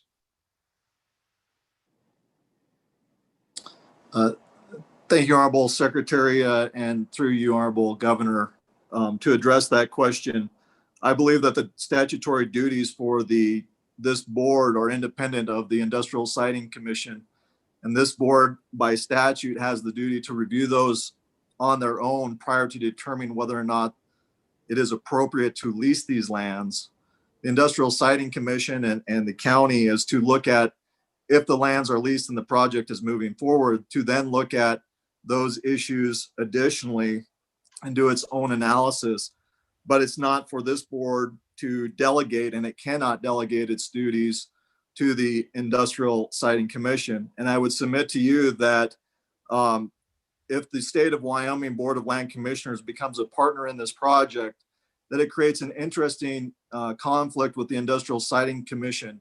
Because why would the Industrial Siting Commission vote to deny or to modify something that the State of Wyoming itself is a partner in and wants to move forward with? And so I think that the issue here is that your duties as trustees and this board are independent of whatever the duties of the Industrial Siting Commission may be. Follow up, Mr. Secretary. Is there any? Okay. Other questions for Mr. Edwards? I have one, Mr. Edwards. Your analysis is intriguing to me, and I'm trying to think if it applies to oil and gas, and I'll give you an example.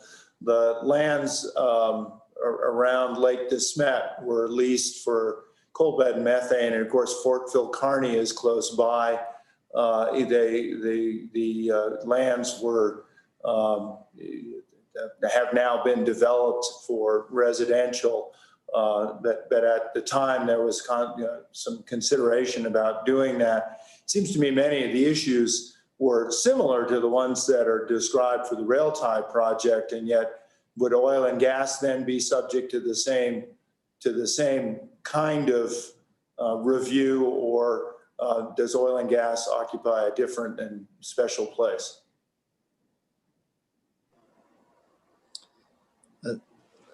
Honorable Governor, can you hear me? I sure can. Thank you. I want to make sure I was unmuted. That's a good question. And I believe that by statute, the mineral leases are in an entirely different category than industrial leases.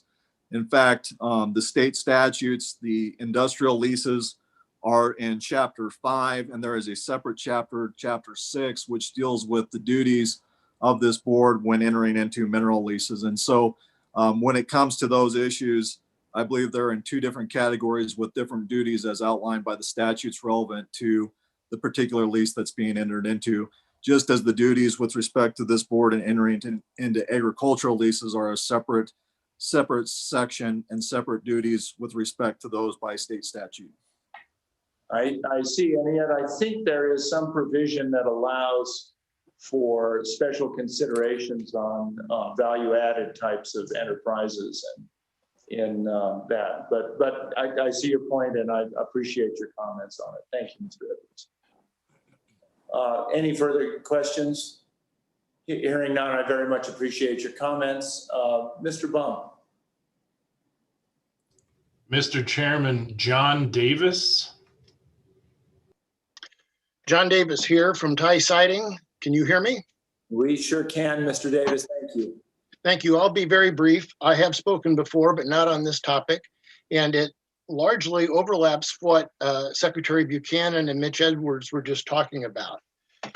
It's our understanding that the Industrial Siting Council has never denied a wind farm application. If that's so, I think they're overdue. But since the governor appoints the members of the Industrial Siting Commission, if Osley joins in the rail tie project, it is a huge conflict for them, because for them to rule against it or to deny a permit, they'd have to buck their appointing authority, which is the governor and the governor's contemporaries on this. So I don't know what new information you have. Listening to Amanda McDonald, the rationale is that, well, we're going to build it anyway. We're going to ruin the viewscape. You might as well participate because your incremental contribution to the degradation is small. But that's not persuasive, and that's not good policy. So please reaffirm your no vote. Thank you. Thank you, Mr. Any questions from Mr. Davis? Thank you. Mr. Bump, do we have anyone else wishing to address the board? Mr. Chairman, Senator Dan Furphy. Senator Furphy, congratulations on your new election, and we look forward to hearing from you. Thank you, Honorable Governor and Honorable Slib members. First of all, let me say, I want to thank Superintendent Ballo and Auditor Racinas for visiting our community and taking a look at this project. I know how busy all of you are, and I know it's already been a long day for you, so I'm going to keep my comments brief, but I really do appreciate them taking a look and seeing what's happening in Laramie and our community. You know, I've voted in the past and will continue to support wind development in our state. I think it's very important going forward. And I was supportive of this project until I went out and saw what impact it's going to have on our community. And if you look at our community, south of town is really where top-end executives and companies that we've attracted to our community, their CEOs are building out south of town. And so all of a sudden we start ruining the view shed out there. It's going to be very difficult. We have problems in this community. You can't really build out east because of the aquifer. North has boundaries, and west of our community is limited for development. So that's why south of town is where our top end executives are moving. And so now I've had contact with probably 60 plus constituents south of town, and they're saying, do whatever you can. Please don't let this development happen here. So I'm very concerned, and I just wanted to raise that issue with you. Once again, I know you've already had a long day and it's a tough decision, but I just pointed that out to you. So thank you for hearing my comments. I appreciate it. Thank you very much, Mr. Senator. Any questions? I see none. I very much appreciate your comments. Mr. Bump. Do we have? Mr. Chairman, Thomas Hamp. Mr. Ham. And board, can you hear me okay? We can. I just want to briefly speak to the fact that, I mean, clearly it's divided community and divided decisions here. I mean, you know, you folks have a big decision to make here that's going to impact this community, perhaps as long as 40 years. And, you know, the differences here, we're talking about, you know, the revenue and the income into the community and into the state, into the school system. On the other hand, we're asking, is this a suitable site? And I'm not sure that the state of Wyoming has really contemplated what's suitable and what's not. And I'd just like to leave you with this thought. The state of Wyoming was generous to help Albany County and the city of Laramie to include a program for the Pilot Hill. And that Pilot Hill is state lands, and we now lease those lands from the state.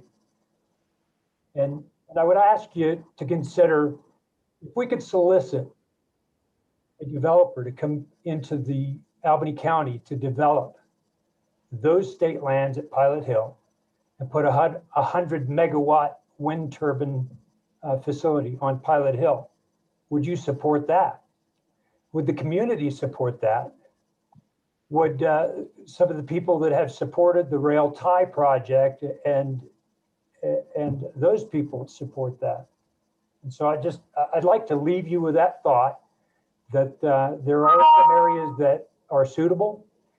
There are some areas that certainly we can continue to grow wind energy in Wyoming and in Albany County, and that we should consider some areas that are not suitable. So thank you for allowing me to speak. Thank you, Mr. Ham. Very much appreciate your comments. Mr. Bump, it does not appear we have anybody in the queue. Members of the board, I think I very much appreciate all the comments, as I know you do. It is my advice, and I'll certainly stand for your wisdom on this as well, but it is my advice that that we take a moment to consider these. If it is of your desire to have the issues that Mr. Edwards brought up discussed with us, I would encourage us to enter into executive session to take advice on the matter specifically related to that. If you wanted to hear from the Attorney General as a response, and then perhaps take a moment or two and get our thoughts in order and come back for a decision or further action. What say you, Mr. Treasurer? Yeah, Mr. Chairman, I agree with you that we probably need a brief executive session, but I wanted to pose an open question, probably that can be answered by either Ms. McDonald or by Mitch here. I was just curious what the electrical generation capacity per acre on rail tie equates out to, and what the generational capacity on round top is.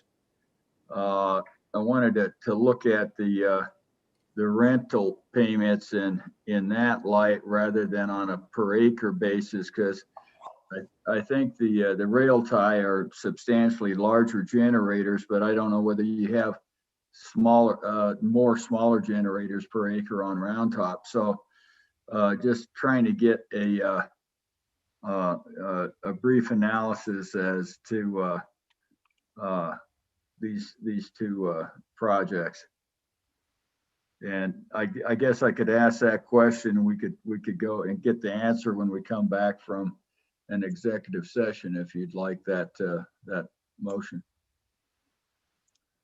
I see Ms. McDonald is prepared to answer your question. I believe her hand is raised. Ms. McDonald. Hi, I can try to answer the treasurer's question. So regarding generating capacity per acre, Railtide does have a higher capacity because, as you alluded to, we would use larger turbines with larger capacities than Roundhouse. But in terms of comparing the lease payments, in terms, the royalty percentage, the turbine type doesn't really play a factor in that. So it is still, regardless of the different turbine types used, it is still apples to apples to compare Roundhouse and Railtie payment terms. Does that answer your question? Yeah, Mr. Chairman, and I think it draws into contrast the way these leases are generated. They're on a per acre basis, and they necessarily don't have a direct tie to the capacity, the generation capacity of the plant. Their operational one may have, I'm not sure, because there is some megawatt formulas they go through of the total. But on the base payment, I'm not sure whether that's by an acre or not. I just need to have a little bit clearer understanding about how it works. So I'll see what formulas I can find in the materials. Thank you, Treasurer. I see Mr. Mark Isley has raised his hand. Mr. Isley, I'm here. There you are. Okay. Oh, good afternoon, Governor Gordon and honorable board. I've been listening to most of the testimony, and I'm Mark Isley. I'm a rancher here in southeast Wyoming, past president of Stock Growers, also a past president of the Wyoming Stock Growers Land Trust. So I've seen this from both the ag side and the conservation side. And I've submitted some written comments. It should be there in your packets. I'd appreciate it if you go ahead and have a look at that. But I'd like to add a couple additional comments that I've not talked about this particular project. I am in support of it. I think it's important. This is a win-win for the state of Wyoming. You should continue the grazing lease, and you should seriously consider going forward with the wind lease. There's two things I'd like to bring to mind in that, and I've seen both sides of this scenario. The biggest user of water and resources is subdivisions. An ag lease doesn't do that, a wind lease doesn't do that. The largest cost to a county, and University of Wyoming did a great study, the College of Ag did a great study on this. The cost to a county with subdivision are really expensive. They're not covered by the property taxes. By the time you include snow removal, fire and police, school additions, it ends up being a loser. We have to remember that extractive minerals and even wind is probably a temporary thing. We don't think of it as temporary in terms of 30 or 40 years, but they are. When you plant a crop of houses, that's the last crop that country will ever grow. Maintaining those ranches is critical. That does more for wildlife habitat, moving back and forth, and also providing migration corridors than just about anything else we can provide. I have a wind farm on my place. I lease property from the city of Cheyenne. It has negligible, if any, effect on birds, wildlife, or livestock. It's also enabled us to bring home three generations of the ranch, three children from the younger generation to come help work the ranch, stay in Cheyenne. I have never had a tourist tell me that they were an ugly thing to see. In fact, I've had people come to the ranch and request a private tour because they're actually enthralled by them, and actually say to me privately, don't tell anybody I like seeing these things. They'll all get after me. That's kind of a stigma that I think is completely unnecessary. We have this wonderful engineering college in Laramie. I went to school there. My three children went to school there. And we have this great ag college. It's just a wonderful school all the way across the board. And we've invested in that. And we bring scientific and technical knowledge to those youngsters. And the problem I have is the NIMBY crowd, not in my backyard. Well, let's put it out north of town where it's somebody else's problem. Well, we know where the interconnectivity and the lines are. That's where they're at. And that's a problem because, and I really caution the board to do this. I've had this discussion with the legislature before. The view shed is an arbitrary thing. Beautiful to one person, ugly to another. When you start down the slope of protecting things for view shed, and we're not talking about Yellowstone, we're not talking about Devil's Tower, and those have conservation easements around some of it at the borders. That's important. That's in the right place. But when you start sliding down that slope on view sheds, everything is at risk. Someone might not like my cows. They might not like my TV antenna or my satellite dish or whatever it is. That's not where the basis of this decision should be made. My wife is also the county treasurer in Laramie County, and she is happy to see those property tax checks come in to help support county services for all the citizens. I think that's important. We've heard Carbon County and the Rollins City Manager also attest to that. I've seen the people working out in these fields. They're making great money. They're grateful to have the jobs. And I oversee the reclamation, so I know the reclamation is well done. And I have comfort in that because I'm a steward of the land. The ranch that we have was a stewardship winner. We were recognized nationally for that. I would never jeopardize or threaten the integrity of the ranch on those circumstances. So I encourage you to support this wind project. I also am a lessee up there on the National Forest, so I get to see it. I've grown up in this country my entire life, and you do have a difficult decision ahead of you. I don't think it's as murky as would be laid out in front of you. Thank you very much for your time, and I'd certainly entertain any questions. Thank you, Mr. Isley. Are there any questions from Mr. Isley? Appreciate that. For those who are on this, we also, I believe, Director, will be capturing the chat comments. I know there were some comments entered into the chat box, and Holly, I see, is shaking her head yes. So those will also be recorded. So members of the board, with your permission, I would entertain a motion to enter into executive session for the purposes of discussing the legal matters that were brought up by Mr. Edwards and getting advice from the Attorney General. Mr. Chairman, I would move that we move into executive session for the purpose of discussing legal matters that are before us in testimony today and have the Attorney General opine to give us direction. Thank you, Mr. Treasurer. Is there a second? It's been seconded by Secretary Buchanan. Thank you very much. Any discussion? Hearing none. All in favor signify with a thumbs up or an aye. That motion carries. Director, let's take a moment or two and then we'll come back together in executive session, I believe, make sure that everybody's there. I think we can be relatively expeditious about that advice.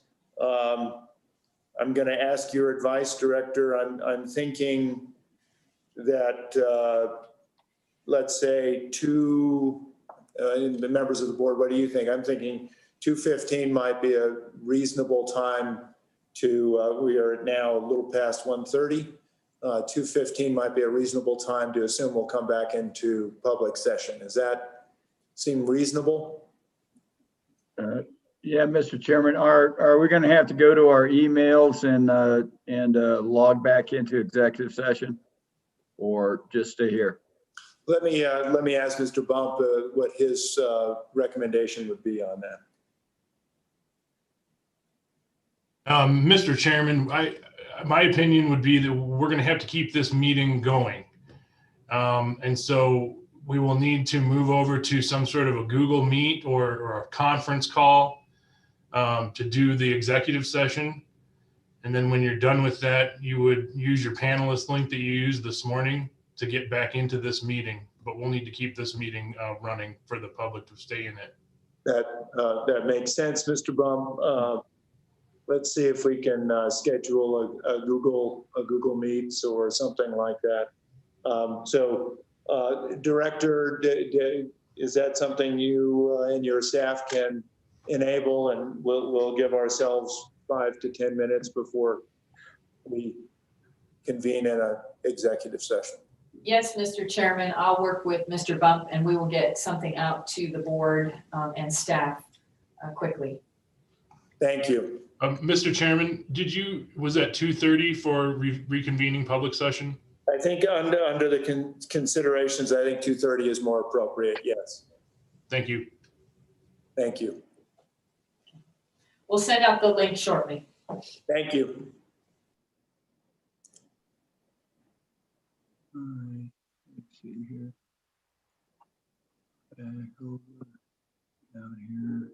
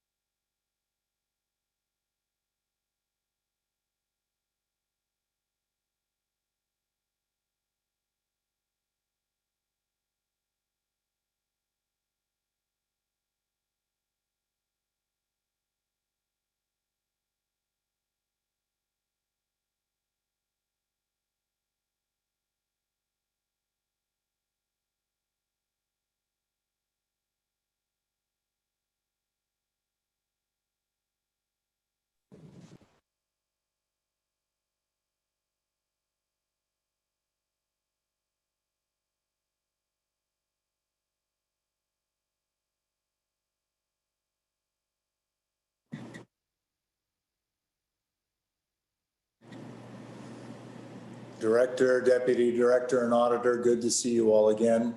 Secretary Buchanan. Ollie.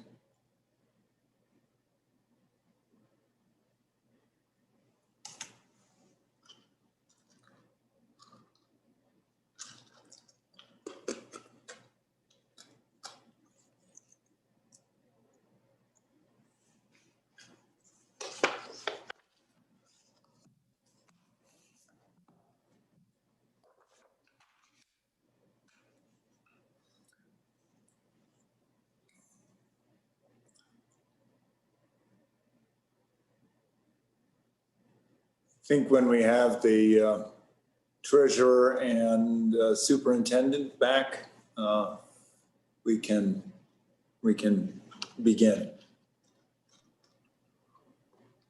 I'm here, Mr. Chairman, but I'm eating a piece of blueberry pie, so I'm not going to turn my video on. We're envious. Well, very good. Thank you. And I see the superintendent is now with us. Madam Director, I believe that allows us to resume our meeting. We do have a full slate of commissioners, land commissioners. Yes, Mr. Chairman. And just one thing for the board, we do have an update on one of the grazing lessees' view of the project. Ms. Dyer recently reached out to Fisher Ranches again, and she has an update there. So Governor, with your leave, we will have Holly provide the board with an update. Thank you. Ms. Dyer. Good afternoon, Mr. Chairman. Members of the board, so the one update that I have, you're all aware that there are 4 current grazing lessees on the state lands, state trust lands that are included in this proposed project area. Pursuant to Chapter 6, Section 4, the applicant is required to notify these existing lessees and also retrieve consent. We have not received consent or comment from one grazing lessee, and that's Fisher Ranch LLC, despite many attempts both made from our office and also from the applicant, ConnectGen.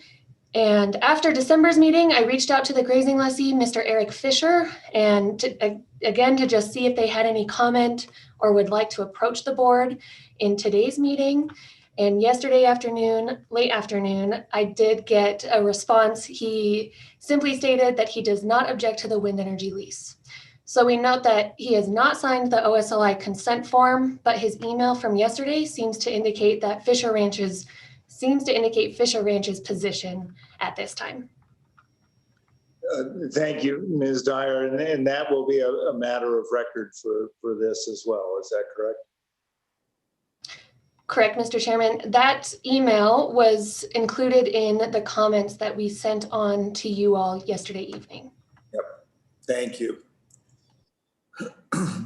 All right, Madam Director, members of the board, I believe that we had a brief discussion in executive session to take the advice and actually counsel of the Attorney General's office, Randy Monger, and with that, board members, I guess we have arrived at a point where there is an action that could be considered or something. So I leave it to you how we want to proceed.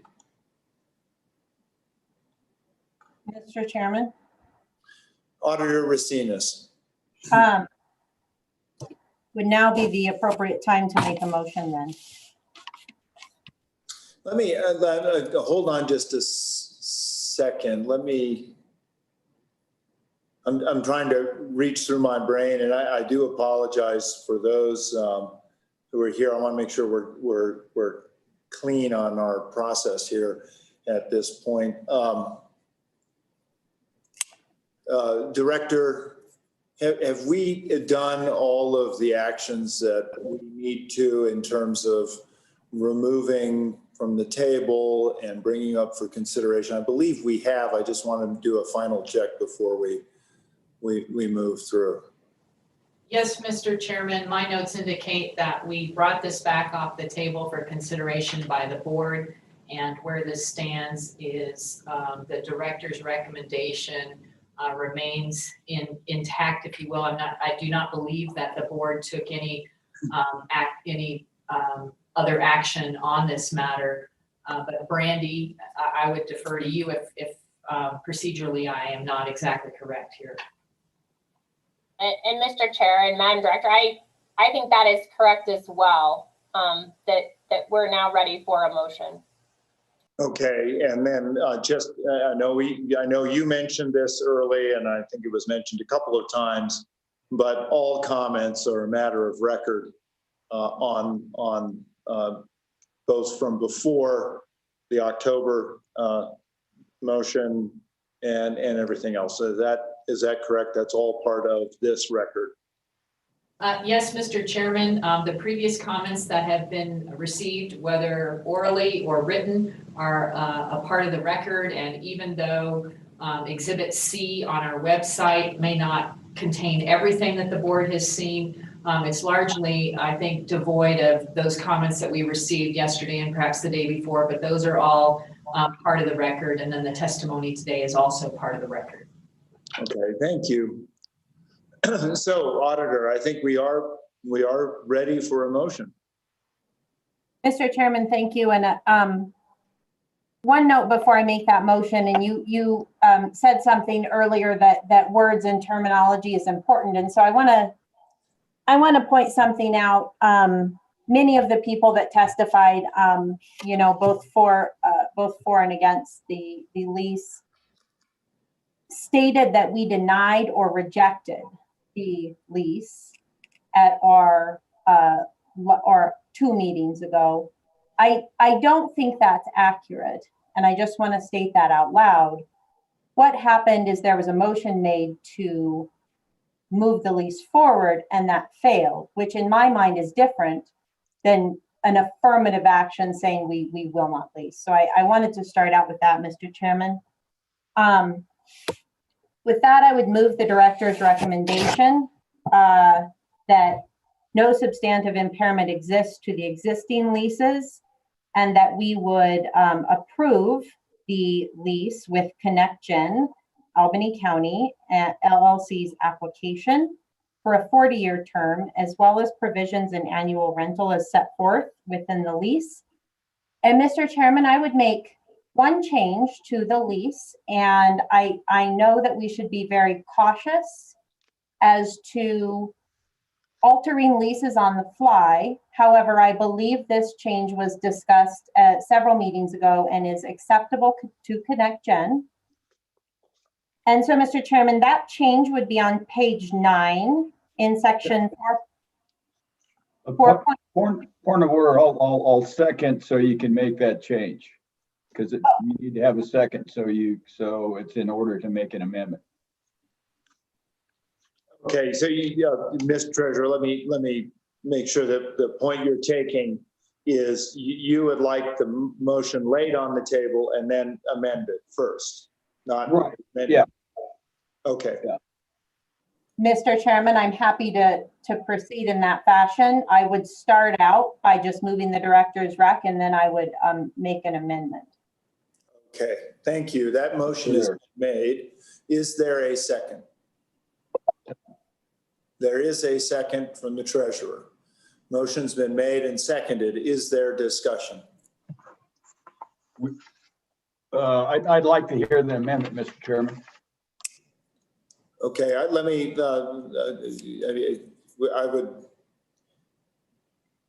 I guess wanted to just generally on the motion before us, any discussion? Any discussion? Superintendent. Mr. Chairman, I'm not sure, you want discussion on the motion overall, or do you want to have the discussion overall once we have amendments on the table?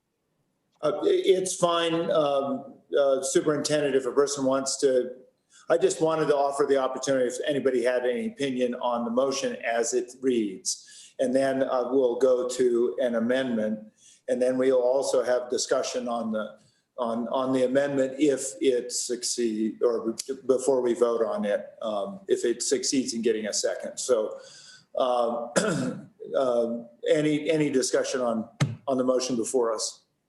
I don't see any. So I think it would be fine for a amendment to be made at this point.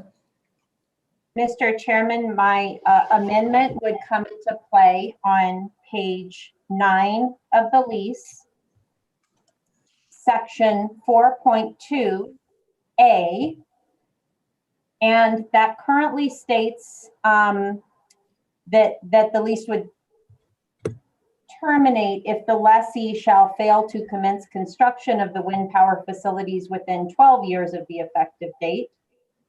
And I would like to change that to 6 years.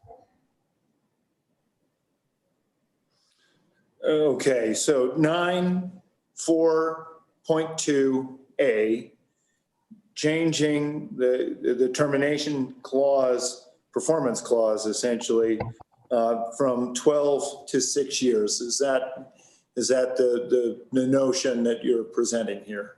Yes, Mr. Chairman. Thank you, Auditor, and it's been seconded by the Treasurer. Mr. Treasurer, I believe you had comments you wanted to make on that? Well, no, I didn't know what the amendment was going to be. I have some comments, generally some points of information I'd like on the lease, and perhaps some questions about the lease, but I'm fine with this amendment. That's why I seconded the amendment. I think it's a reasonable thing to do. Okay, well, Mr. Treasurer, you have the floor. So I would ask for a favorable consideration of the amendment to the lease. Thank you. Superintendent, did you have a comment?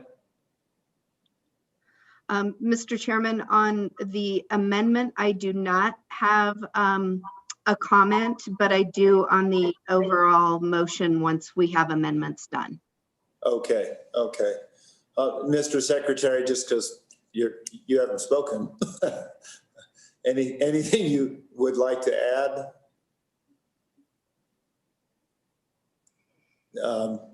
Perhaps not. If that's the case, no discussion.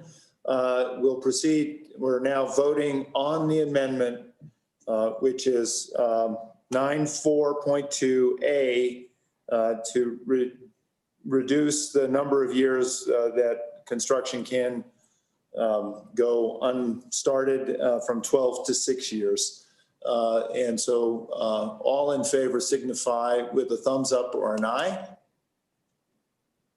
I see the auditor, I see the secretary, I see the superintendent, I see the treasurer. Have all indicated an aye. I will be an aye on the amendment as well. Now that motion carries. We now have an amended motion before us. Superintendent, you had comments on the amended motion generally. Thank you, Mr. Chairman. And this has been an interesting journey getting us to today. And I've learned a lot about wind energy and leasing and the lease that's in front of us today. I want to just thank the Osley staff, NextGen, and all the citizens that I've had an opportunity to hear from and that I've spoken to in this matter. And when we voted initially on this lease, I was comfortable in that position because I understood that the project would go forward with or without the state parcels. And this ensured that there would be local taxes and revenue, and it left the board open to negotiate for other leases for more revenue in the future, in my estimation and at that time. However, after that vote, I learned more information, and most importantly, I learned that the lack of state parcels may impair the project or change it substantially, or that it might not proceed at all. And that concerned me greatly because I was really committed to seeing the local entities see revenue from the project. So with that concern in mind and our charge as a Board of Land Commissioners to lease land in a manner to inure the greatest benefit to state land or to state trust land beneficiaries, I've concluded that today's vote in the affirmative is the right decision for Wyoming and for this board to make. We're seeking long-term growth and optimum and sustainable revenue. And the greatest benefit that we have before us for this land at this time is, in fact, executing this lease. So therefore, again, I'll be voting in favor of it. And Mr. Chairman, I just want to conclude by saying that our leasing process for WINS is in dire need of updating, in my estimation. My initial hesitation to support this lease also stemmed from my concern that we're locking ourselves into a long-term lease that may prove to be less revenue down the road than what we could than what we are able to garner today. The revenue structure for wind is not optimal in my estimation. And that's not Osley, that's not this board, that's the state of Wyoming, that's industry leaders, that's citizens. And so in the coming months and years, I hope that state leaders across branches of government will continue conversations to make wind energy desirable and viable as an asset for our state.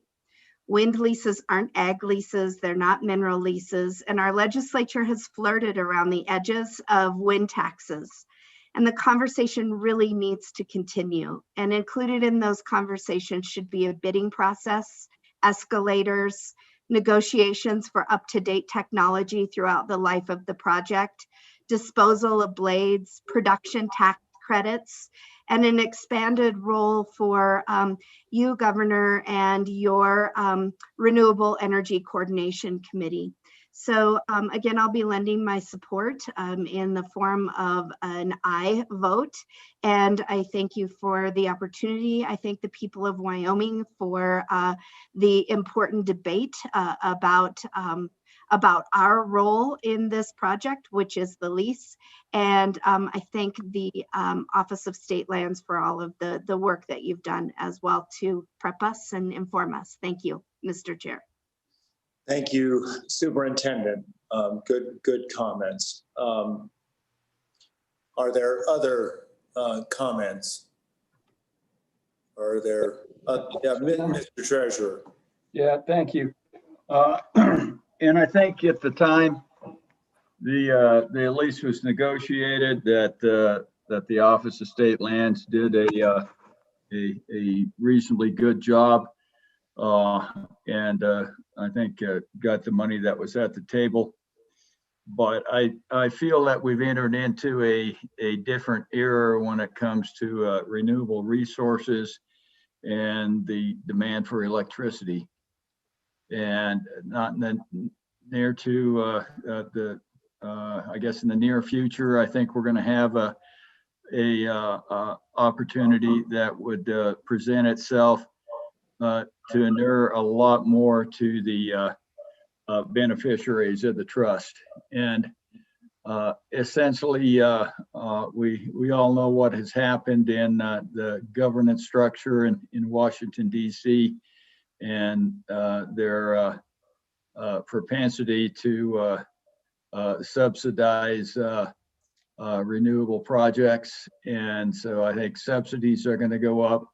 Demand for electricity is going to be just extreme with the advent of the adoption of the electrical vehicle. So I see us at a point where that we would have an opportunity to lay this on the table for a couple of years and come back, and hopefully after the legislature has made some changes. I look at the minimum amount on a per acre basis, and frankly, I see that if it is the minimum amount of roughly a $500,000 a year, it hardly offsets the impacts to economic development in the Laramie community. There again, if you have the gross revenue portion of it, that does and it's actually everything is developed, which I do think it probably will be, then I think that we'll have a reasonable amount of return off of it, but far less than what we would probably have in, I guess, contracts or leases negotiated in 2, 3, 4, or 5 years from now. So I do applaud the OSLI's efforts on this. I do think there's some things in there and in the areas that the superintendent had some concern on that I share, that I would like to see it addressed before this moves forward. So for 2 reasons, I don't believe I can support it at this time. I'd rather look at it in 2 years. I wholeheartedly support the efforts of the landowners. A vote against not having the state in this, I don't believe with the Connect Gen's testimony today, saying that they're going to move forward with it, whether with or without the state line lands. I believe that they will move forward. I believe that we will have an opportunity in the future to lease these lands, that we will have access to the grid, and we will have access to contractors that want to build windmills on those parcels. So for that reason, Mr. Chairman, I just can't I can't believe that this actually will inure to the greatest benefit of the in the long-term nature of the project. 40 years or 75-year possible lease over that time period. I think we're better off to keep our powder dry and look at a more lucrative project in future years. Thank you, Mr. Treasurer. Good comments as well. Further comments? Further comments? Further comments? Mr. Chairman. Director. I'm sorry if I'm out of order here. Jason just reminded me of another small change that the board should consider for the wind energy lease agreement. It's on page 1 in the introductory paragraph where it says that the effective date of this would be October 1st of 2020.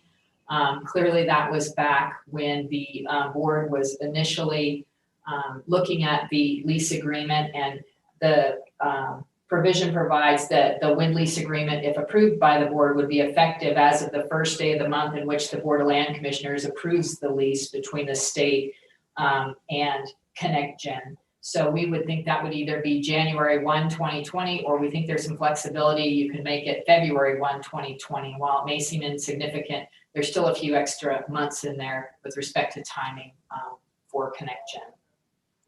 Thank you, Director. Members of the board, you've heard the director. Is there an amendment that's in order? Mr. Chairman, Auditor Racinas.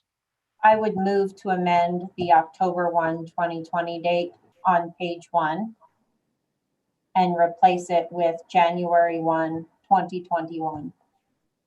Thank you. That's been moved by the auditor. Is there a second? It's been seconded by the superintendent. Is there any discussion on the amendment? Hearing none. All in favor signify with a thumbs up or an eye. I see a thumbs up on Auditor Racinas, on Secretary Buchanan, Superintendent Balo. Nays signify with a thumbs down. No. Thumbs up. Let's Treasurer, you're a nay. If I took that correct. No, I'm an aye. You just you started from the right instead of the left, or the left instead of the right. Okay. Should have held it up a little longer.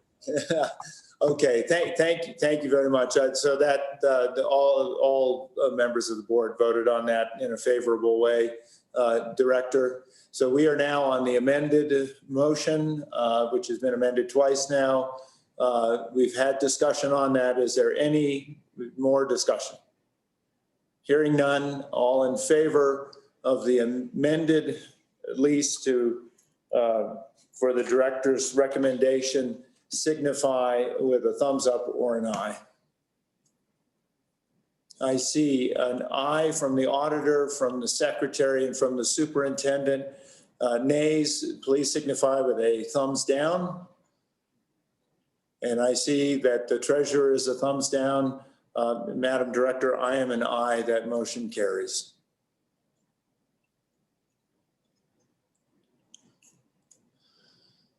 Thank you.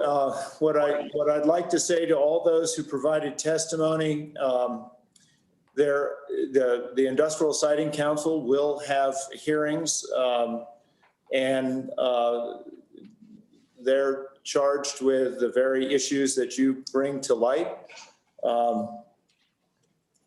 I think that it is the testimony that you all provided and the issues that were raised today are very pertinent to this Board of Land Commissioners. And if it is acceptable to my colleagues on this board, what I would like to see us do is to have the Office of State Lands and Investments staff provide us with a, I guess for lack of a better phrase, kind of a research paper, a white paper on, you know, what we see the trends are with leasing, what we anticipate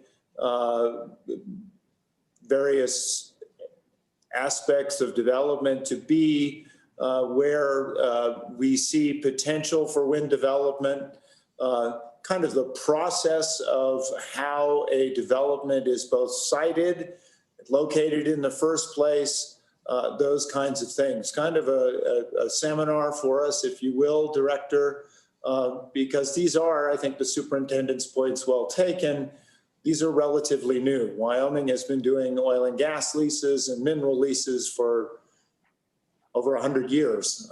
Wind is much less than that. And I think it would behoove us to have that kind of education. Mr. Chairman, we will definitely put something together for the board and we'll let you know when we're ready to roll. Mr. Chairman, I know that things like reclamation and taxation and things aren't under our purview.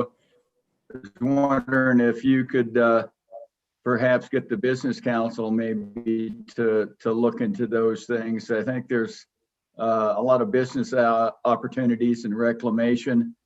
I think that the legislature has quite a little bit of information on different kinds of taxation and different types of things, but those issues that both the superintendent and I talked about, I think that different things that necessarily they're not in our wheelhouse, but I think that we're all concerned about them and would like to see some work move forward in that. I hope that Senator Furphy would if he's still around, you know, maybe take a lead in that. So we can it's in his backyard. He's going to have a really good opportunity to gain a firsthand understanding.